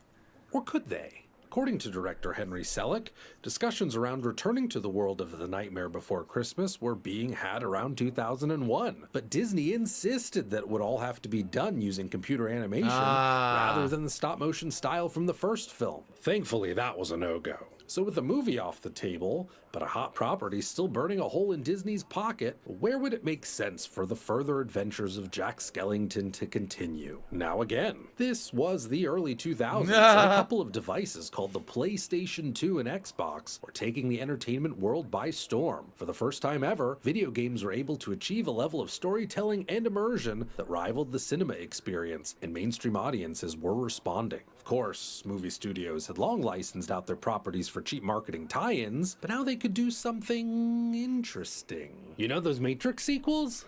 How about playing through an original side story with brand new footage from the original filmmakers and Enter the Matrix? That's right. Actions that take place I remember in the game that. I didn't play that game, through though, and but play I knew affects about the it. film plot. So with all this going on in the marketplace, it's easy to see why Disney would want to ride the wave. I did not and know that they continue made a with the video Nightmare game. Before Christmas sequel, but in the form of a video game. Santa's getting snagged. The Easter Bunny's getting kidnapped. Evil is stealing away all the holiday. Oh my God, what a commercial. Over. Now only Jack Skellington has the power to bring them back. Yo, this game looks good. Does it not? It looks pretty good. Christmas, Oogie's Revenge, the video game. Oogie's Revenge. Christmas, Oogie's Revenge arrived in North America in 2005 and was developed by Capcom of all places. Capcom made A bit of this? background for the non-gamers out there. What? Capcom is a legendary Japanese game developer known for early hits like Street Fighter. I had no idea Capcom made it. Let's fast forward a bit. And sends him out to the larger world in search of new scares for next Halloween. While away, locked Lock, Shock, and Barrel decide that now is as good a time as any to resurrect Oogie Boogie so that he can take revenge for the events from the movie. Sally overhears this plan and is able to send a letter warning Jack, all before he returns to Halloween Town on the eve of Christmas Eve. Now, right from the jump, it's immediately impressive just how much effort Oogie's Revenge is putting into emulating that Nightmare Before Christmas feeling. Everything looks and sounds about right. Tim Burton and the artists from the film were consulted with. Yeah, look. Most of the original It looks cast pretty is close here. to the movie. They even make an attempt to incorporate big musical segments with the help of a handful of songs created specifically for this game. Wow. But Sandy is the king. We get away with everything. You cannot slow this for our friends. It's a friggin' timed inputs. That's not good. Quick time events, basically. It's the music. When this town is back to normal, do you really want the blame? Are these segments or songs any good? Meh. Pretty much all just boils down to a button timing minigame set to songs that you've heard 1,000 times already or sound just close enough to them, but it all gets the job done. The rest of the gameplay is really just a basic beat 'em up. You'll spend 99% of your time whipping skeletons, ghosts, Whipping the blue skeletons. skeletons, red ghosts, yellow skeletons, the occasional boss. You know what I'm talking about here. Every once in a while, you have the opportunity to change into one of Jack's other costumes from the movie. Christmas but Jack. does it fundamentally change anything? Not really. Also not fundamentally changing anything is the story, which, like everything else, is fine, but really isn't much more than a cheap and easy conveyor belt of nostalgia. Sounds pretty familiar when it comes to Disney. Hello, Pops. That's why you gotta realize that this came out in 2005. The original movie came out in 1993. So it's 12 years later that they came out with the game. It's not exactly the most timely game release, huh? So I had no idea. I literally had no idea that they'd made a video game sequel. That's interesting. Wait, what's this? Advance. This one is actually a prequel. A and tells the prequel? story of Jack's first run-in with Oogie Boogie and how he becomes the Pumpkin King. Oh. Set 1 year before the events in the film, Jack Skellington learns that Oogie Boogie has infested the town with bugs, hoping to turn Halloween Town to Bug Town. Game he Boy sets Advance off to stop him, graphics. and along the way, rescues some familiar It was an awesome townspeople, console. saves Sally, and defeats Oogie, becoming the one true Pumpkin King in the process. Just like Oogie's Revenge, the story here is really just an excuse to revisit the characters and locations in the film. That's pretty cool. I had no idea that they had made any of these games. Nice. All right, like I said, we should watch 3 videos and then hit the random button again, okay? So let's see what the next video is. Hi, it's Aurelius. No tutorial this week, but I want to address something. Bro, I had a that's box of rather copper important. nails and I can't find them, bro. This I'm has looking just everywhere. happened recently. A series of YouTubers, seemingly random because they don't seem to have much in common with each other, have been hit with this thing on YouTube where YouTube is considering their channels to be for some reason not monetizable anymore, even though a lot of the YouTubers have been around for over a decade, and it's very odd the way that it's hit them. And essentially what's happened is they remove all of the ad revenue on their channels. Now, they could still do other things to make money, but they can't run ads anymore. So I'm curious because I want to see if he's going to explain what happened because I'm not aware of If you're this. a creator and you're creating content online and relying on that source of income, such as Instagram or YouTube, which is what I want to discuss today. It was only a few weeks ago when I opened up my phone as usual. I would just check my analytics, see what's going on. And I see this top bar. Ads have been limited on one or more of your videos due to invalid traffic. Invalid traffic. Okay. So I used to get invalid click activity, and that was, no exaggeration, back in 2010. All right. This was when I had just started trying to do YouTube full time. I had been laid off from my office job at the helicopter company. And I told everyone, hey, I was going to try to make a living doing YouTube. So what happened was people went to my channel where I had AdSense. You couldn't do AdSense on gameplay back then. You could only do it on like vlogging and stuff like that. So I had a vlogging channel. And they went there and they literally clicked the living crap out of my ads because they felt bad for me having lost my job. Okay? Now, obviously, that's not You told them to. click activity. Valid click activity You is you're told them watching to, someone's Phil. video, you like it, an ad plays, oh, I like that ad, I want to do that product, and you legitimately click on the ad. That's legit click activity. So what happened was a lot of people felt like, oh, I want to help Phil, and they very invalidly were clicking ads, okay? So I got kicked, well, not kicked out of the partner program, but I got suspended from the YouTube partner program in 2010, and it was many, many years later that they released the suspension on that account, so now I'm good. But that's what happened back then, okay? I have not seen this. Ads have been limited on one or more of your videos due to invalid traffic. What is invalid traffic? We're about to find out. Investigating this further, which took me to this page where it says invalid traffic on your videos, and here are some examples of invalid traffic on videos, which include automated or incentivized traffic from third parties, including traffic boosting services and others claiming to be legitimate ad networks, among others. Second point is friends or contacts letting playlists of your videos run all day long, resulting in a boost in ad traffic. And thirdly, that doesn't even make sense. Friends or contacts running playlists? How many friends do you have? Like, if you have 3 friends who do that all day, you will make not a penny. Seriously. So that doesn't even make sense at all. Like, the only way I could see this working is this is like a server farm of people doing this. You know what I'm saying? Like thousands upon thousands upon thousands of people doing something like that, right?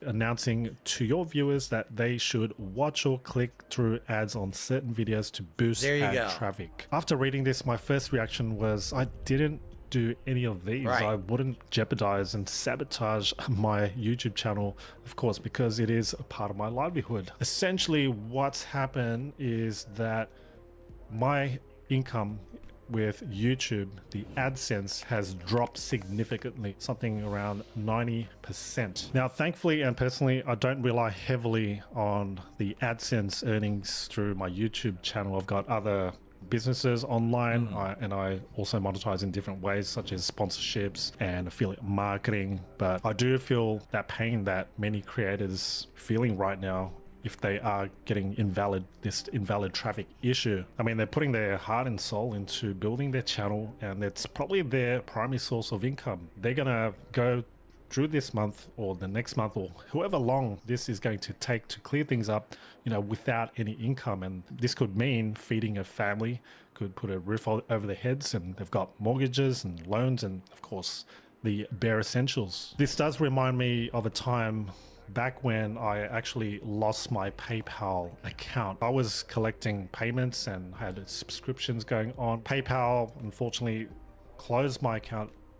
No specific reason, wasn't even a warning. Long story short, I learned from that lesson not to put all your eggs in one basket, and that's what I want to talk about in this video. Long-term wise, you don't want to rely on that single source of income. At the start, you are going to just start with one source of income and then diversify as you go along.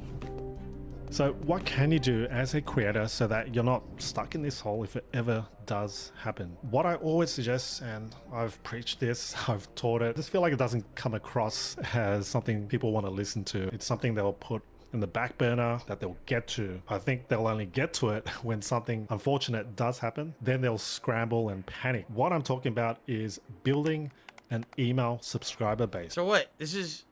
The whole video is going to say how to survive if this happens. I don't care about that. I want to know why it happened to him. And he has no idea.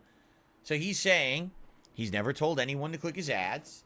He's never had, you know, he never purchased views, right? Or clicks on ads.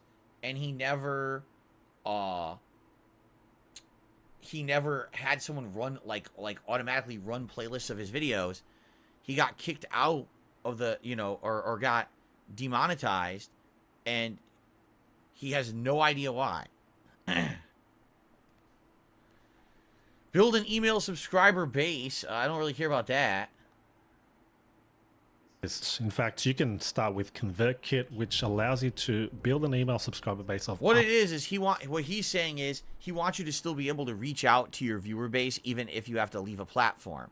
The thing is, even if, like, my YouTube channel were completely demonetized, I would still make content because you guys support me through it anyway. You understand? Like, I wouldn't just quit on YouTube entirely. I would still have a way to contact you guys. I would just find other ways to monetize through other avenues, whether it be go to another site or, you know, whatever.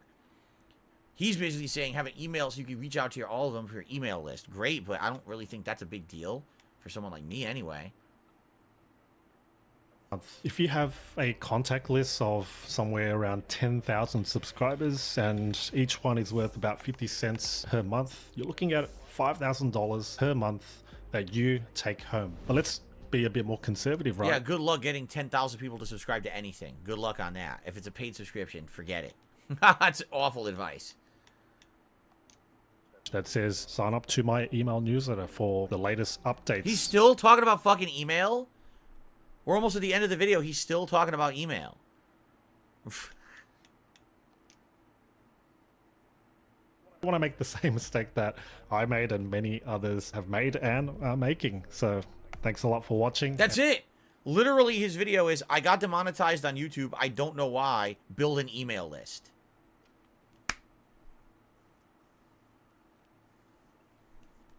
Thanks for nothing. Wow.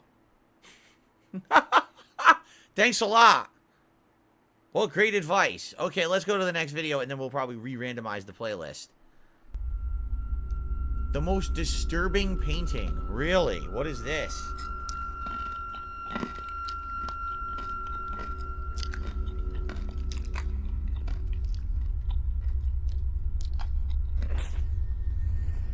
This is it? Looks like a guy eating flesh. What's the scariest painting in art history? There are some strong contenders, like The Judgment of Cambyses by Gerard David, Hieronymus Bosch's rendering of Hell, Henry Fuseli's Nightmare, and Edvard Munch's The Scream. I don't know what's scary But there's about only that. ever really been one painting that has seriously disturbed me. This one. Eating flesh. Francisco Goya's Saturn devouring his Oh, son. he's eating his son, What yeah. you're seeing here is the legendary Spanish painter's depiction of the Greek titan Cronus, who after usurping power from his father was told a prophecy that one of his own sons would do the same and usurp him. In order to prevent this, every time his queen Rhea bore a child, Cronus would eat it. Yep.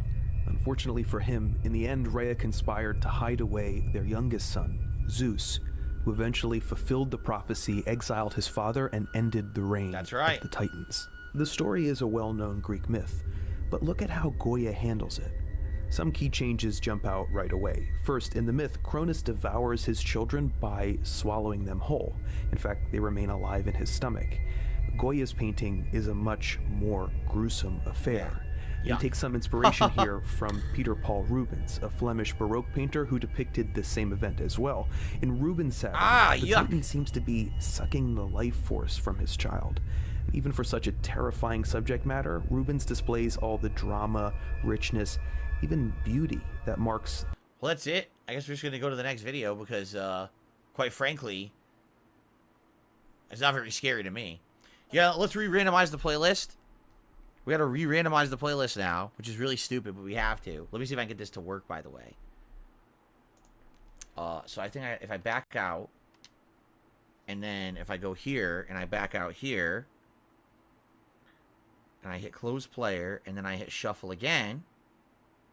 Yes, it is working. It is re-randomizing again. Okay. Ready? We're going to do this video, and then we'll probably split the part. Here we go.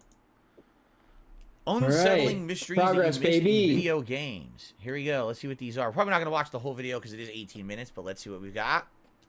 The last two, and that's what I want to talk about. Hi, folks. It's Falcon, and today on Game Ranks, 10 unsettling mysteries you missed in video games. At number 10 is Red Dead Redemption 2's Missing Princess. A lot of weird stuff in the Red Dead series. And if you're playing the games normally, there's a good chance you'll miss. I didn't miss this. This was the horror-themed mission. Remember, there was someone who was like a murderer, a mass murderer, and they had all this weird taxidermy. I remember this mission distinctly because it stood out. It was so weird. Missed a lot of it. But as weird details go, the entire Missing Princess story is maybe the most obscure. Outside the saloon in the Vainhorn Trading Post, you'll find a faded poster that talks about a reward for finding a literal missing princess from Luxembourg. I remember this. If you really want to go down the rabbit hole and find her, there's actually a lot of clues in the area. You can find what looks like her belonging at the local fence. There's at least one other guy you can meet nearby who is also looking for his disappearance as well. You'd think with the game hiding so many details, it would be possible to find her, but look as long as you want. It's not going to happen. You're not able to collect that reward. In the PC version, you can actually find her model, though. Huh. It's clearly meant to be her, has the same birthmark on the face as the poster, and at some point she probably was in the game, but they just backed out for whatever reason. Maybe they decided it was just too much. And to be honest, all the clues leading to nothing give the whole story a bit of an uneasy edge.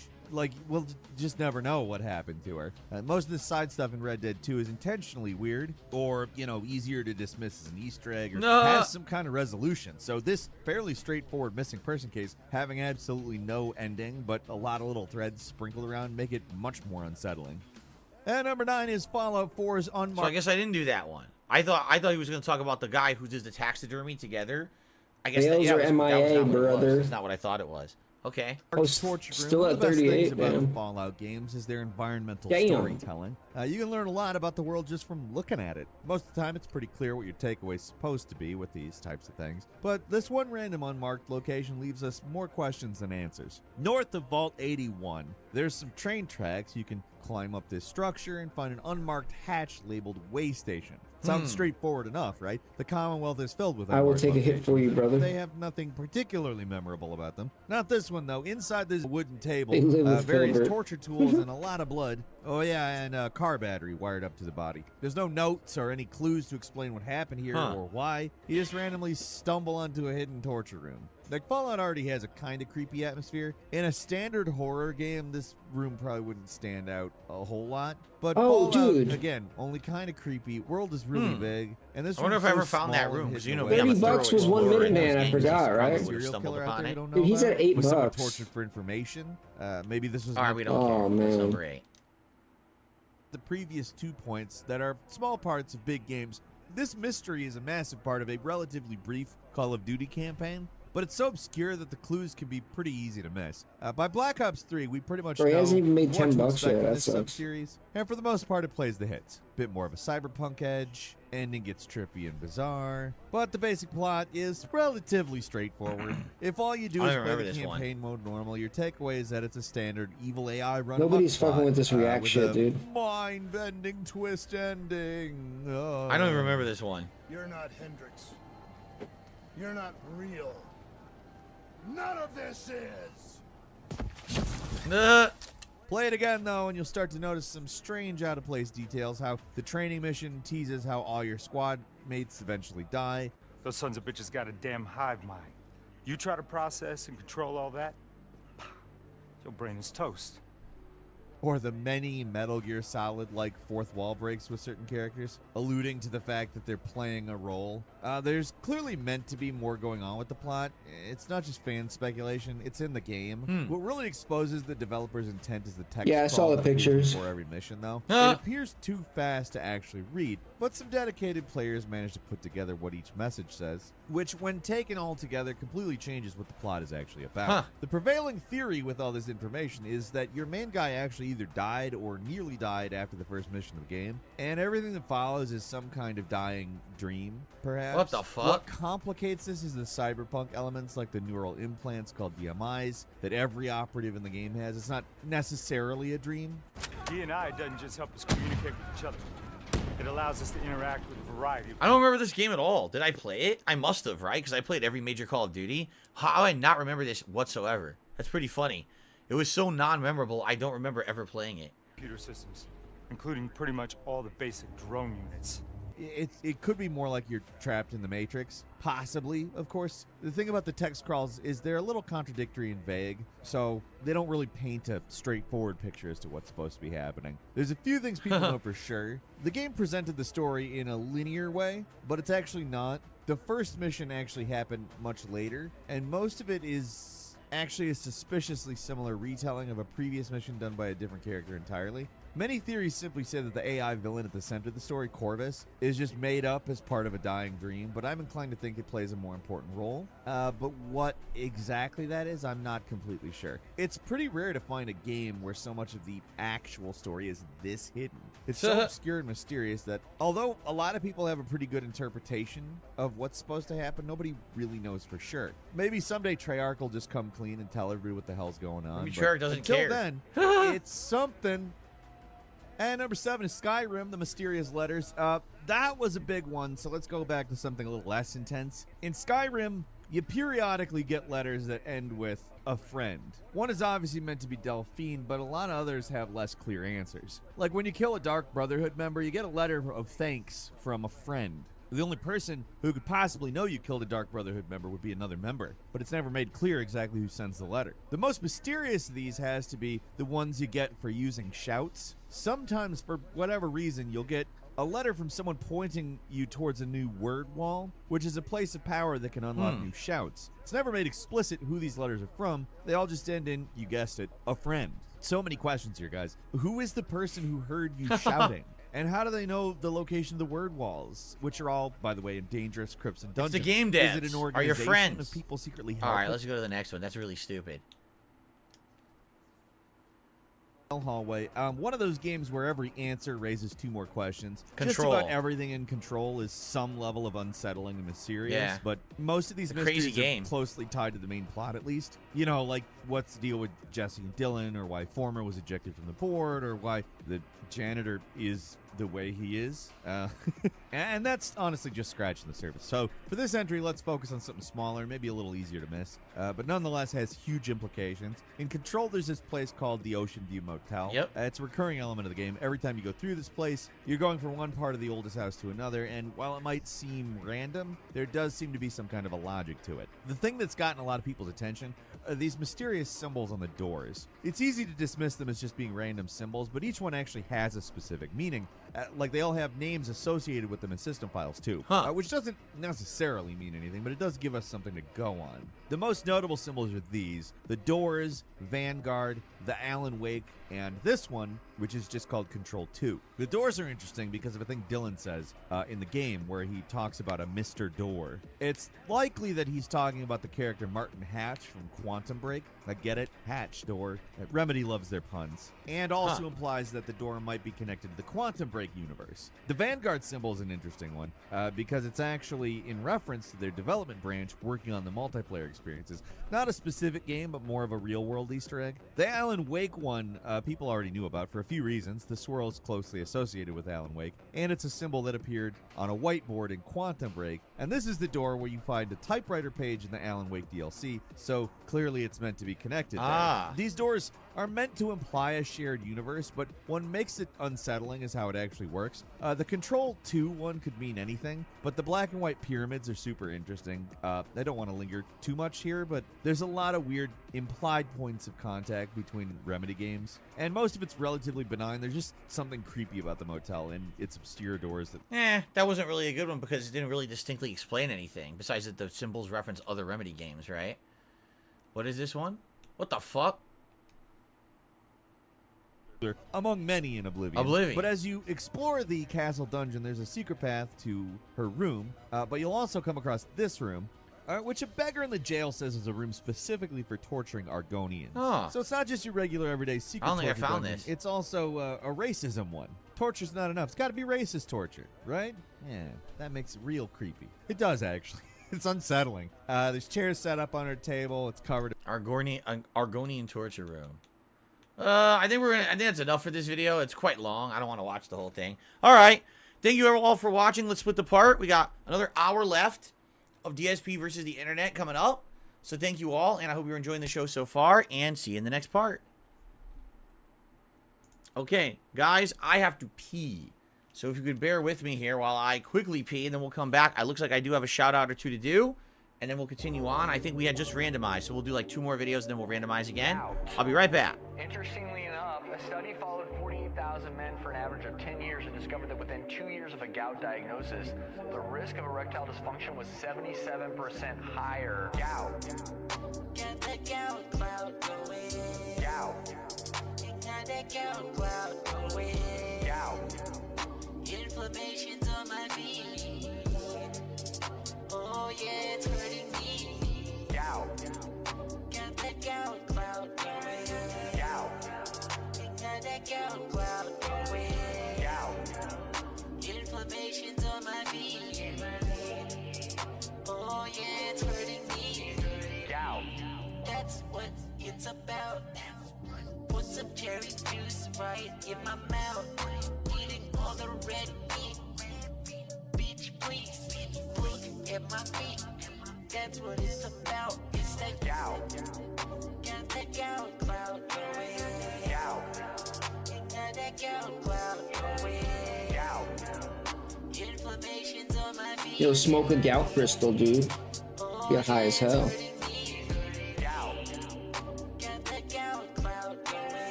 It's almost as good as huffing cat urine, dude. Straight cheesing. Oh yeah, it's hurting me. Take that bitch out for the clout. If you know what that shit's about, shut your mouth. Yeah, that bitch is so fucking fat. I'm Chopper Dave coming in. Might just hit it from the back. Chopper Dave. Shit to make my hardware into Microsoft. Eating so much red meat. I don't wanna stop. Might need to pop a blue pill. If I don't hit that ass, I don't know who will. Gout. Got that gout cloud going. Gout. Got that gout cloud going. Gout. Inflammation's on my feet. Oh yeah, it's hurting me. Gout. Got that gout cloud going. Gout. Got that gout cloud going. Gout. Inflammation's on my feet. Gout. Oh yeah, it's hurting me.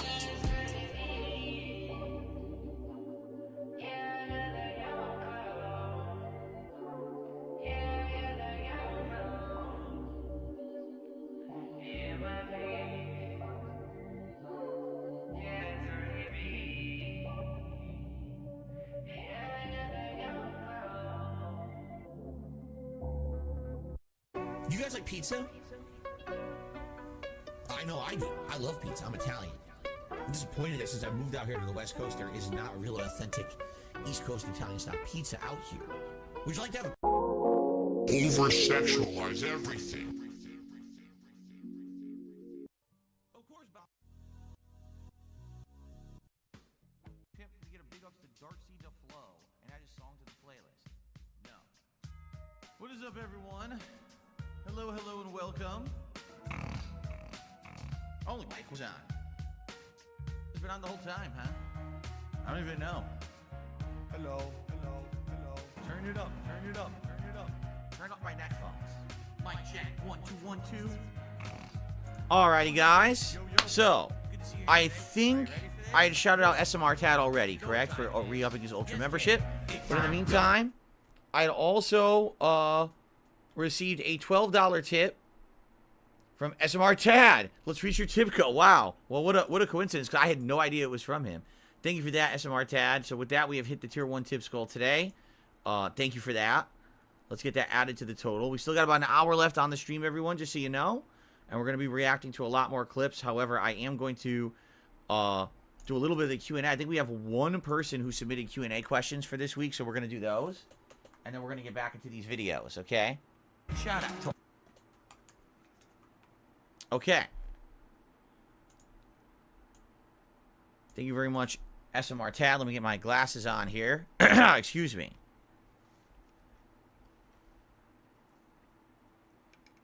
So I'm being told the guy that was at that convention earlier on, one of the first videos we watched, the guy who was dressed as the Punisher and was going to try to murder people at that convention in Phoenix, was sentenced to 2 decades, 25 years in prison.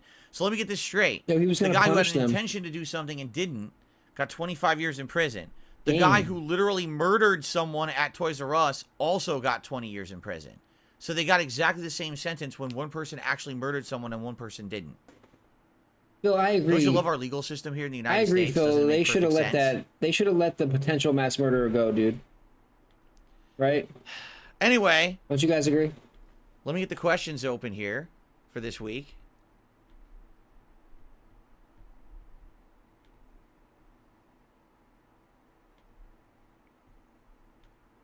So, here they are. Super member questions. Excuse me. All right, ready, Phil, guys? Let's continue. Here we go. He did nothing wrong, dude. Well, everyone, welcome back to DSP versus the Internet. He didn't kill anyone. He did nothing wrong, for man. October 22nd, 2023. Interesting episode this week with a good variety of stuff. A lot of horror-themed stuff this week. And we're going to roll on in just a sec. However, we do have one member who wanted to ask some questions for Q&A this week, and we have a lightning round style that we do in part 5 every week, so let's do that. All right, what's one profession you'd hate to have? Oh, man. A profession I would absolutely hate to have? For me, I would hate to do a job that is incredibly menial and repetitive and boring and doesn't feel like there's anything interesting in it. Like, the jobs that I've liked the most, at least, for example, I'm doing something fun. Like, when I worked at Circuit City, I actually enjoyed selling digital cameras because I liked the technology. I enjoyed explaining to people how the camera worked or show them how it worked and how everything, came to be. Back then, no one had cameras in their phones. No, the 40-year-old version, dude. Digital camera. So that was nice, My job today, I absolutely love because I love video games. I love having an audience to hang out and react with every day. It's super fun. So I don't know specifically what the profession would be, but if it was just a profession that it was just something so trivial, meaningless, and I had absolutely no affinity towards it, that would probably drive me nuts. What is your favorite curse word? Shitty dicks. It's 2. You recently asked why prank videos are popular. Can we apply the same question to video game playthroughs? What makes watching someone play a video game entertaining? I can answer this because having watched playthroughs recently in the last couple of years. Why, though? When I watch a video game playthrough, what I really enjoy is seeing how someone else possibly is going through a game that maybe I've already played, but they're experiencing it in a different way, or they have a different take or a different I'm eating pizza Pringles. Like if I play Dark Souls and I did a certain build, but I see someone else play it in a completely different way. Shitty dicks. Build, I really like that. I like seeing maybe a boss that I did really good on, they couldn't beat really easily, but a boss that I sucked on, it took me an hour to beat. That's your favorite curse word, dude. I really like that. That makes me feel like I'm getting a different. I mean, you say shitty ass more than you say shitty dicks. A game that I already enjoy. He must really have shitty dicks on his mind. What about dude? A game that has story elements where you can Those things about dicks slathered and shit, dude. That's there's just a different way to do a mission. What if going there's in and out of his mouth device if you choose a different dialogue option? I like. I mean, I'm sorry to say it. I don't want to put that picture out there, but like, but you enjoy watching someone else experience it, not me, right? For so. me, those are all many of the elements of a good video game playthrough. I did nothing of course, wrong, for me, dude. there's also interaction. I'm having interaction and discussion with an audience, and that can add to the playthrough. So there's many different aspects to having a video game playthrough be entertaining, in my opinion. You mentioned you prefer to receive tips over whatever you're into. It's just, when you put it out there like that, they worded this wrong. They're saying you can't be upset when people talk about it. Over donations. Donations are typically associated with non-profits. No. I mean, I'm not making it up. Here's the deal. That's what he's saying. Okay? In the United States, at least, when you receive income, you have to classify that income in a certain way for tax purposes. Okay? When I started and started accepting public crowdfunding, it's not even a curse word, dude. I make money on ad revenue. It's on two YouTube. curse words put together, dude. But when you start getting crowdfunding, it has to be categorized in different ways. They're not even curse words anymore. I explained to my you can like say shit on TV now and whatever. / tax guy. Who cares? What I do for a living and how I receive contributions. He said, "Okay, so you cannot call it a donation. Because a donation that's just like a phrase. That's like his favorite. Something for like a non-profit or something that's like a greater good kind of a deal. Says what you're doing is not a donation. It's not someone just donate. You're already providing a good or service, and then based on the quality of the good or service that they're receiving from you, someone can judge how much they want to contribute. So it would be more considered like a tip Like you go to a restaurant, you get good service from the waiter or waitress or bartender, and then you tip them. That's essentially what you're doing if you say you tip me on a stream, okay? So it's not supposed to be called a donation. Legally in the United States, it's a miscategorization of that income if you call it a donation. At least for the U.S. government, they don't feel that it's a donation. That's why I say it that way, okay? Others who call, they call whatever you want, but I'm just being in line with what I know is right based on what I was told by United States income laws and tax laws, okay? So there you go. If heaven exists, what do you want God to say when you reach the pearly gates? Hi, how you doing? Okay, that's good. That's the questions for this week. Now let's jump back into the videos that we're reacting to here. We are in the randomized playlist of common members, Have a seat. standard members. Let's see what's next. We're gonna watch two more God videos turns that around we and it's actually randomized Chris playlist. Hansen. Let's see what's next here. Have a seat, Phil. How you doing? There we go.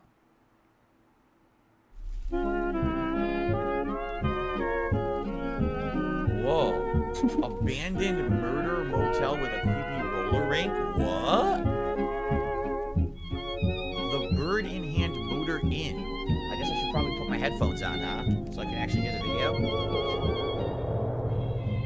Looks very old-timey. You know, this is like 1950s or 60s. Look, they actually have photos of people in the hotel. That's kind of creepy. My whole headphone thing is screwed up. Oh, shit. All right, hold on. His neck phones are messed up. Can't hear anything right now. What the hell? There's dead bodies, Phil. It's all tied up. No, I don't want to see dead bodies, man. I can't. Do not enter. I can't be exposed to that. Hi everyone, this is Dan Bell, and here we are out in the countryside at an abandoned motel that is it's a giant shitty dick. To an abandoned roller rink. You gotta wonder. Probably been abandoned for years and years and years. While filming this episode, 8-year-olds and women, yeah, pretty much, I guess. Asked me what I was doing. Ah. When I told him, he shared a pretty grisly story with me. Really? According to him, back in the early 70s, a man had picked up a female hitchhiker on a nearby highway, and they agreed to share room 515 for the night. Sometime the next day, the owner of the motel went to check on room 515 since they hadn't checked out yet. Goddamn devil woman. And they found the woman in the room. Wait, what? She was on the bed, and she had been strangled. Strangled? The man who had been with her had left earlier that morning, and he was never caught. Now, I looked for news articles about this crime and couldn't find anything. The guy was a little weird that I spoke to, so maybe why does that he table was look so clean? Feeding me a good tale. Who knows? I did ask him to share this story on camera, and unfortunately, he declined. So, what are you going to do? So anyway, I'm going to be quiet for this episode. Enjoy the sights and sounds. Roller rink. Make sure that you go and check out the other episodes. They probably are high, dude. Motel I mean, I'm series. And I want to thank you very much for watching.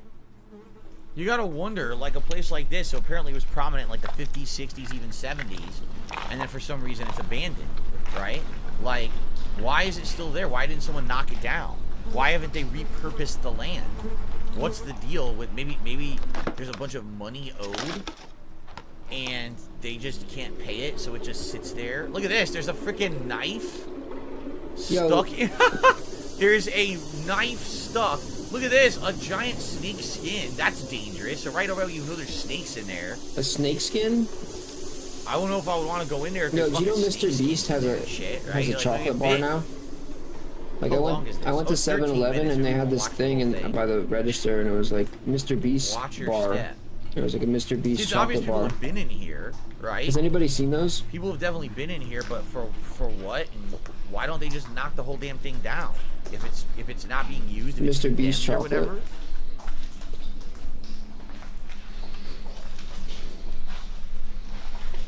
Some kind of tag there, right? Some kind of freaking graffiti.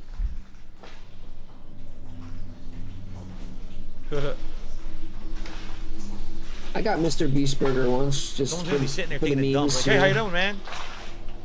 Actually, I think I got a chicken sandwich. It was actually pretty good. It was like, I remember it was like huge. People are in there spraying paint. It's like a big ass fucking chicken sandwich. It wasn't bad. Like, all right, whatever. Let's skip ahead a bit. I'll take it. Maybe we'll get to more inches. This is kind of boring. Let's go to like the hotel. It wasn't like itself, super crazy good, but it was like, you know, it was fair. Was this the roller rink? Yeah, this was the roller rink. So it had a built-in roller rink. People would roller skate back when that was popular. Roller skating was very popular in the United States at one point. Before my time, though. Like, it was probably like the 70s, 60s, 70s. Roller rinks. Yeah, completely flooded. Destroyed. The ghost kitchens. Yeah, it's crazy.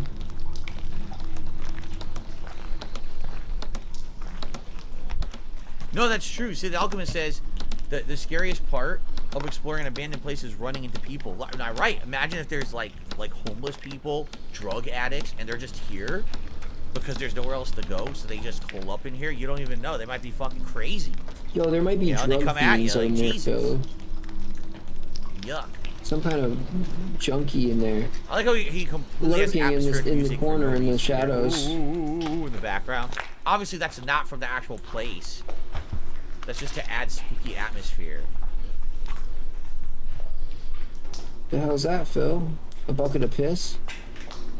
Ugh. You gonna drink it? Ew! It melted. The fan melted. Fan? That's cool. Ew. Dude, that's pretty sick, dude. That was something else. That's like an art project. Yuck. So much steam coming off the ground where the sun hits it. That's a nice shot right there. That's a nice. That could be a nice photo right there. Yeah, look, dangerous glass. I went to school for photography. Shattered.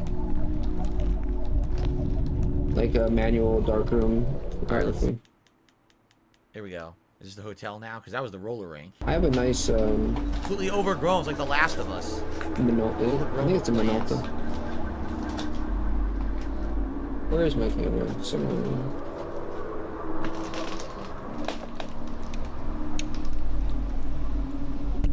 What's weird? All these fucking boxes. What is this shit? It's like they were packing up.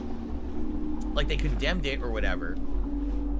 And at one point they were packing up all the stuff in the hotel to move it out, and they never did. They just left the fucking boxes. Look, they left all the shit packed and then abandoned it completely, and then over the years it just fell apart. Like, why would they just abandon that shit? Yeah, see, look.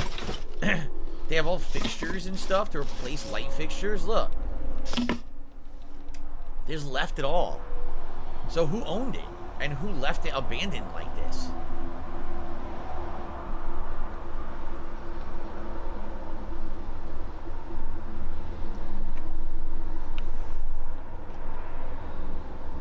Ugh. I don't know what that was. A raccoon, maybe. Raccoon trying to get in a cabinet.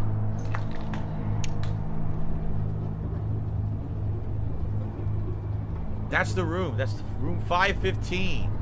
Supposedly the woman was strangled. How is there still toilet paper? How did that not disintegrate? There's toilet paper on the roll? That doesn't even make sense.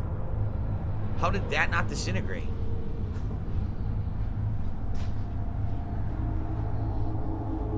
The old style thermostats. Those used to be everywhere.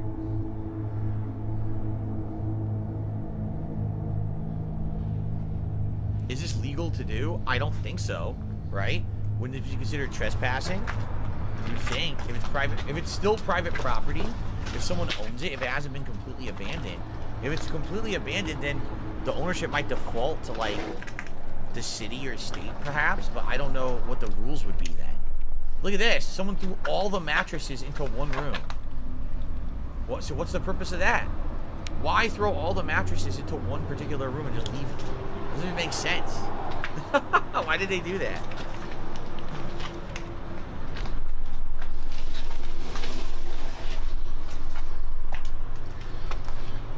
No doorknob. The door still won't open.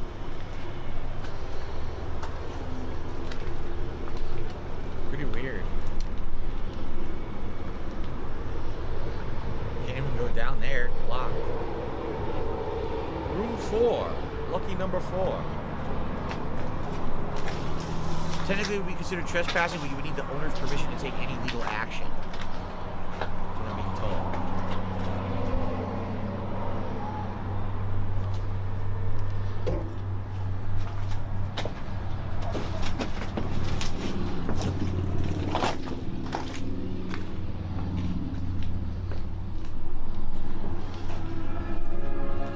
Oh, put some nice music for us. Thank you. An old style TV. I had one of those in the 80s. That's it. It ended. It's going black and white now. Alright. I think it's time. Let's randomize the playlist again. And I apologize that I have to do this manually because YouTube won't fucking do it because YouTube's stupid. So let's randomize this playlist again. Alright, Derek, I'll see you later. Let's back out. And then I hit shuffle. Hopefully this works.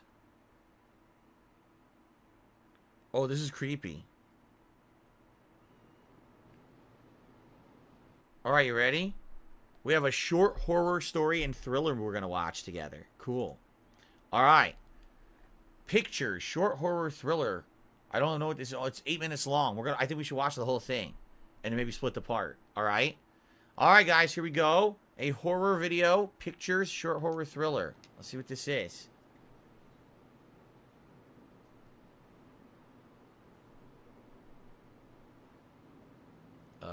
What? What are you staring at me for? Or are you looking at? Oh, color swatches. Gonna paint the house. There you go.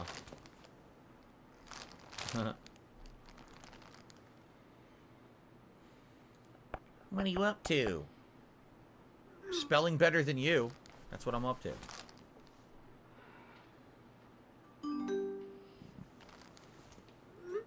Huh?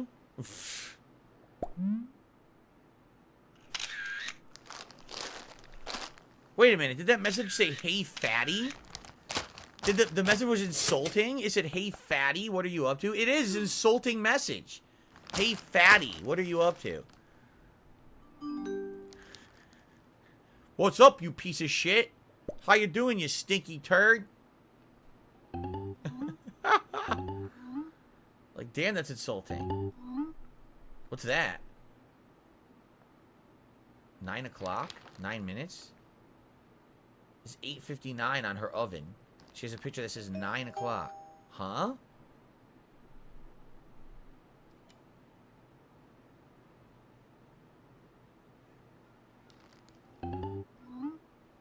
Toaster?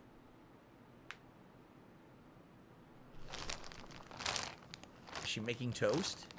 She's making toast.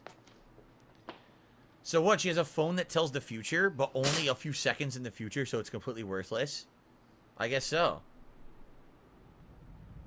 There's someone standing behind you!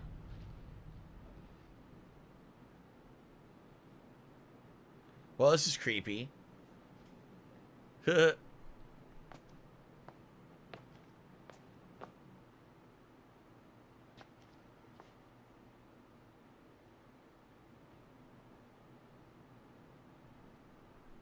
Oh, look at that! A demon! A demon! What? Is at her house. Hello! Oh. Dude, what the fuck, dude? Are you dead ass with this shit? For real? This is the content, bro? Hello, demon is here. This is I've come to visit. Did you make toast? I love toast. If you made 2 pieces, I'd like to share with you, please. The fuck? Now, we all know that demons enter through the door, right? Demons, they just use doors normally. This is funny. Look at this. 5,000 pictures of the door opening slowly with the demon. Hello. In a surprise twist, it's the sleep paralyzation demon from last week's video. It's the same person.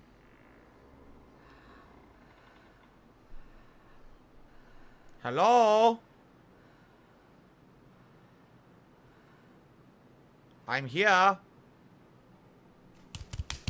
I heard you're good at paint swatches. I need your advice.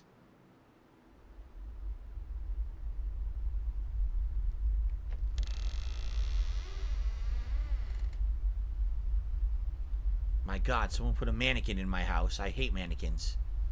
They're incredibly creepy.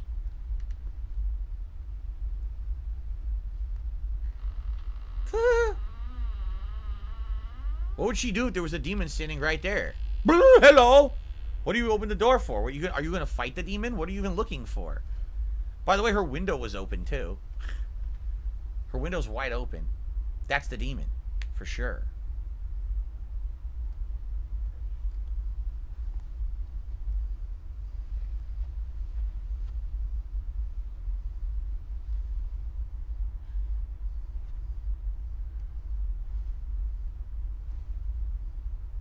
Here we go.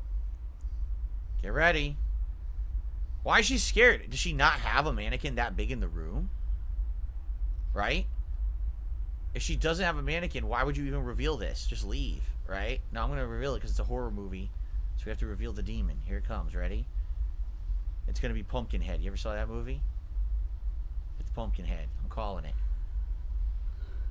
Pumpkinhead! Oh, it's Slenderman. Never mind. It's just Slenderman. He comes by at least twice a week. He borrows some things. Like you know, tools. Oh, it's the Whistler. The Deadly Whistler.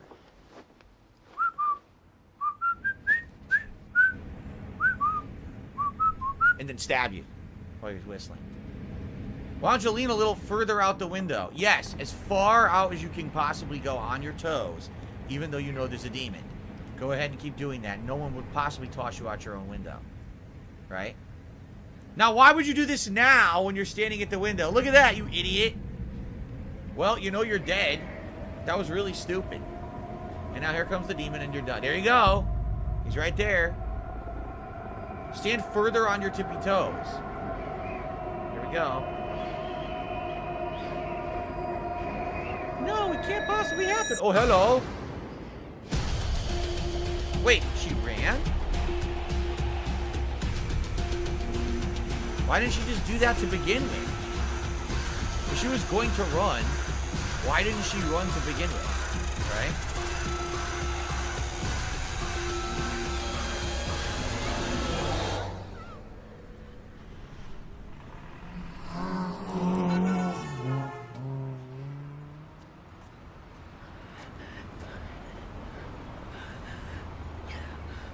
Hey, is everything?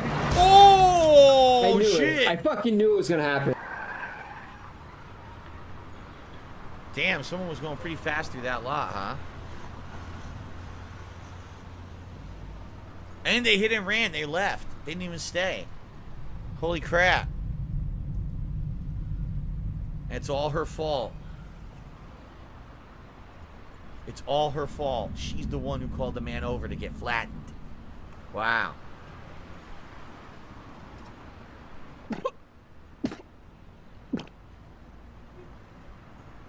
Wow.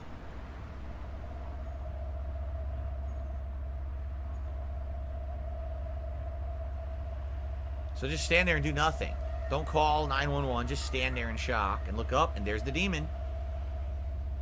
There it is. It's the sleep demon. I told you. It's the sleep paralyzation demon.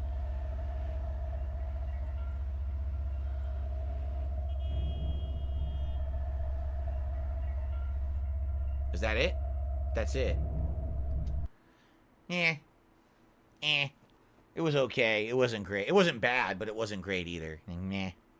All right, so we have one more part left, everybody. If you're enjoying the show, I hope you are. Thanks for watching. Remember, the best way to support this channel is becoming a member. If you become a member, you can submit videos for next week's show. We have one more week before Halloween, so more horror stuff next week would be pretty cool. All right? Thanks for watching. One part left. See you then. All right. For this final part, I think we'll randomize again. Let me see if I can get this playlist randomized again. Hold on. I gotta back out. And then back out here.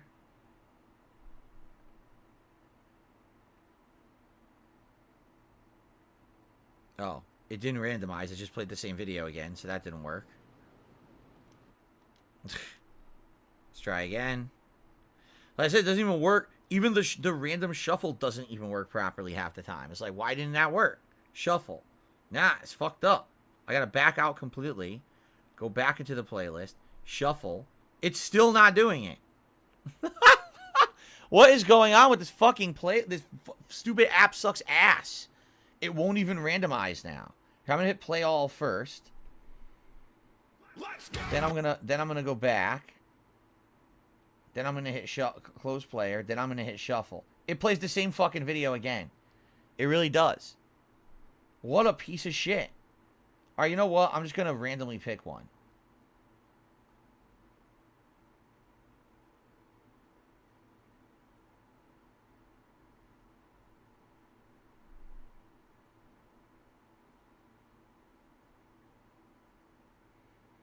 Here, we'll start watching this one and then continue on from this. We'll watch 3 and then we'll see if we can get it to go random. Okay. We'll watch 3 videos and then we'll see if we can get it to go random or not. All right. All right, guys, ready? It's the finale. Thanks. You've been a great audience. Willow, I'll see you tonight. Sounds good. I'll see you tonight. Anyone who has to take off, I'll see you all tonight over on DSP Gaming. All right. Let's go. Here we go. Everyone, welcome to the finale of DSP versus the Internet, episode 36 for October 22nd, 2023. It is time for our final videos. It is time for E.T. as a horror movie. Let's see how E.T. would play as a horror movie. Let's find out. Here we go.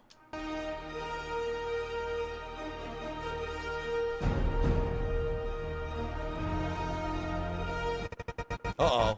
Uh-oh. Uh-oh. It's chopping up on purpose to scare you, huh? Yeah, look.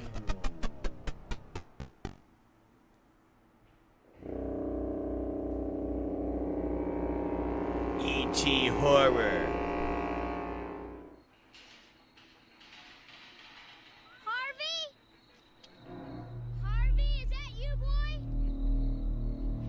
It's me! You caught me, you caught me! Here it comes!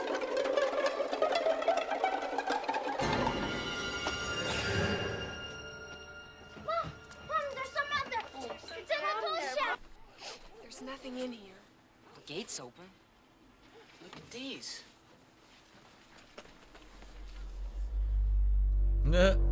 It's a demon! It's the Chupacabra! Okay, party's over. Everybody back inside. Relax.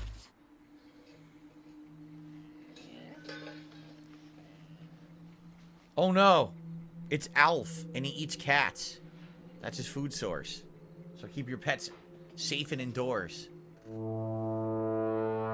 Oh my god, look at this hideous freak. Remember the goblin?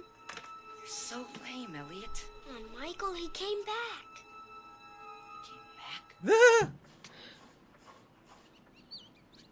No, YouTube hasn't flagged anything in this. I've been okay watching it, surprisingly. I'll keep my eyes peeled, though, but we seem okay. Maybe it was edited well enough that YouTube doesn't catch it in the algorithm. Wait, what is it? I don't know. Something scary. This is basically every suspenseful... Oh, that's it! That's it! We gotta go. We gotta cut. We gotta skip. Okay, that was it. So how far did we get in there? Like 90 seconds, a minute? That's it, guys. We gotta switch videos. Sorry. That's it. Oh, well. I gave it a shot. It didn't work, though. Wait a minute. This isn't even... I don't even think this is in the playlist. I'm serious. This isn't even in the playlist. We're in a playlist watching videos from people submitted. This video is not even in the fucking playlist. This is how broken the YouTube app is. It went from that video to a video not even in the playlist. Yeah, this is not even part of what people submitted. This is so ridiculous how bad YouTube is, man. All right, hold on. Apparently, I got to reselect the video again. This is so stupid. What a piece of shit. Yeah, it just won't work at all. I'm going to try closing the entire app and resyncing the entire app at this point, because it won't even work at all. This is ridiculous.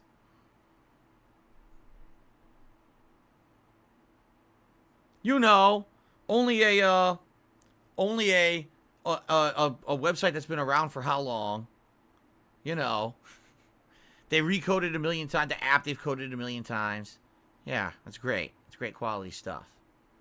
Okay, I got something different working, but I need to hit this. Okay, we got something different. Okay, ready? Thank God I got something working. All right. Don't hug me. I'm scared. I have no idea what this is. This was submitted, and this actually is in the playlist. Why is everything made of... Everything's like a stuffed animal. Look. The knives were like stuffed. Stuffed plants. Stuffed radio. Stuffed Post-its. Oh my god, they're all Muppets. What's your favorite idea? Mine is being creative. How do you get that idea? I just tried to think creatively. Now when you look at this orange, Jade style tell me content. please, what do you see? It's just a boring old orange. Maybe to you, but not to me. I see a silly face, walking along and smiling at me. I don't see what you mean. Cause you're not thinking creatively. So take a look at my hair. I use my hair to express myself. That sounds really boring. I use my hair to express myself. Now, when you stare at the clouds in the sky, don't you find it exciting? A forbidden emote, dude. No. I can see a hat. How dare you?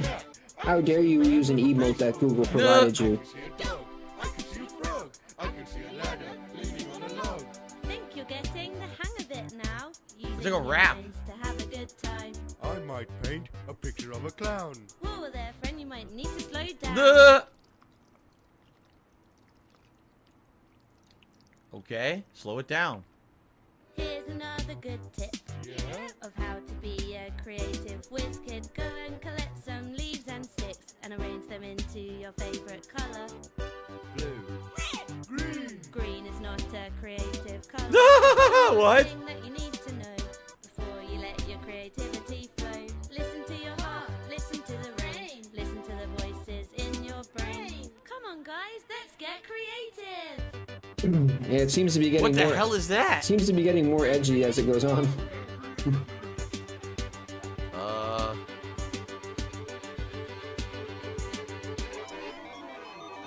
What the hell?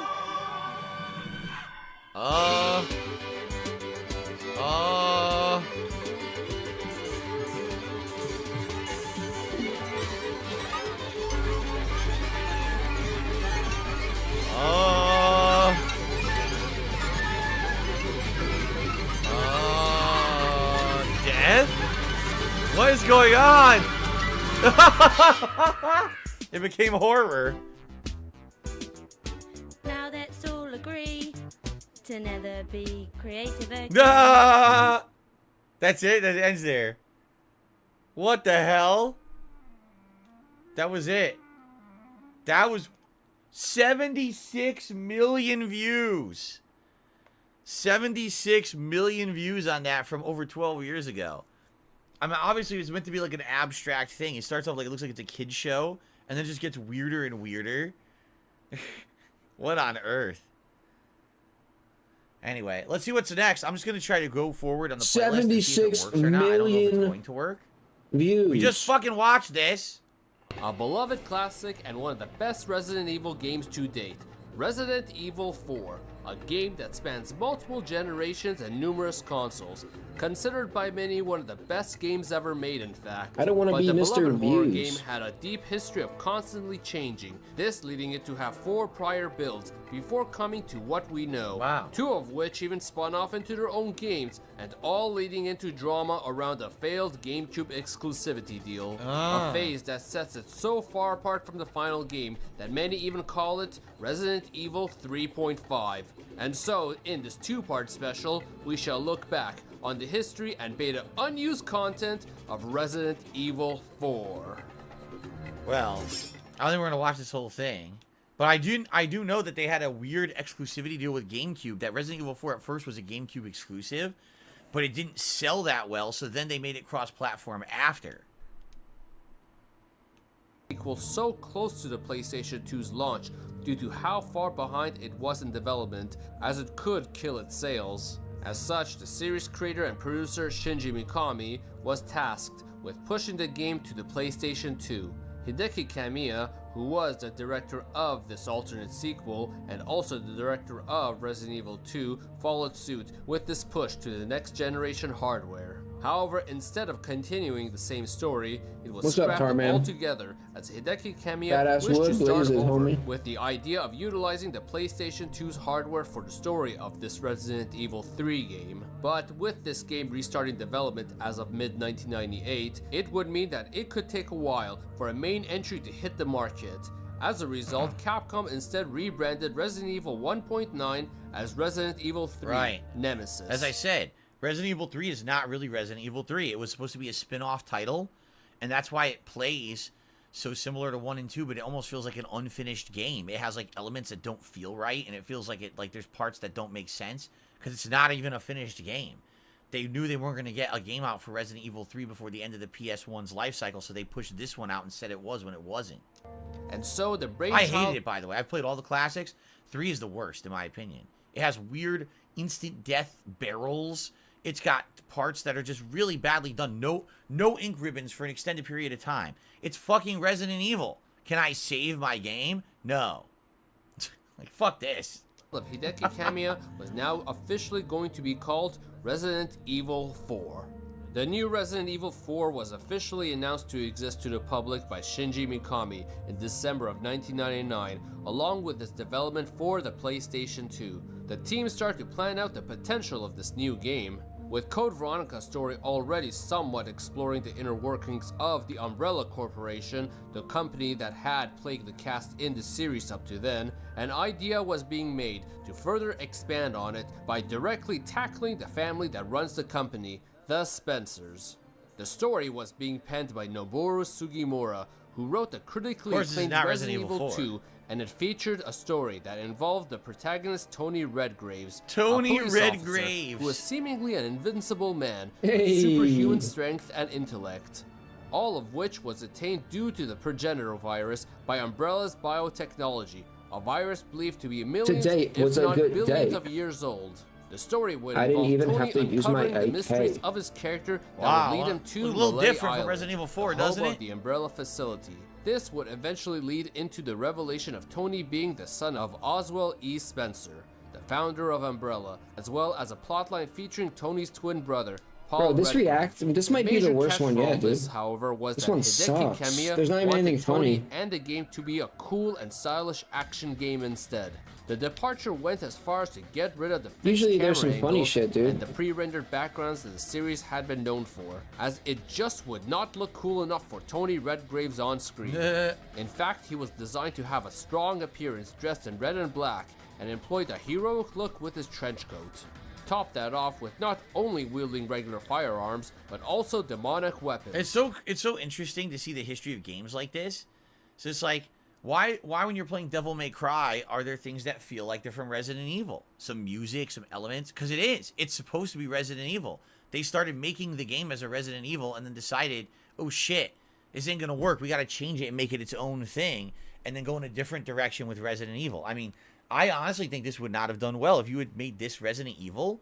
It's not Resident Evil. People want a certain thing when they think of survival horror, right? So, and how weird is it that they kept veering from that classic Resident Evil formula? So then 4 and 5 and 6 became third-person action games. Then they went back to the Resident Evil formula again for 7 and 8, right? It's so weird how they keep changing Resident Evil and then going back. All in an attempt to make the player feel even cooler when wielding them against the enemy. For inspiration, the team visited Europe to study Gothic architecture through Spain, England, and Welsh castles. That's funny. All in order to build the maps of the game. To build the maps that literally have nothing to do with Resident Evil, so they wasted their time. This was from regular Resident Evil convention. This even included series producer Shinji Mikami, who felt it had strayed too far off course from being a survival horror game. Yeah, it's not. Eventually, Mikami convinced the staff and Hideki Kamiya to make this into a brand new franchise instead. And so this version of Resident Evil 4 was now rebranded as Devil May Cry. With the game now being its own series, Tony Redgraves became Dante, who is now written as a half-demon and was incredibly strong and invincible due to his demonic powers. And seemingly, Paul Redgraves became Virgil, or in this case, Nilo Angelo. The rest of the cast stayed the same, save for some redesigns, especially the female lead Trish, who had many designs from rather refined to something a lot closer to the final DMC design. Meanwhile, Dante's parents and any plots around the Umbrella Corporation were written out entirely for a more demonic story about the Sons of Sparta. With that, many of the enemies that did appear in the build also did appear in Devil May Cry, but prior to that, they had many ties to the Resident Evil mythos too, such as the Blades, which were to be a hunter variant. Wow. This cut G-Crow that was to be a G-virus infected crow. and the undead humans, as with series tradition, except even more monstrous. Many of the others were cut altogether. And so, with Resident Evil 4 becoming Devil May Cry, development had to restart again in 2001, this time with designer Hiroshi Shibata taking the director chair. Despite Sugimura's story becoming Devil May Cry, he was brought back to write the story of Resident Evil 4 again, and this time, one that was much more in line with previous entries. However, Sugimura kept a lot of the major plot points from that take, including the Spencer Castle and the progenitor virus. The protagonist this time being the return of the Resident Evil 2 protagonist, Leon S. Okay, I think that's good enough. Like, we kind of see now what happened, that Resident Evil 4 was actually supposed to be Devil May Cry, then they changed it, and, you know, that's interesting. I like the little bit of lore that you hear about this stuff, but again, that's why Devil May Cry has elements in it that look like Resident Evil. It makes sense, right? Alright, what's next? We already did this. We already did this. 50 amazing facts to blow your mind. Maybe we'll watch a few of them. 50 amazing and then we'll skip facts ahead. to blow your mind. We'll watch a few of these. Creepy edition. There are 15,152 living organisms, from rats to insects to people, living in the New York subway system. Something to consider, every single photo taken of you could be the one used at your obituary. There are more slaves in the world today than any other time in history, according to Andrew Forrest, founder of the Walk Free Foundation. Anywhere from 21 million to 46 million exist in the world today. Zombies are possible and may have existed in the past. These flesh-eating creatures of Haitian origin were reanimated people raised by voodoo priests called Bokors. What? Legend has it that once reanimated, the zombies would remain under the control of the Bokor and do their bidding. If that sounds too unreal, the government has a web page on the CDC website right now called the Zombie Preparedness Guide in the event of an outbreak today. The Headless Horseman originated from Irish legends. Known as the Dullahan, it's a frightening being sitting upon... I know that because you've called it that in Final Fantasy games before, Dullahan. A horse, riding with his head held high in his hand so that he may scan his surroundings. If that wasn't creepy enough, don't worry. He also carries a whip made out of human spine. Oh, nice. Be careful if he stops to say your name. You'll die instantly. The legend of Bloody Mary and the practice of summoning her by repeating her name in front of a mirror in a dark room with a lit candle has very real origins. It's believed to be based on Elizabeth Bathory, also known as the Queen of Blood, who was convicted for murdering hundreds so that she could bathe in their blood. Oh, Every nice. square inch of the human body has approximately 32 million bacteria on it. This means that there's an unfathomable amount of bacteria covering your entire body every minute of every day. Yummy. An estimated 6 million people in the United States, or 1 in every 50 of us, is walking around with a brain aneurysm. It just hasn't ruptured yet. In fact, a brain aneurysm ruptures every 18 minutes. That means, for you, it could potentially happen any moment. The octopus is an... Alright, these are boring. I'm sorry, these facts are boring. Let's look at the next video.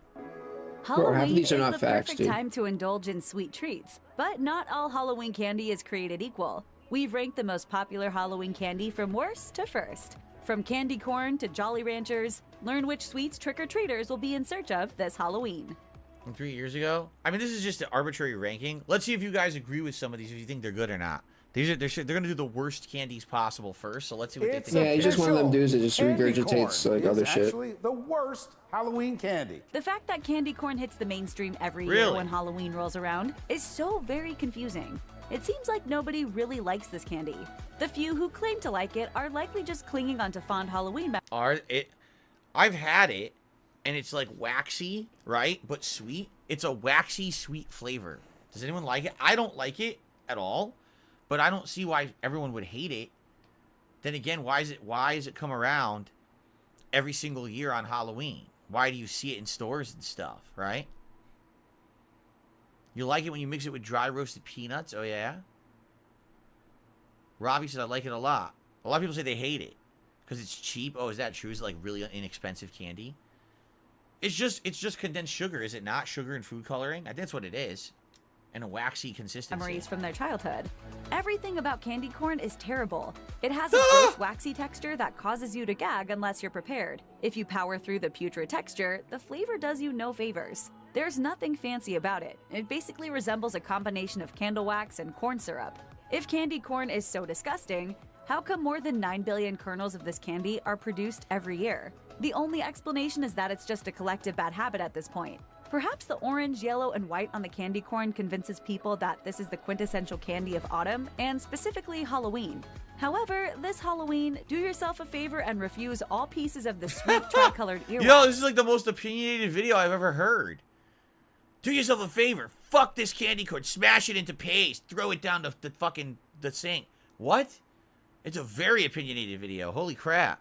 If candy corn is the only treat available, demand a trick Those instead. pumpkins taste the same, right? Double Those Bubble candy is such pumpkins. a bad Halloween candy that it's legitimately neck and neck with candy corn for this ranking's bottom spot. Bubblegum? First of all, the flavor of this bubblegum is so slight that it's completely forgettable. Why would... Wait a minute. This is Halloween. You're supposed to be handing out candy. Why would you hand out gum? Why would you hand out gum? That's stupid. Why would you hand out gum? It's candy. Don't hand out gum for Halloween. Hand out candy the kids can eat, stupid. Right? Piece of pale rubber in your mouth. Well, I don't know if you have to call them stupid. And just say no from now on. Butterfinger is the type of treat that you love when you're little, but then you like less and less as you age. Huh? By the time you're an adult, it's possible that you go out of your way to avoid eating this candy bar. Really? If you haven't eaten a Butterfinger in a while, do yourself a favor and keep it that way. Yo, this is the most fucking opinionated video ever. I can't believe we have a countdown where they're acting like this. Oh, keep it that way. Don't eat it. That's disgusting swill. You would never want to put that in your mouth. It's like eating a fucking dog turd right off the ground. What? Why are they saying that? Bro, why do you hilarious. Why do you say half? Yo, why do you say all the toxic shit that you say? I'll actually agree with this countdown that when I was a kid, I liked Butterfinger a lot. You know what it was in the 1990s? Butterfinger had a crossover promotional event with The Simpsons when the Simpsons cartoon was really at its peak of popularity. You had, Bart Simpson on TV. Nobody better lay a finger on my Butterfinger. And then Homer would always try to get the Butterfinger from him, right? But I liked Butterfinger. I haven't had one in ages. Mostly it's because as I get older, your teeth actually become more sensitive to sugar. So it's the same reason I don't drink soda and I don't eat a lot of candy in general. Butterfinger is very sweet, condensed, flavor. You know what's weird about it though? Everyone always says, "Oh, it's peanut butter with chocolate." No, it's not. It does not taste like peanut butter. Butterfinger does not taste like peanut butter at all. It's like this brittle candy that tastes good. I like the flavor of it. But it never once when I had a Butterfinger did I bite into it and think, peanut butter, right? It doesn't taste like that. It's still good, though. I think it tastes fine, right?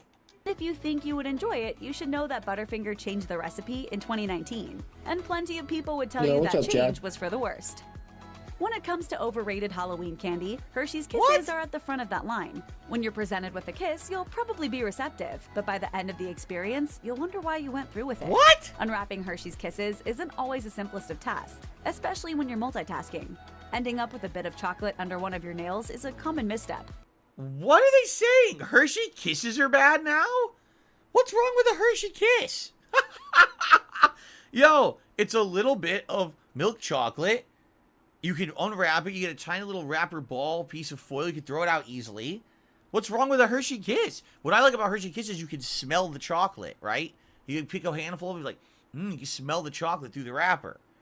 There's nothing wrong with Hershey Kisses at all. I love Hershey Kisses. Fuck you. Once you have the wrapper open and you've introduced the kiss to your lips, your taste buds will be underwhelmed. Hershey's Kisses aren't terrible, but this waxy version of chocolate isn't anything special either. The one word that it's literally Hershey's chocolate. So I guess they just don't like Hershey's chocolate because that's they got just going with this one, dude. Chocolate from Hershey's. There's nothing waxy about it. What a bunch of assholes. Described Swedish Fish is meh. The texture isn't great, but it also isn't horrible. The flavor isn't very notable, but there's just enough of it to keep you comfortable. Swedish Fishes are all right. They're not great. I'll agree. Like gummy bears can taste a lot better. They don't have as much flavor as like a strong gummy bear, I would say. So I guess I'll agree on the Swedish Fish. Tootsie Pop? What's that? Makes the most sense is that Swedish Fish just tastes like the color red. Tootsie Pops are another mediocre Halloween candy. Once you've finished eating one of these lollipops, you will realize it may not be worth all the effort. Invented all the way back in 1931, Tootsie Pops really became famous after their iconic commercial was released in 1970. In the commercial, a kid goes around to different animals to see if any animal knows how many licks it takes to get to the Tootsie Roll in the middle of the lollipop. Classic. I see None of this the a million animals know times the when I was a answer kid. or have the patience to find out. Fast forward 50 years and the sentiment remains the same. While a Tootsie Pop has a decent taste and the Tootsie Roll in the middle also tastes okay, nothing about this treat makes it worth wasting time on. Just like Mr. Owl, we all eventually just bite into the lollipop just to get it over with and get on to better tasty candy. I actually disagree. I actually think that the flavor of a Tootsie Pop is pretty good. I think that the actual coating, the flavor of the lollipop portion actually tastes pretty good compared to other lollipops. I actually always liked the flavor of the Tootsie Pop. It's weird having that weird Tootsie Roll in the middle. Admittedly, I've had them when I was a kid. I haven't had one since I was a kid. I think they're okay. They're not great. They're okay. Whether you'll be satisfied by a Milky Way candy bar on Halloween depends on one thing: the size of the bar. If it's a mini Milky Way, you're doomed to be left unsatisfied. When a Milky Way is miniaturized, the chocolate, nougat, and caramel will essentially evaporate in your mouth after a bite or two. Before your taste buds can even attempt to enjoy it, the candy bar will already have disappeared. Conversely, if you get a Milky Way that is the original size, that thing will have enough heft to it that you can fully enjoy it as you savor each bite. Sadly, on Halloween, you're more likely to get the mini version than the original. If you are obsessed with dark chocolate candy bars, I love Milky Way Midnight or dark chocolate. I like the dark chocolate version, I think, better than the milk chocolate version. It's really delicious. a Milky Way Midnight Dark is something you will love. Yeah. It has a really bold dark chocolate flavor that is perfectly offset by a sweet splash of caramel. Jolly Ranchers could be higher on this ranking, but there's such a big disparity between their tasty flavors and their crummy flavors that the candy as a whole ends up stuck in the middle of the pack. Yeah, I was going to say Jolly Ranchers, like, I never was a big hard candy guy growing up. So for me, Jolly Ranchers are just kind of, nah, I don't really like them. I know some people who love Jolly Ranchers. Like, they outright really love them. But for me, it's just kind of, yeah. Starburst, you know, when I was a kid, I absolutely, positively loved Starburst. That's because dark Milky Way is fire, bro. They're yummy. As I grow up, I just don't like them anymore. Kit Kat, you better say Kit Kat is good. Within a few seconds. Kit Kats are the first candy on this list that grades out as significantly above average. Thank if you you. get a Kit Kat bar on Halloween, you can't help but smile. They're delicious. The best attribute of this candy is its satisfying crunch. Not only do I like the crunch, but it has that flavor. It's not vanilla, it's something. I don't even know. How do you describe the wafer flavor in a Milky Way? I don't know, but not in a Milky Way, excuse me, in a Kit Kat. I don't know, but I love Kit Kats. I just love that flavor. If you get the miniature snack size version. Sure, the full size one is better, but Kit Kats are the rare candy in which size truly doesn't matter. You know what I want to do one day? I want to try all those weird international Kit Kat flavors. Did you know they have like green tea and strawberry? They have like 10. Yeah, here they are. These are all these international Kit Kats. I never tried one, but I see them in stores. I'd like to try those different flavors, right? Additionally, Kit Kats come in an exciting variety of flavors like pumpkin and even wasabi. In fact, there are approximately 400 different flavors on the Wasabi market in Kit Japan. Kat? Holy crap, While I've got to some try of those some of flavors these. are better than others, they're all fascinating enough to try at least once. Yeah, I want to The try them. Japanese eat an amazing 4 million Kit Kats every day, making Kit Kat the #1 Japanese chocolate brand. Really? Kit Kat is #1 in Japan? I did not know that. If you aren't visiting Japan anytime soon, you can find many exotic Kit Kat flavors online if you look hard enough. And you can order them from the comfort of your living room couch. With so many sweet candies invading everyone's Halloween bags, I have never adding had a some hot spiciness to the tamale. mix is I have never once had a hot tamale. I used to eat these cinnamon hot candies when I was a kid that my mom would buy for baking, but I've never actually had a hot tamale. Bro, I thought it What was does 4 taste like? o'clock, dude. Is it 4:30? Please make a DSP tries it of all the different Kit Kat flavors. Oh yeah, you want me to do that? Maybe I would in the future. I've never had a dude. hot I haven't done a tamale, day so I don't stream know what in it's like a week or something. They're not great. What do they taste like?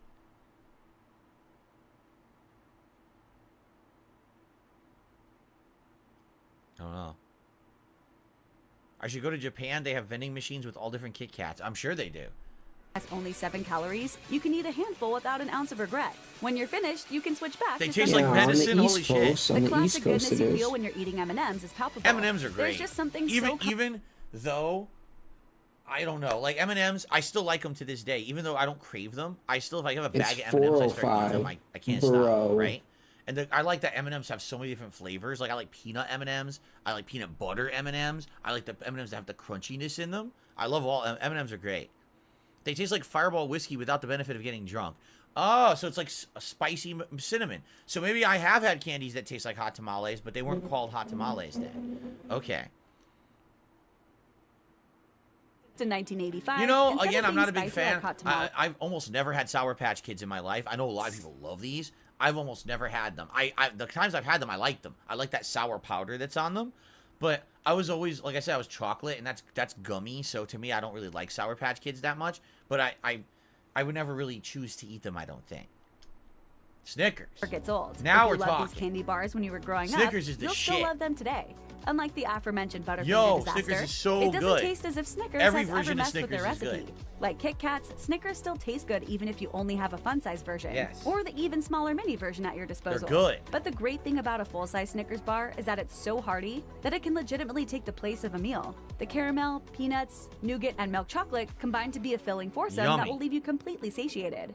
Snickers are so I popular want a with Snickers now. trick-or-treaters that Damn. production for Halloween begins in the I spring. don't have it. In fact, around 400 million Snickers bars are sold per year. If you want to be a Halloween hero, hand out full-size Snickers to every man, woman, or child who comes to your door. Your neighborhood will love you forever. When it comes to sweet, chewy Skittles, candies on Halloween, when I was a kid, I absolutely loved Skittles. But as I've grown up, I don't care for them anymore. I'm a chocolate guy now. But I totally get it. Skittles have great, strong flavor. They're bite-sized. They're easy to eat. They sent Cobra a bag of Skittles, dude. I understand the appeal of To Skittles. destroy his teeth. color. That's not the case with Skittles. Close your eyes, pick a random Skittle, put it in your mouth, and you will instantly know the flavor and the corresponding color.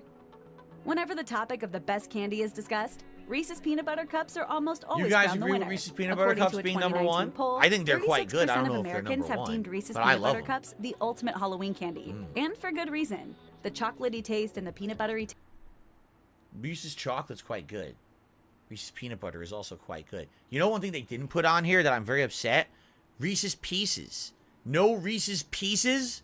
Yo, Reese's Pieces are so good. And they didn't put them on this list. This list is dank bullshit. It's not legit. With no Reese's Pieces on the list, I score this ranking a 0.0 to mashed. You guys don't know what the hell you're talking about.